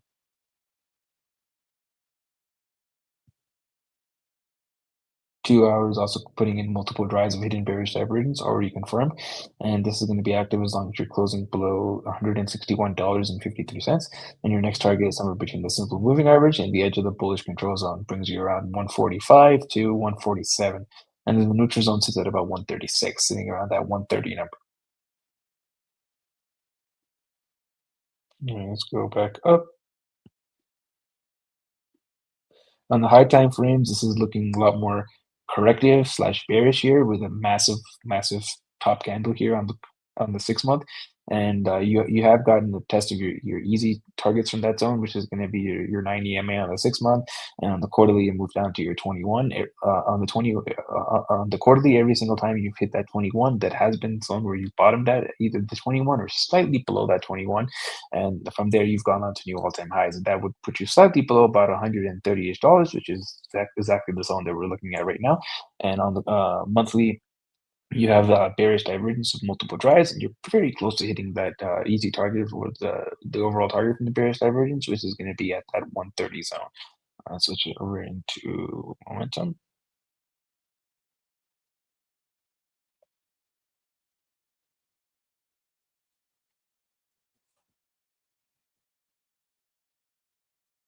Six-month momentum is freshly flipped down, and it's going to remain flipped down as long as you're closing below 286 and you're rejecting the critical zone. Zoom in. You're projected on this next open to take out all of these previous lows on momentum, giving you multiple drives of hidden bullish divergence possible. Quarterly is also flipped down, rejecting the critical zone. Volatility is contracting, and it's going to remain flipped down as long as you're closing below $301. And then on this next open, you're going to have possible hidden bullish divergence once you take out this low on momentum, which you are projected to take out on this next open. Monthly is currently also flipped down, rejecting the critical zone. Volatility is at many periods of 100%, and it's going to remain flipped down as long as you're closing below 284. 2-week is also flipped down, and it's going to remain flipped down with double extreme on volatility as long as you're closing below 196. Weekly is currently flipped up, with volatility now expanding once again, and it's going to remain flipped up as long as you're closing over 150, and you're well within the critical zone. 5 days currently also flipped up, with volatility contracting, and it's going to remain flipped up as long as you're closing over 146. Makes sense with a fresh silver cross on the weekly to have short-term momentum flipped up. 2 days currently also flipped up, and it's going to remain flipped up as long as you're closing over 146. Daily is currently also flipped up, now getting out of the critical zone, with volatility contracting, and it's going to remain flipped up as long as you're closing over 138. And 4 hours now also flipped up, making it into the bullish control zone, and it's going to remain flipped up as long as you're closing over 141. So on the high time frames, this is looking more corrective. Maybe you could even say bearish. I wouldn't go as far as saying bearish, because on high time frames it does go pretty much straight up. So I'd prefer using the word corrective rather than bearish on the very high time frames. But you are getting momentum flipped down very heavily to the downside, but you are still well within the bullish control zone, and you are now forming possible hidden bullish divergence, which will eventually be much easier to confirm. Now you have to close over your all-time highs to confirm it, but on this next candle, it's going to be much easier. And then as you go on, as long as you're closing over about $105, you will be able to confirm that hidden bullish divergence. And you have that coming up on multiple of your very high time frames. Like you have it on the 6 month, you have it on the quarterly and the monthly. And once you confirm it, and it lines up with on the short term, getting a little bit of a move up to retest the silver cross on the weekly, somewhere around maybe 160. Possibly 170, but whatever move you get into that zone, you should consider a gift for a short, and then you would be targeting from there somewhere around that 130 to possibly 120 zone. And then I do think that somewhere around there is where you're going to say your next higher low, sweep your current lows, and then confirm your 6 month, quarterly, and monthly hidden bullish divergences, and then those will send you up to current all-time highs / new all-time highs. And the invalidation will be simply getting a weekly close below about $118. To get that, then this thing is probably going to go a lot lower for a lot longer, and maybe you won't see a new all-time high for a while. At that point, you're probably going to test somewhere around this zone here at like $75 at this 200 SMA, where it'll be at that moment. That would be fucking insane. Thank you. Alex, I already did Tesla before you did. And when you did, it was identical to what I said. Because, I mean, we also talked about it before. We were looking at that short that's already open with the Academy. So do you mind also hopping right after I explain this real quick to CVX is Chevron? CVX. Yeah, perfect. Thank you. All right, I'll take 5 minutes here. Vale, vamos a ver Oracle en putiza, damas y caballeros. En un segundo, Oracle o RCL. Debería de yo mismo ver mis propias abreviaciones acá. Pueden ver lo castigado que está. Hemos tocado en el 2020 fondos, estás en la de 2 semanas, ¿no? En el S&P 200, en el 2022, que fue el mercado más bajista de bastante tiempo, lo hicimos por debajo del 100 y hemos tocado por debajo del 100. Yo creo para mí cualquier compra en Oracle, y se los hemos puesto así, donde estás, acá y acá, sería lo ideal. No puedes estar muy lejos del fondo. Ahora, no te quiero dar FOMO ahorita que compres hoy. Solamente estás, bueno, ya está 54% abajo, ya ha estado hasta 61%. Nosotros creemos que 63% y hasta 70% sea posible. Vamos a ver rápido en otras temporalidades, por ejemplo, acá en diciembre del 2021 al 2022, cayó 42% en unos mercados bajistas más potentes que hemos visto. En los aranceles, Oracle cayó 40%. Cabrones, esta es una mega oportunidad de compra de Oracle. Lo habíamos tocado acá, que fueron los 144. Así que esto fue la última vez que platicamos de Oracle. Me parece que fue esta semana. No sé si fue en estos últimos 7 días. No sé si fue el lunes o el viernes, pero aquí estaban los niveles. Ya tocaste uno. Estarías por arriba del siguiente. Llegas acá, sería el segundo, y el tercero por acá abajo en los 104. Abajo de eso, tíos, honestamente, esta chingadera estaría frita, pero por ahora, si los acerco un poco más con esto, pueden ver el porqué. Pueden ver que el 34 es donde más cerca nos ponemos en este tipo de bajadas, y aquí está el 34, en esta zona. Por acá, si ya entraste acá, te llevaste literalmente 2/3 partes, estás 66% adentro, y eso, si rebota ahí y continúa, va a estar contento y puedes alocar el otro 33% de tu entrada en otra cosa. Pero esto se ve bastante real. Acá, paciencia. Lo que sí es, deberías ya, si eres bull de Oracle y entiendes Oracle, etcétera, de haber mínimo entrada en los 144 o, una vez más, 136, donde está el promedio del 21 trimestral. Si nos queremos acercar un poco más a la diaria para ver qué vergas está pasando por acá, pueden ver que llevamos toda esta tendencia bajista. No nos sorprendería para nada, y es más, no lo pondría así, lo pondría así, que tengas un rebote a esta zona. Ahora, aquí tienes un tope y ahora tienes que hacer un fondo. Después de hacer un mínimo, tope y toca el mínimo. ¿Dónde va a poner el mínimo? La zona ideal sería el promedio del 5 en los 150. Pero una vez más, si te da la oportunidad, porque aquí tienes un gap diario hasta los 142. Acá sería una buena zona para empezar a plantear tu DCA, aunque ustedes saben mejor que yo, cada quien. Estamos muy por debajo del promedio del 200. Nunca es malo en esta zona agregar. Es justamente lo que habíamos platicado antes, pero no es el semanal, no les voy a mentir. El semanal, justamente acá en los 150, esto fue lo que me dio la idea original de los 145. Y ahí estamos. Tienes un cruce plateado a la baja, lo que por si llegas a los 177, lo más probable es que te vaya a rechazar. Este trade, este corto, lo podríamos manejar en BTCC, que sí tienen Oracle, ahí para poder hacerle un cortillo. ¿Qué es lo que yo pienso honestamente va a ocurrir? Pum, rechazo, continúas para abajo, vienes acá, vas para abajo y ya. El mercado bajista no dura 2 días como todo el mundo cree. No tocas un fondo y luego te lo quita y nunca más lo vuelves a ver. Pregúntenle a quien sea. Así que paciencia les va a pagar. Y ahora estamos mal. Si en Oracle te llevas los 207 para arriba, es confirmación de que vas a hacer un nuevo máximo histórico. Pero cualquier cierre por debajo de 192, por arriba de 192 en la semanal, también diría eso. Pero por ahora parece que vas a continuar cayendo, que te debería de aguantar por acá en las zonas que habíamos platicado, con un máximo extremo en los 84 Personalmente me cuesta trabajo pensar que eso sería el caso, pero por ahora tienes 3 muy buenas entradas en Oracle para tu posición a largo plazo, con correcciones que te han dado mejores correcciones que el 2020, el 2022, etcétera. ¿Qué más quieres? ¿No?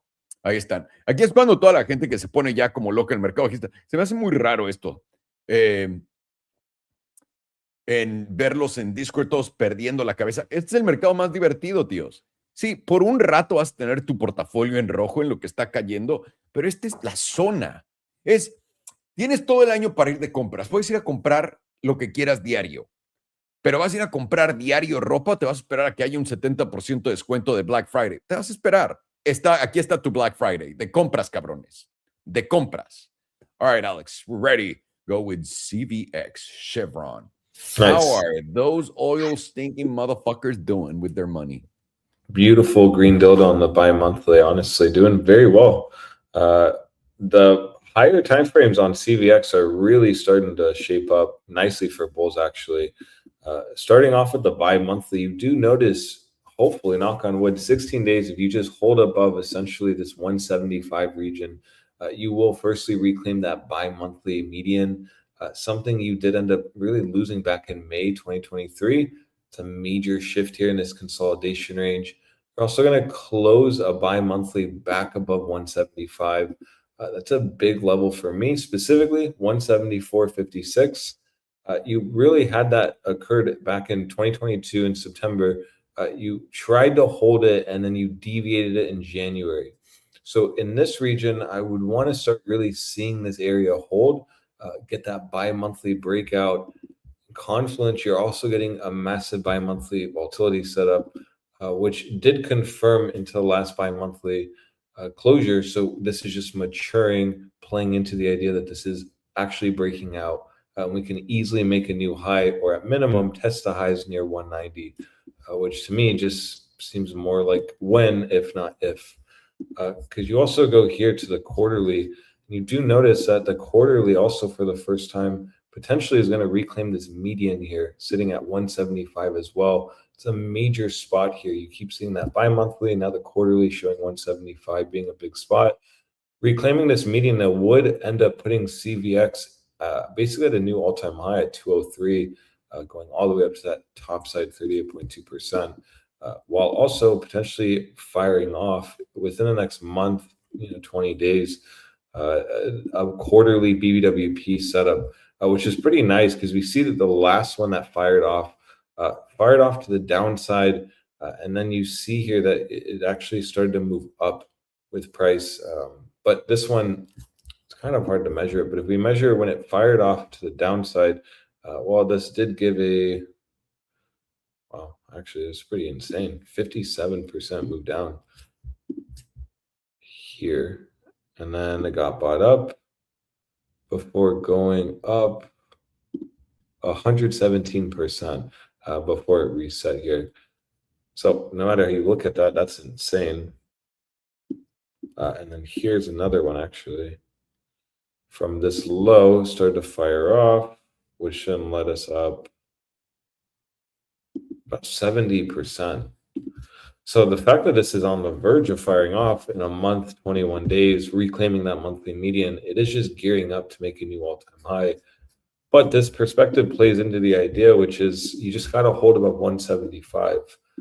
That just keeps being the big spot here on the higher time frame, because you're going to relate back to January 2023, which was when you lost that 175 zone. That did just end up leading you back down to the range lows around 135. So as long as you're staying with 175, you are going to make a new all-time high for CVX. And for me, it will just really come into play $200 once you actually take out November's high. So if you actually get any kind of closures back above, let's say 190, to me, it'll really start getting up for a move up to the 200s. In my opinion, at least, and that'll just play right into the bi-monthly levels here. Break to 61.8%, you go right up to the 78.6 at 203. But for me, I'd like to see some closures back above 175. It's always been the big spot here. And the little amount of data we have in that 170s region, You just have not been able to hold it. So that'll be the first big sign here. As you do press extremes, you should look for maybe 189, 190s to be hit before coming back down and testing 175s, before potentially actually breaking out, as long as you do hold back above that zone. You will get the weekly EMA9 supporting price action, while also having a weekly silver cross. Notice that you haven't tested the weekly 9 since January. This didn't even fully test it. You can just see it ever so slightly missed it.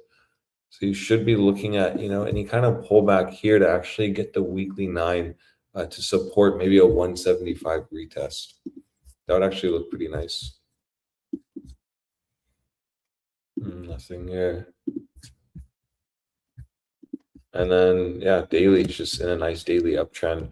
And what we've noticed with very bullish assets is you can just look at the 5 and the 9 as a range. Often if you're not really playing or testing the 9, you're testing the 5. And that's kind of what's occurring. You're just making higher lows off the daily 5. So this is a good perspective on, CVX is not bearish. It's actually very bullish. I do think 189, 190s is next. And I'd be watching that zone for maybe a rejection to then retest 175s on maybe a new weekly candle closure. As long as you hold above 175, this is going to gear up for a new all-time high. And I do think within the next month or two, you easily can test 203, that $200 area. And again, we're just referring back to the bi-monthly, monthlies, and quarterly.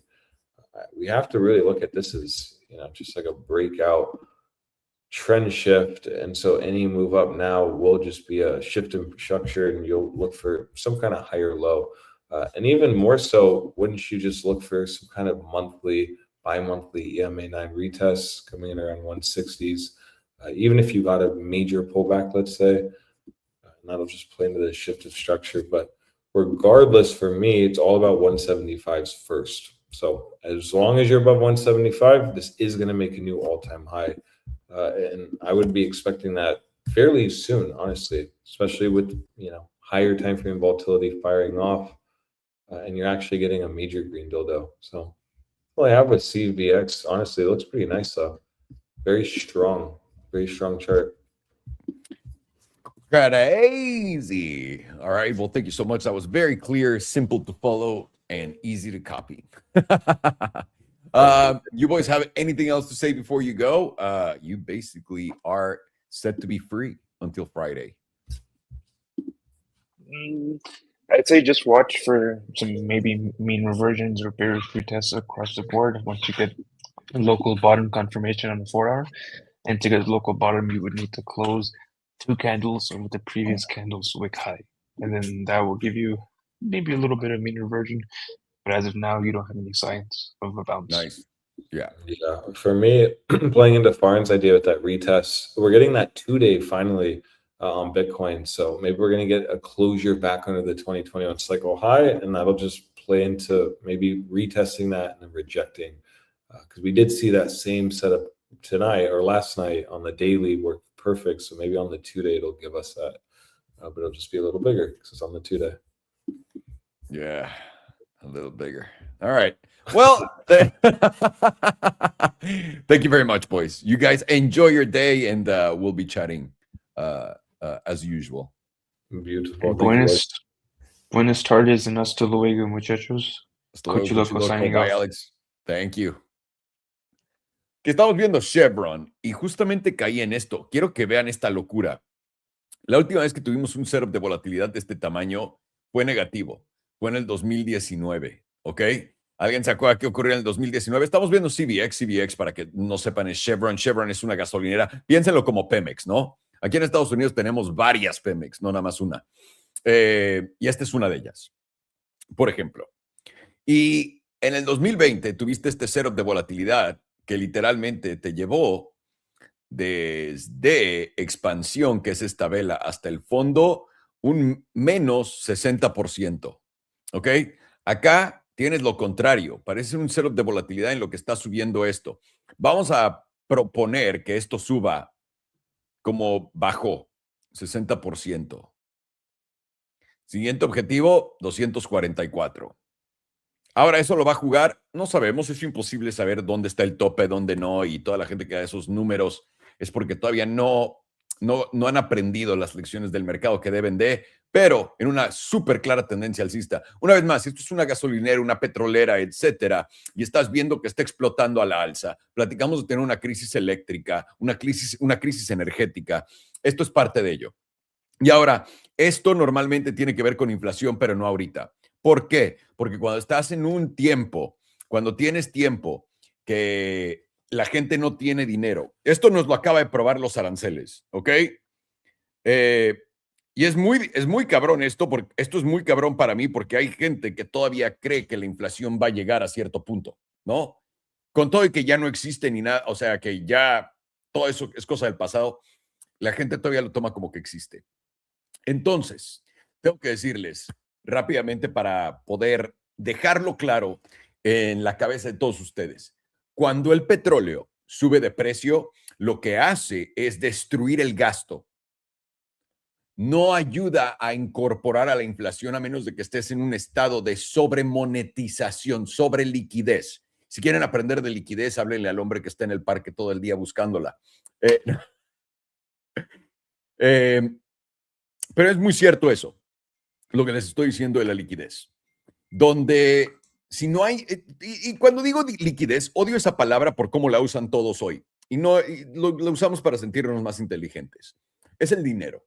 ¿A dónde va el dinero? La gran cantidad de dinero. La gran cantidad de dinero en este momento le pertenece a la gente más rica del planeta. Todos los demás están en la mierda. Cuando tienes que suben precios energéticos, normalmente los precios de todos los productos suben porque Sabritas tiene que cobrarte más por sus papas porque literalmente les cuesta más la energía.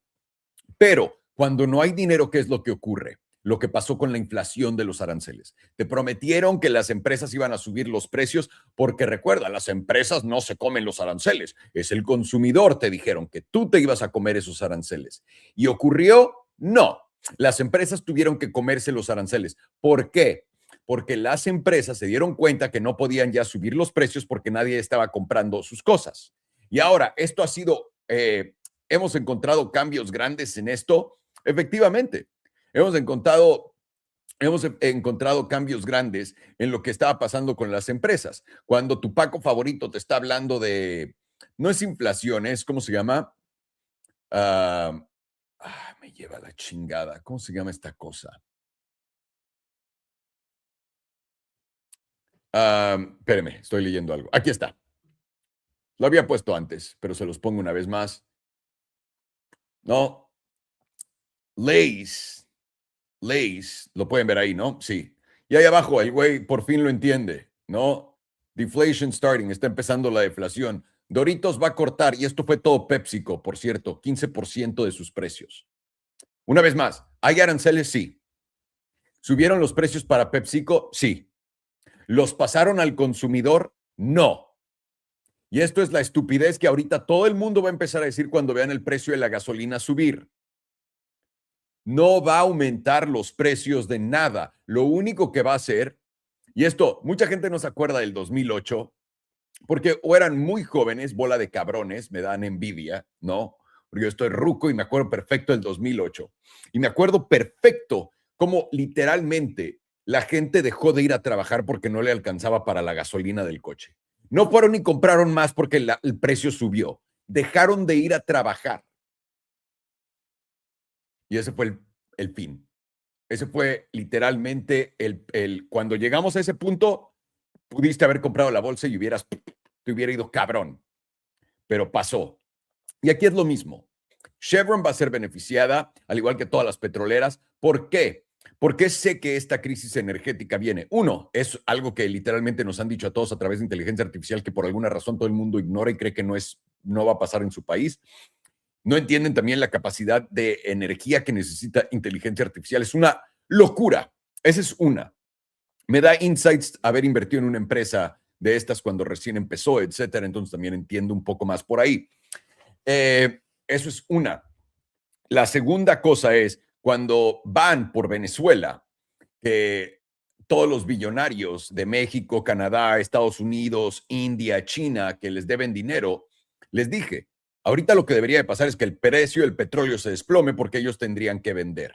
Pero si yo fuera ellos, en realidad me lo quedaría y esperaría que estuviera. ¿Cuál es mi prisa para vender? Soy multimillonario y puedo sacar un préstamo en contra de ellos. Y ahí fue donde me cayó la idea al día siguiente. Sé que efectivamente a través de mis inversiones en energía, sé que tenemos una crisis de energía que está aquí y que estamos entrando a, ¿no? Pero me dicen que ahora el precio del petróleo se va a desplomar porque Venezuela, Maduro, vendernos a nosotros. Y ahí fue cuando dije, ok, ahora entiendo. Cuando vi a uno de mis pacos favoritos, que aparece en esto. Esto, tíos, hay el valor de este tipo de paco. Espérenme.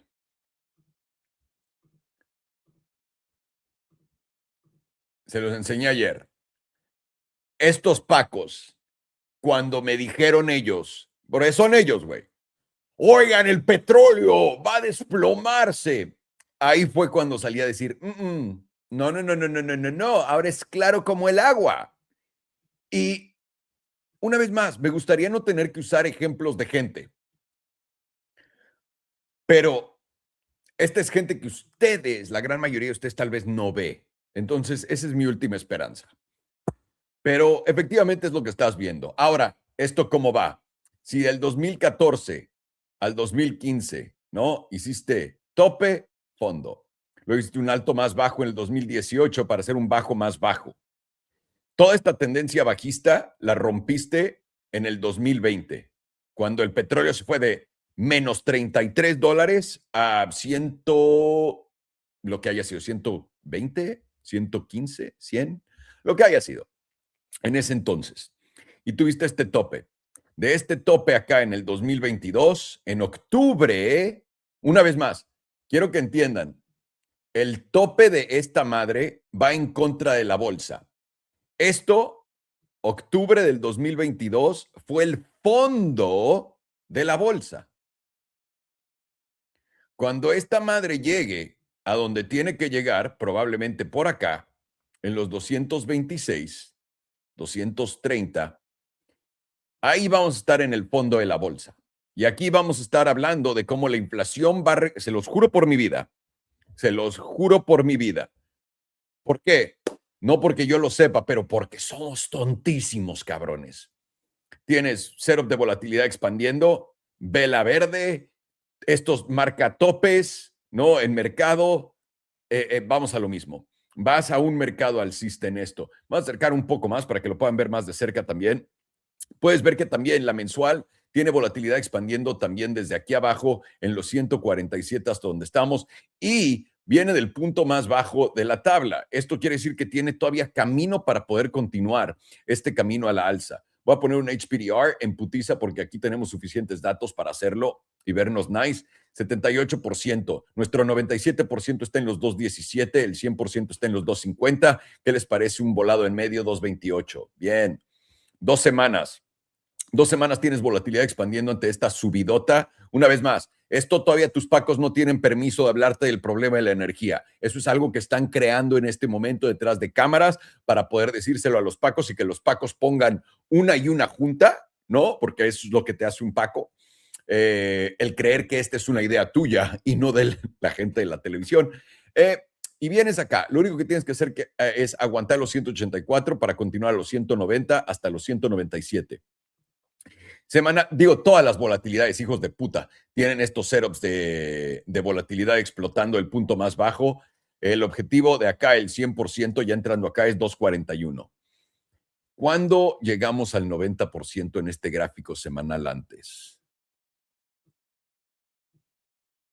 Acá. Noviembre del 2022. Y nos gusta topear en medio, acá, más o menos. 220 es lo que tiene cara de. Diaria ya estás, no, el 97% está en 193, estás encontrándote algo que parece ser tope, pero no lo es. Es muy difícil poder apreciar eso, aunque ahora tienes volatilidad contrayendo por acá. Esperaría a ver si confirma. Si confirma, este puede ser tu tope. Tengas un retesteo de la zona de los 170. Cágate si estás comprando esto en 174. Sería la mejor oportunidad.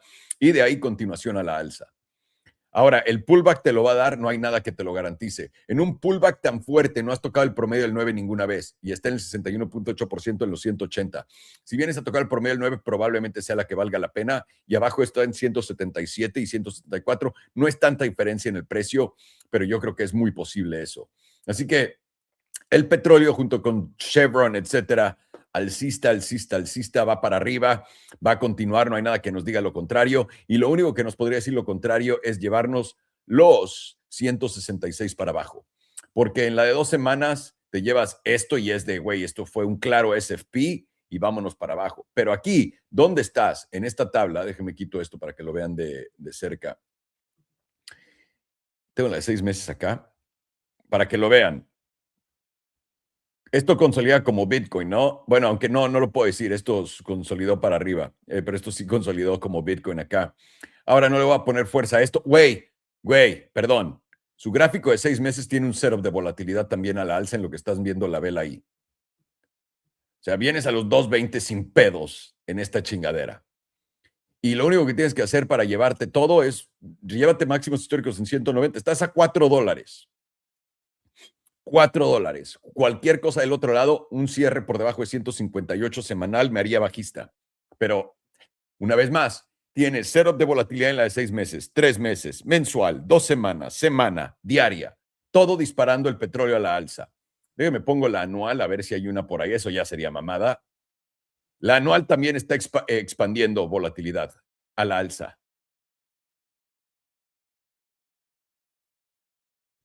¿Qué tan barato está el petróleo? Igual y sí vale la pena comprar esta mamada.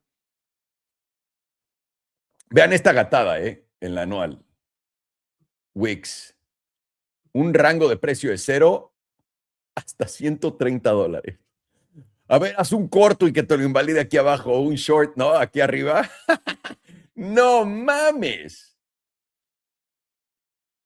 Esta madre rompe los 65 que está ahí, a 30 centavos del promedio del 9 y vámonos mínimo a los 130. Porque hiciste un bajo mucho más alto. Esta línea lo ha detenido desde el 98. Esta línea es una línea de 30 años, cabrones.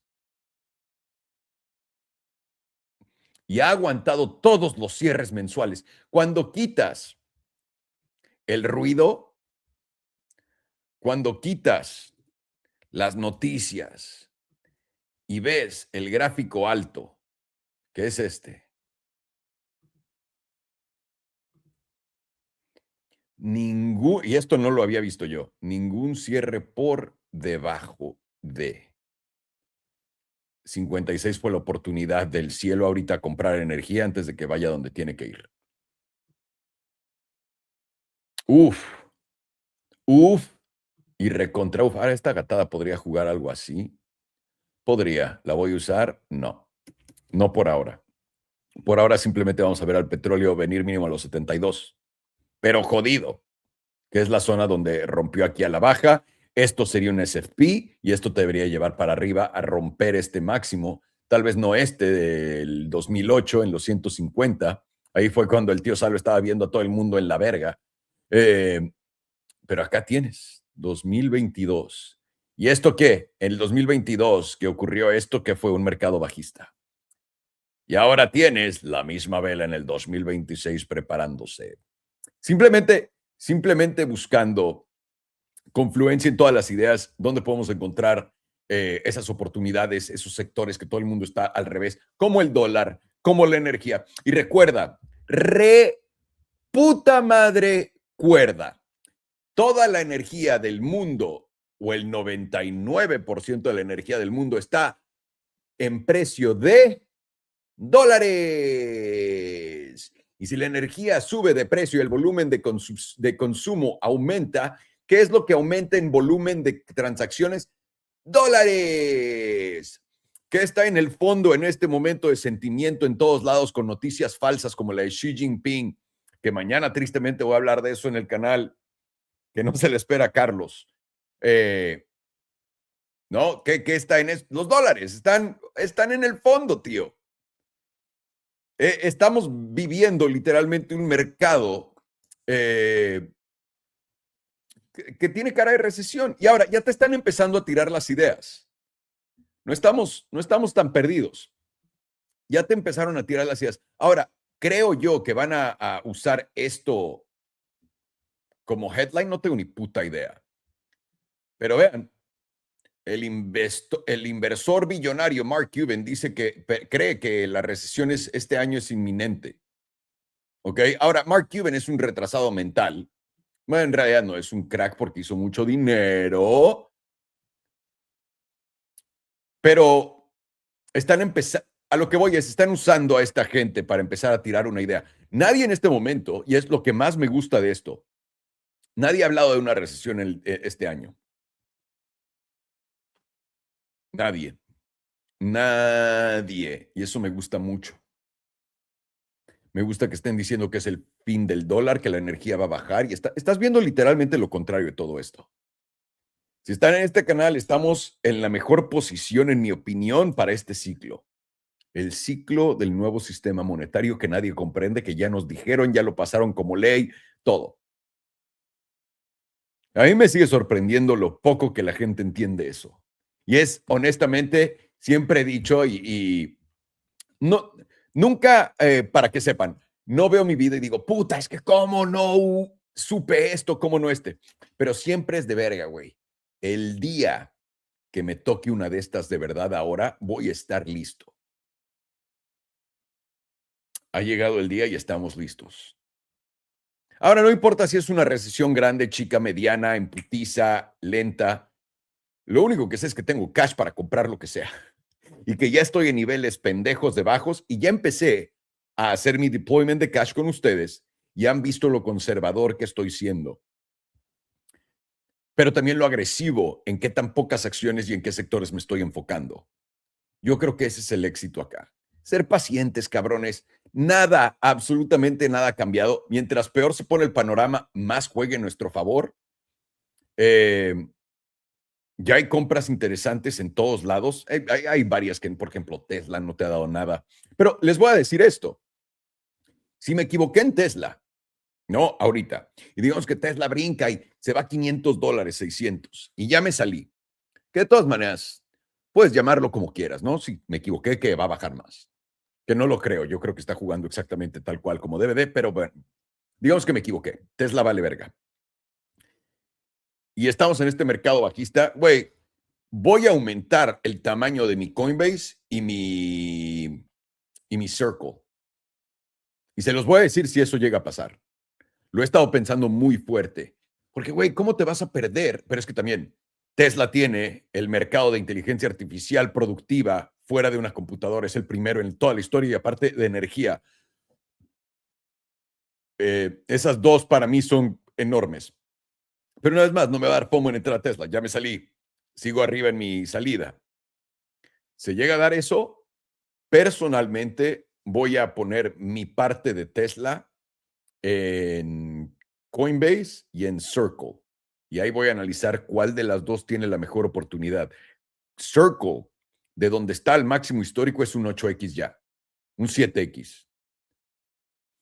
Y tienen que entender que lo que vamos a ver es un volumen de cripto estúpido para adelante. Una vez más, ¿no me creen? Pregúntense esto. ¿Qué quiere decir que Estados Unidos va a ser la capital de cripto del mundo? Que vamos a tener mucho Bitcoin, que Bitcoin va a ser nuestra moneda, que vamos todos a transaccionar en otras cosas menos en el dólar. ¿Cuál es el significado de eso?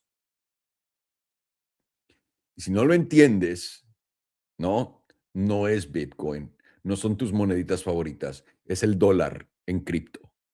Este es el nuevo sistema monetario, que lo que hace es cambia la forma. Cambia la dinámica internacional de quién está comprando y vendiendo bonos americanos. Eso se queda en Estados Unidos. 2, crea una demanda bastante fuerte por ellos, que no existe antes, que no depende en el Banco de la Reserva Federal. 3, al no depender por el Banco de la Reserva Federal, ahora la gente no va a tener ni puta idea cuando están haciendo QE, QT, QBLU, lo que sea. QE comienza en enero del 2027. Enero del 2027. No estoy adivinándolo. No estoy con una bolita de cristal. La ley lo dice.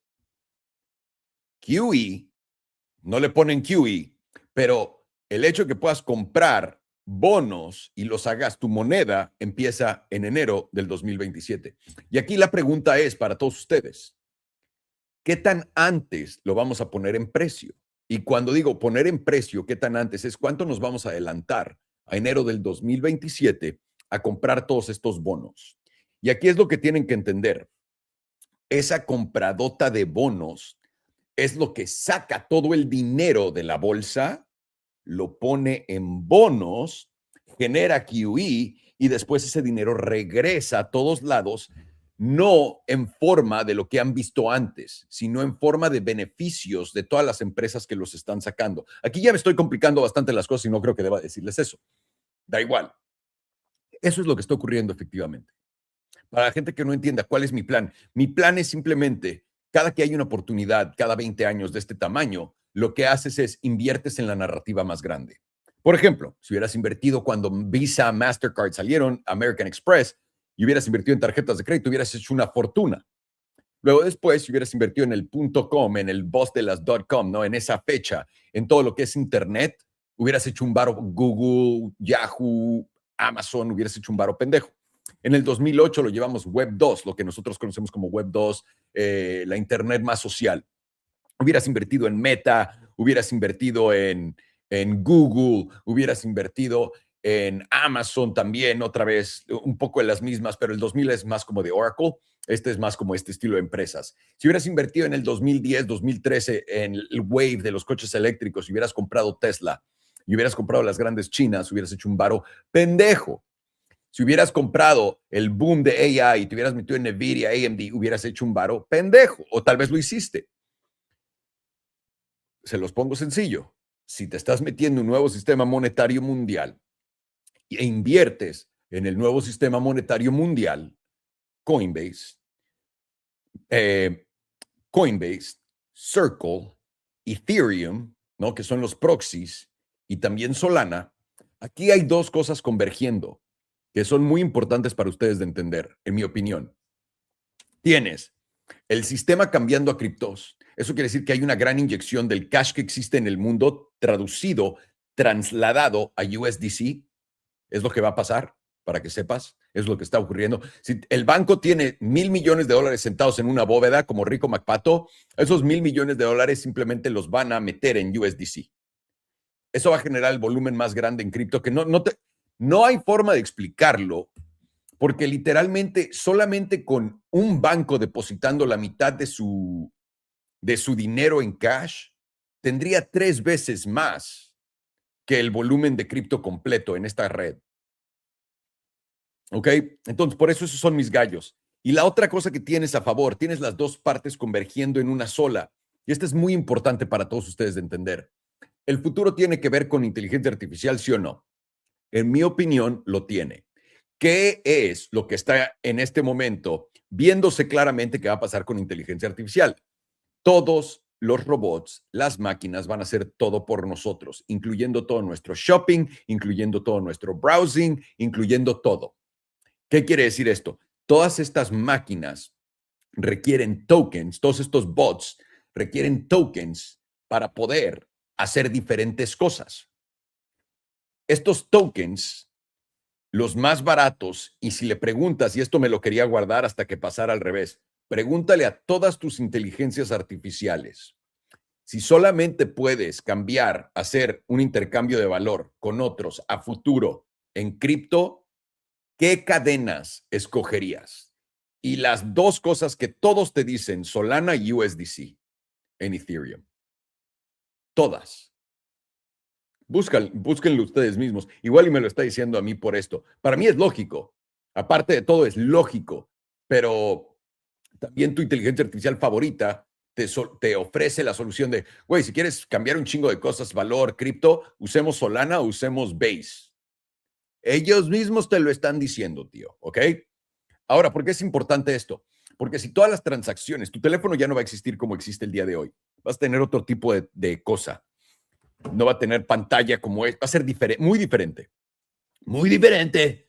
Y todo esto le vas a pedir a AI que haga, güey, ¿puedes reservarme esto? Va a tener que acumular tokens, vender tokens para hacer todo.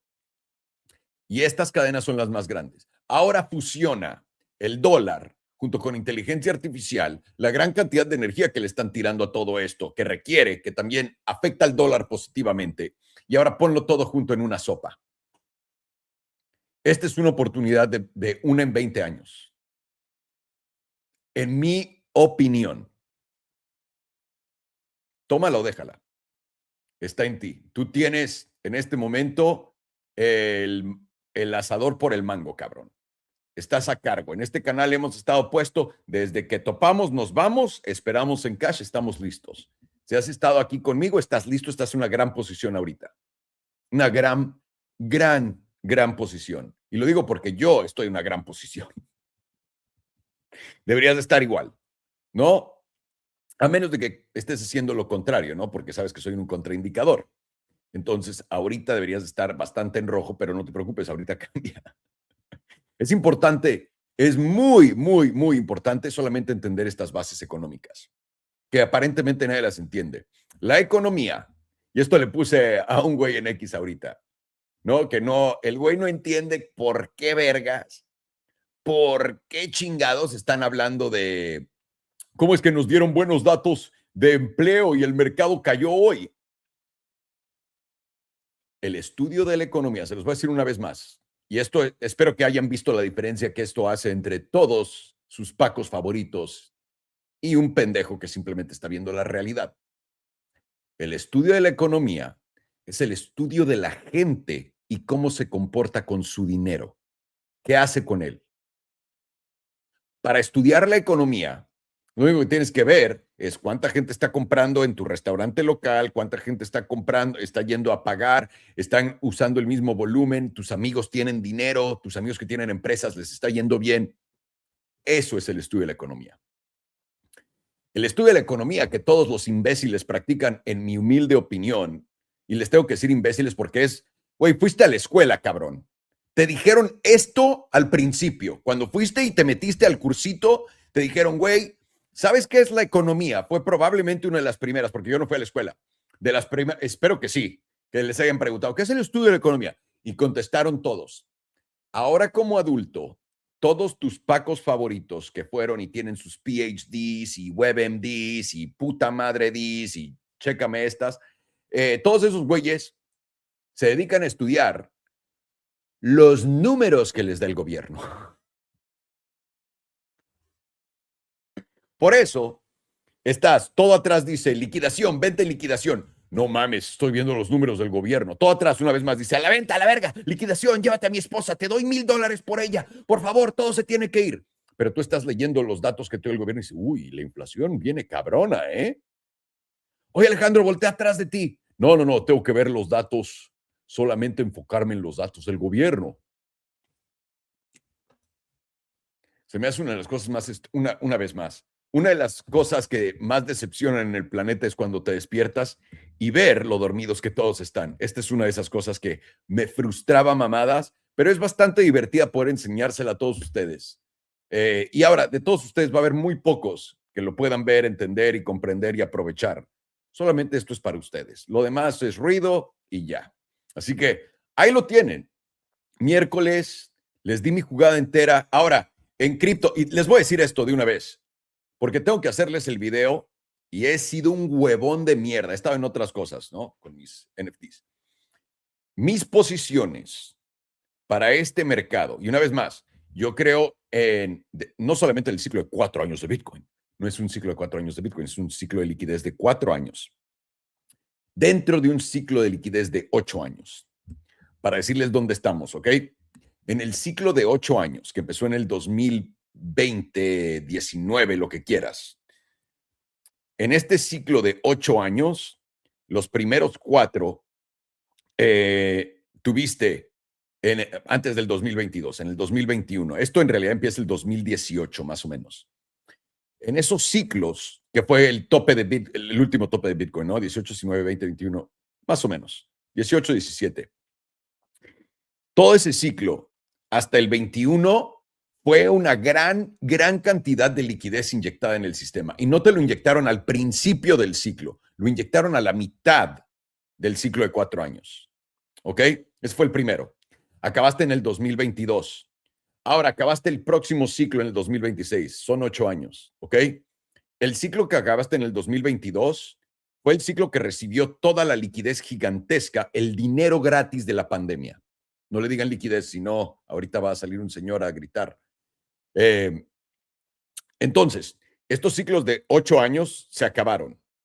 Y estamos también, está acabándose ahorita, y estamos también acabando el ciclo de 16, que es el que viene desde el 2008 hasta acá. Una vez más, no todo tiene que encajar 8, 4, 16 perfectamente, 32. No funciona así.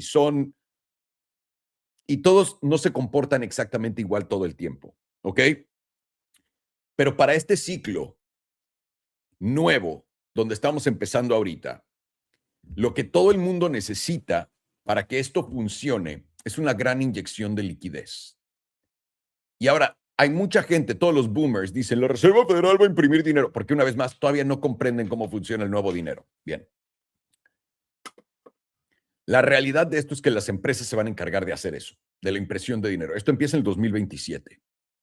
Cuando empiezas un nuevo ciclo de 8 años y uno de 16, tienes inyecciones de liquidez enormes. En el 2008, 2009 fue el primer trillón que imprimimos. En el 2020, pueden verlo.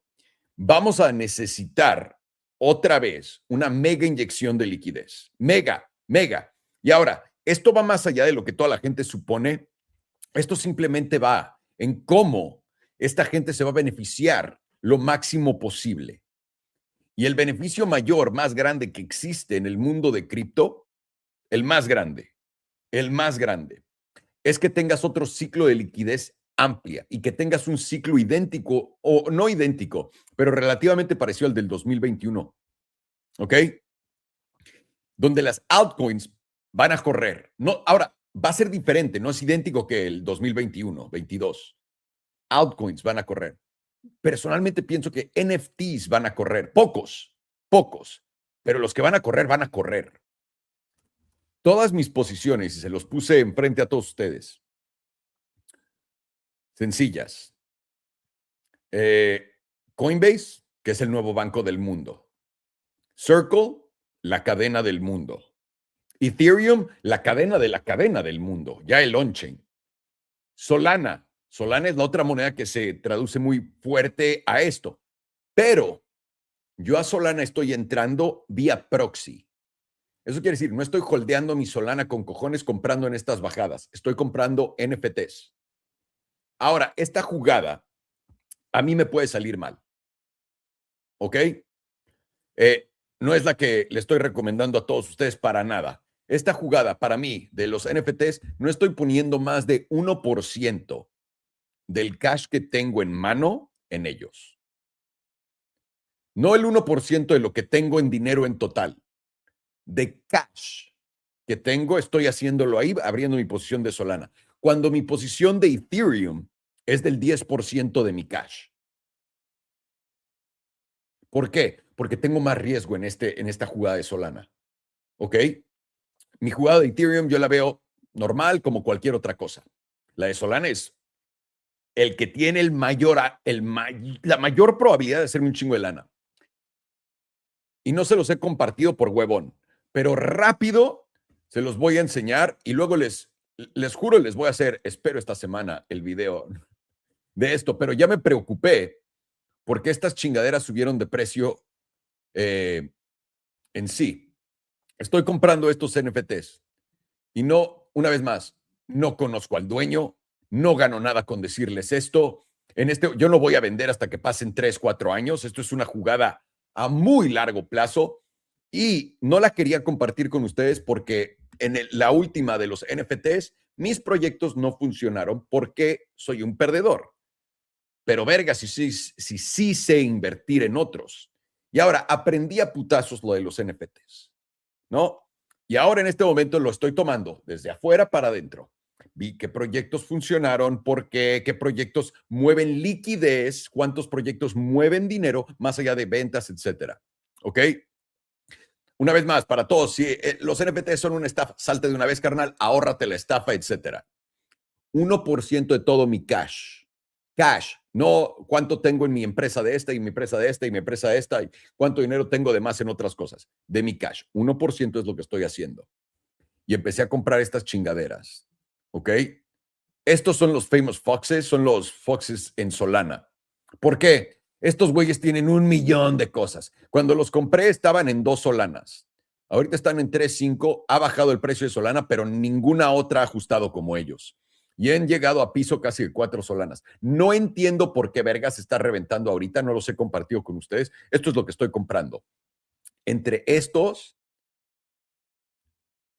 solamente compro muy raros de estos, que son los mismos, pero en pixelados, ¿no? Solamente compro muy raros de estos, se los quiero decir.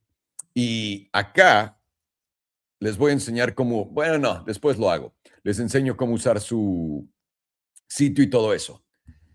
La única razón por la que lo digo es, si ya empezaste, estás en esto y te gusta el plan y sabes qué, has estado buscando qué vergas, aquí está lo que yo estoy haciendo, te lo pongo como siempre, ahí tú haz lo que quieras. La razón por la que lo hago ahorita y les estoy diciendo es porque no ha dejado de subir. No tengo ni puta idea por qué. Yo esperaría que baje más, pero esta es una colección diferente y en el video que les haga van a ver por qué. Y con eso los voy a dejar. Es todo. Esta es mi jugada. En el mundo del nuevo banco tengo eso. Y además tengo inteligencia artificial a través de Tesla con energía. Es una jugada muy grande.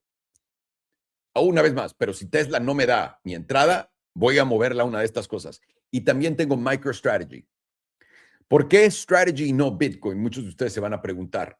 Porque el mercado de cripto no funciona en lógica ni en fundamentos. El mercado de cripto funciona en es lo que es o en contra de, o funciona con hype, sobre todo hype.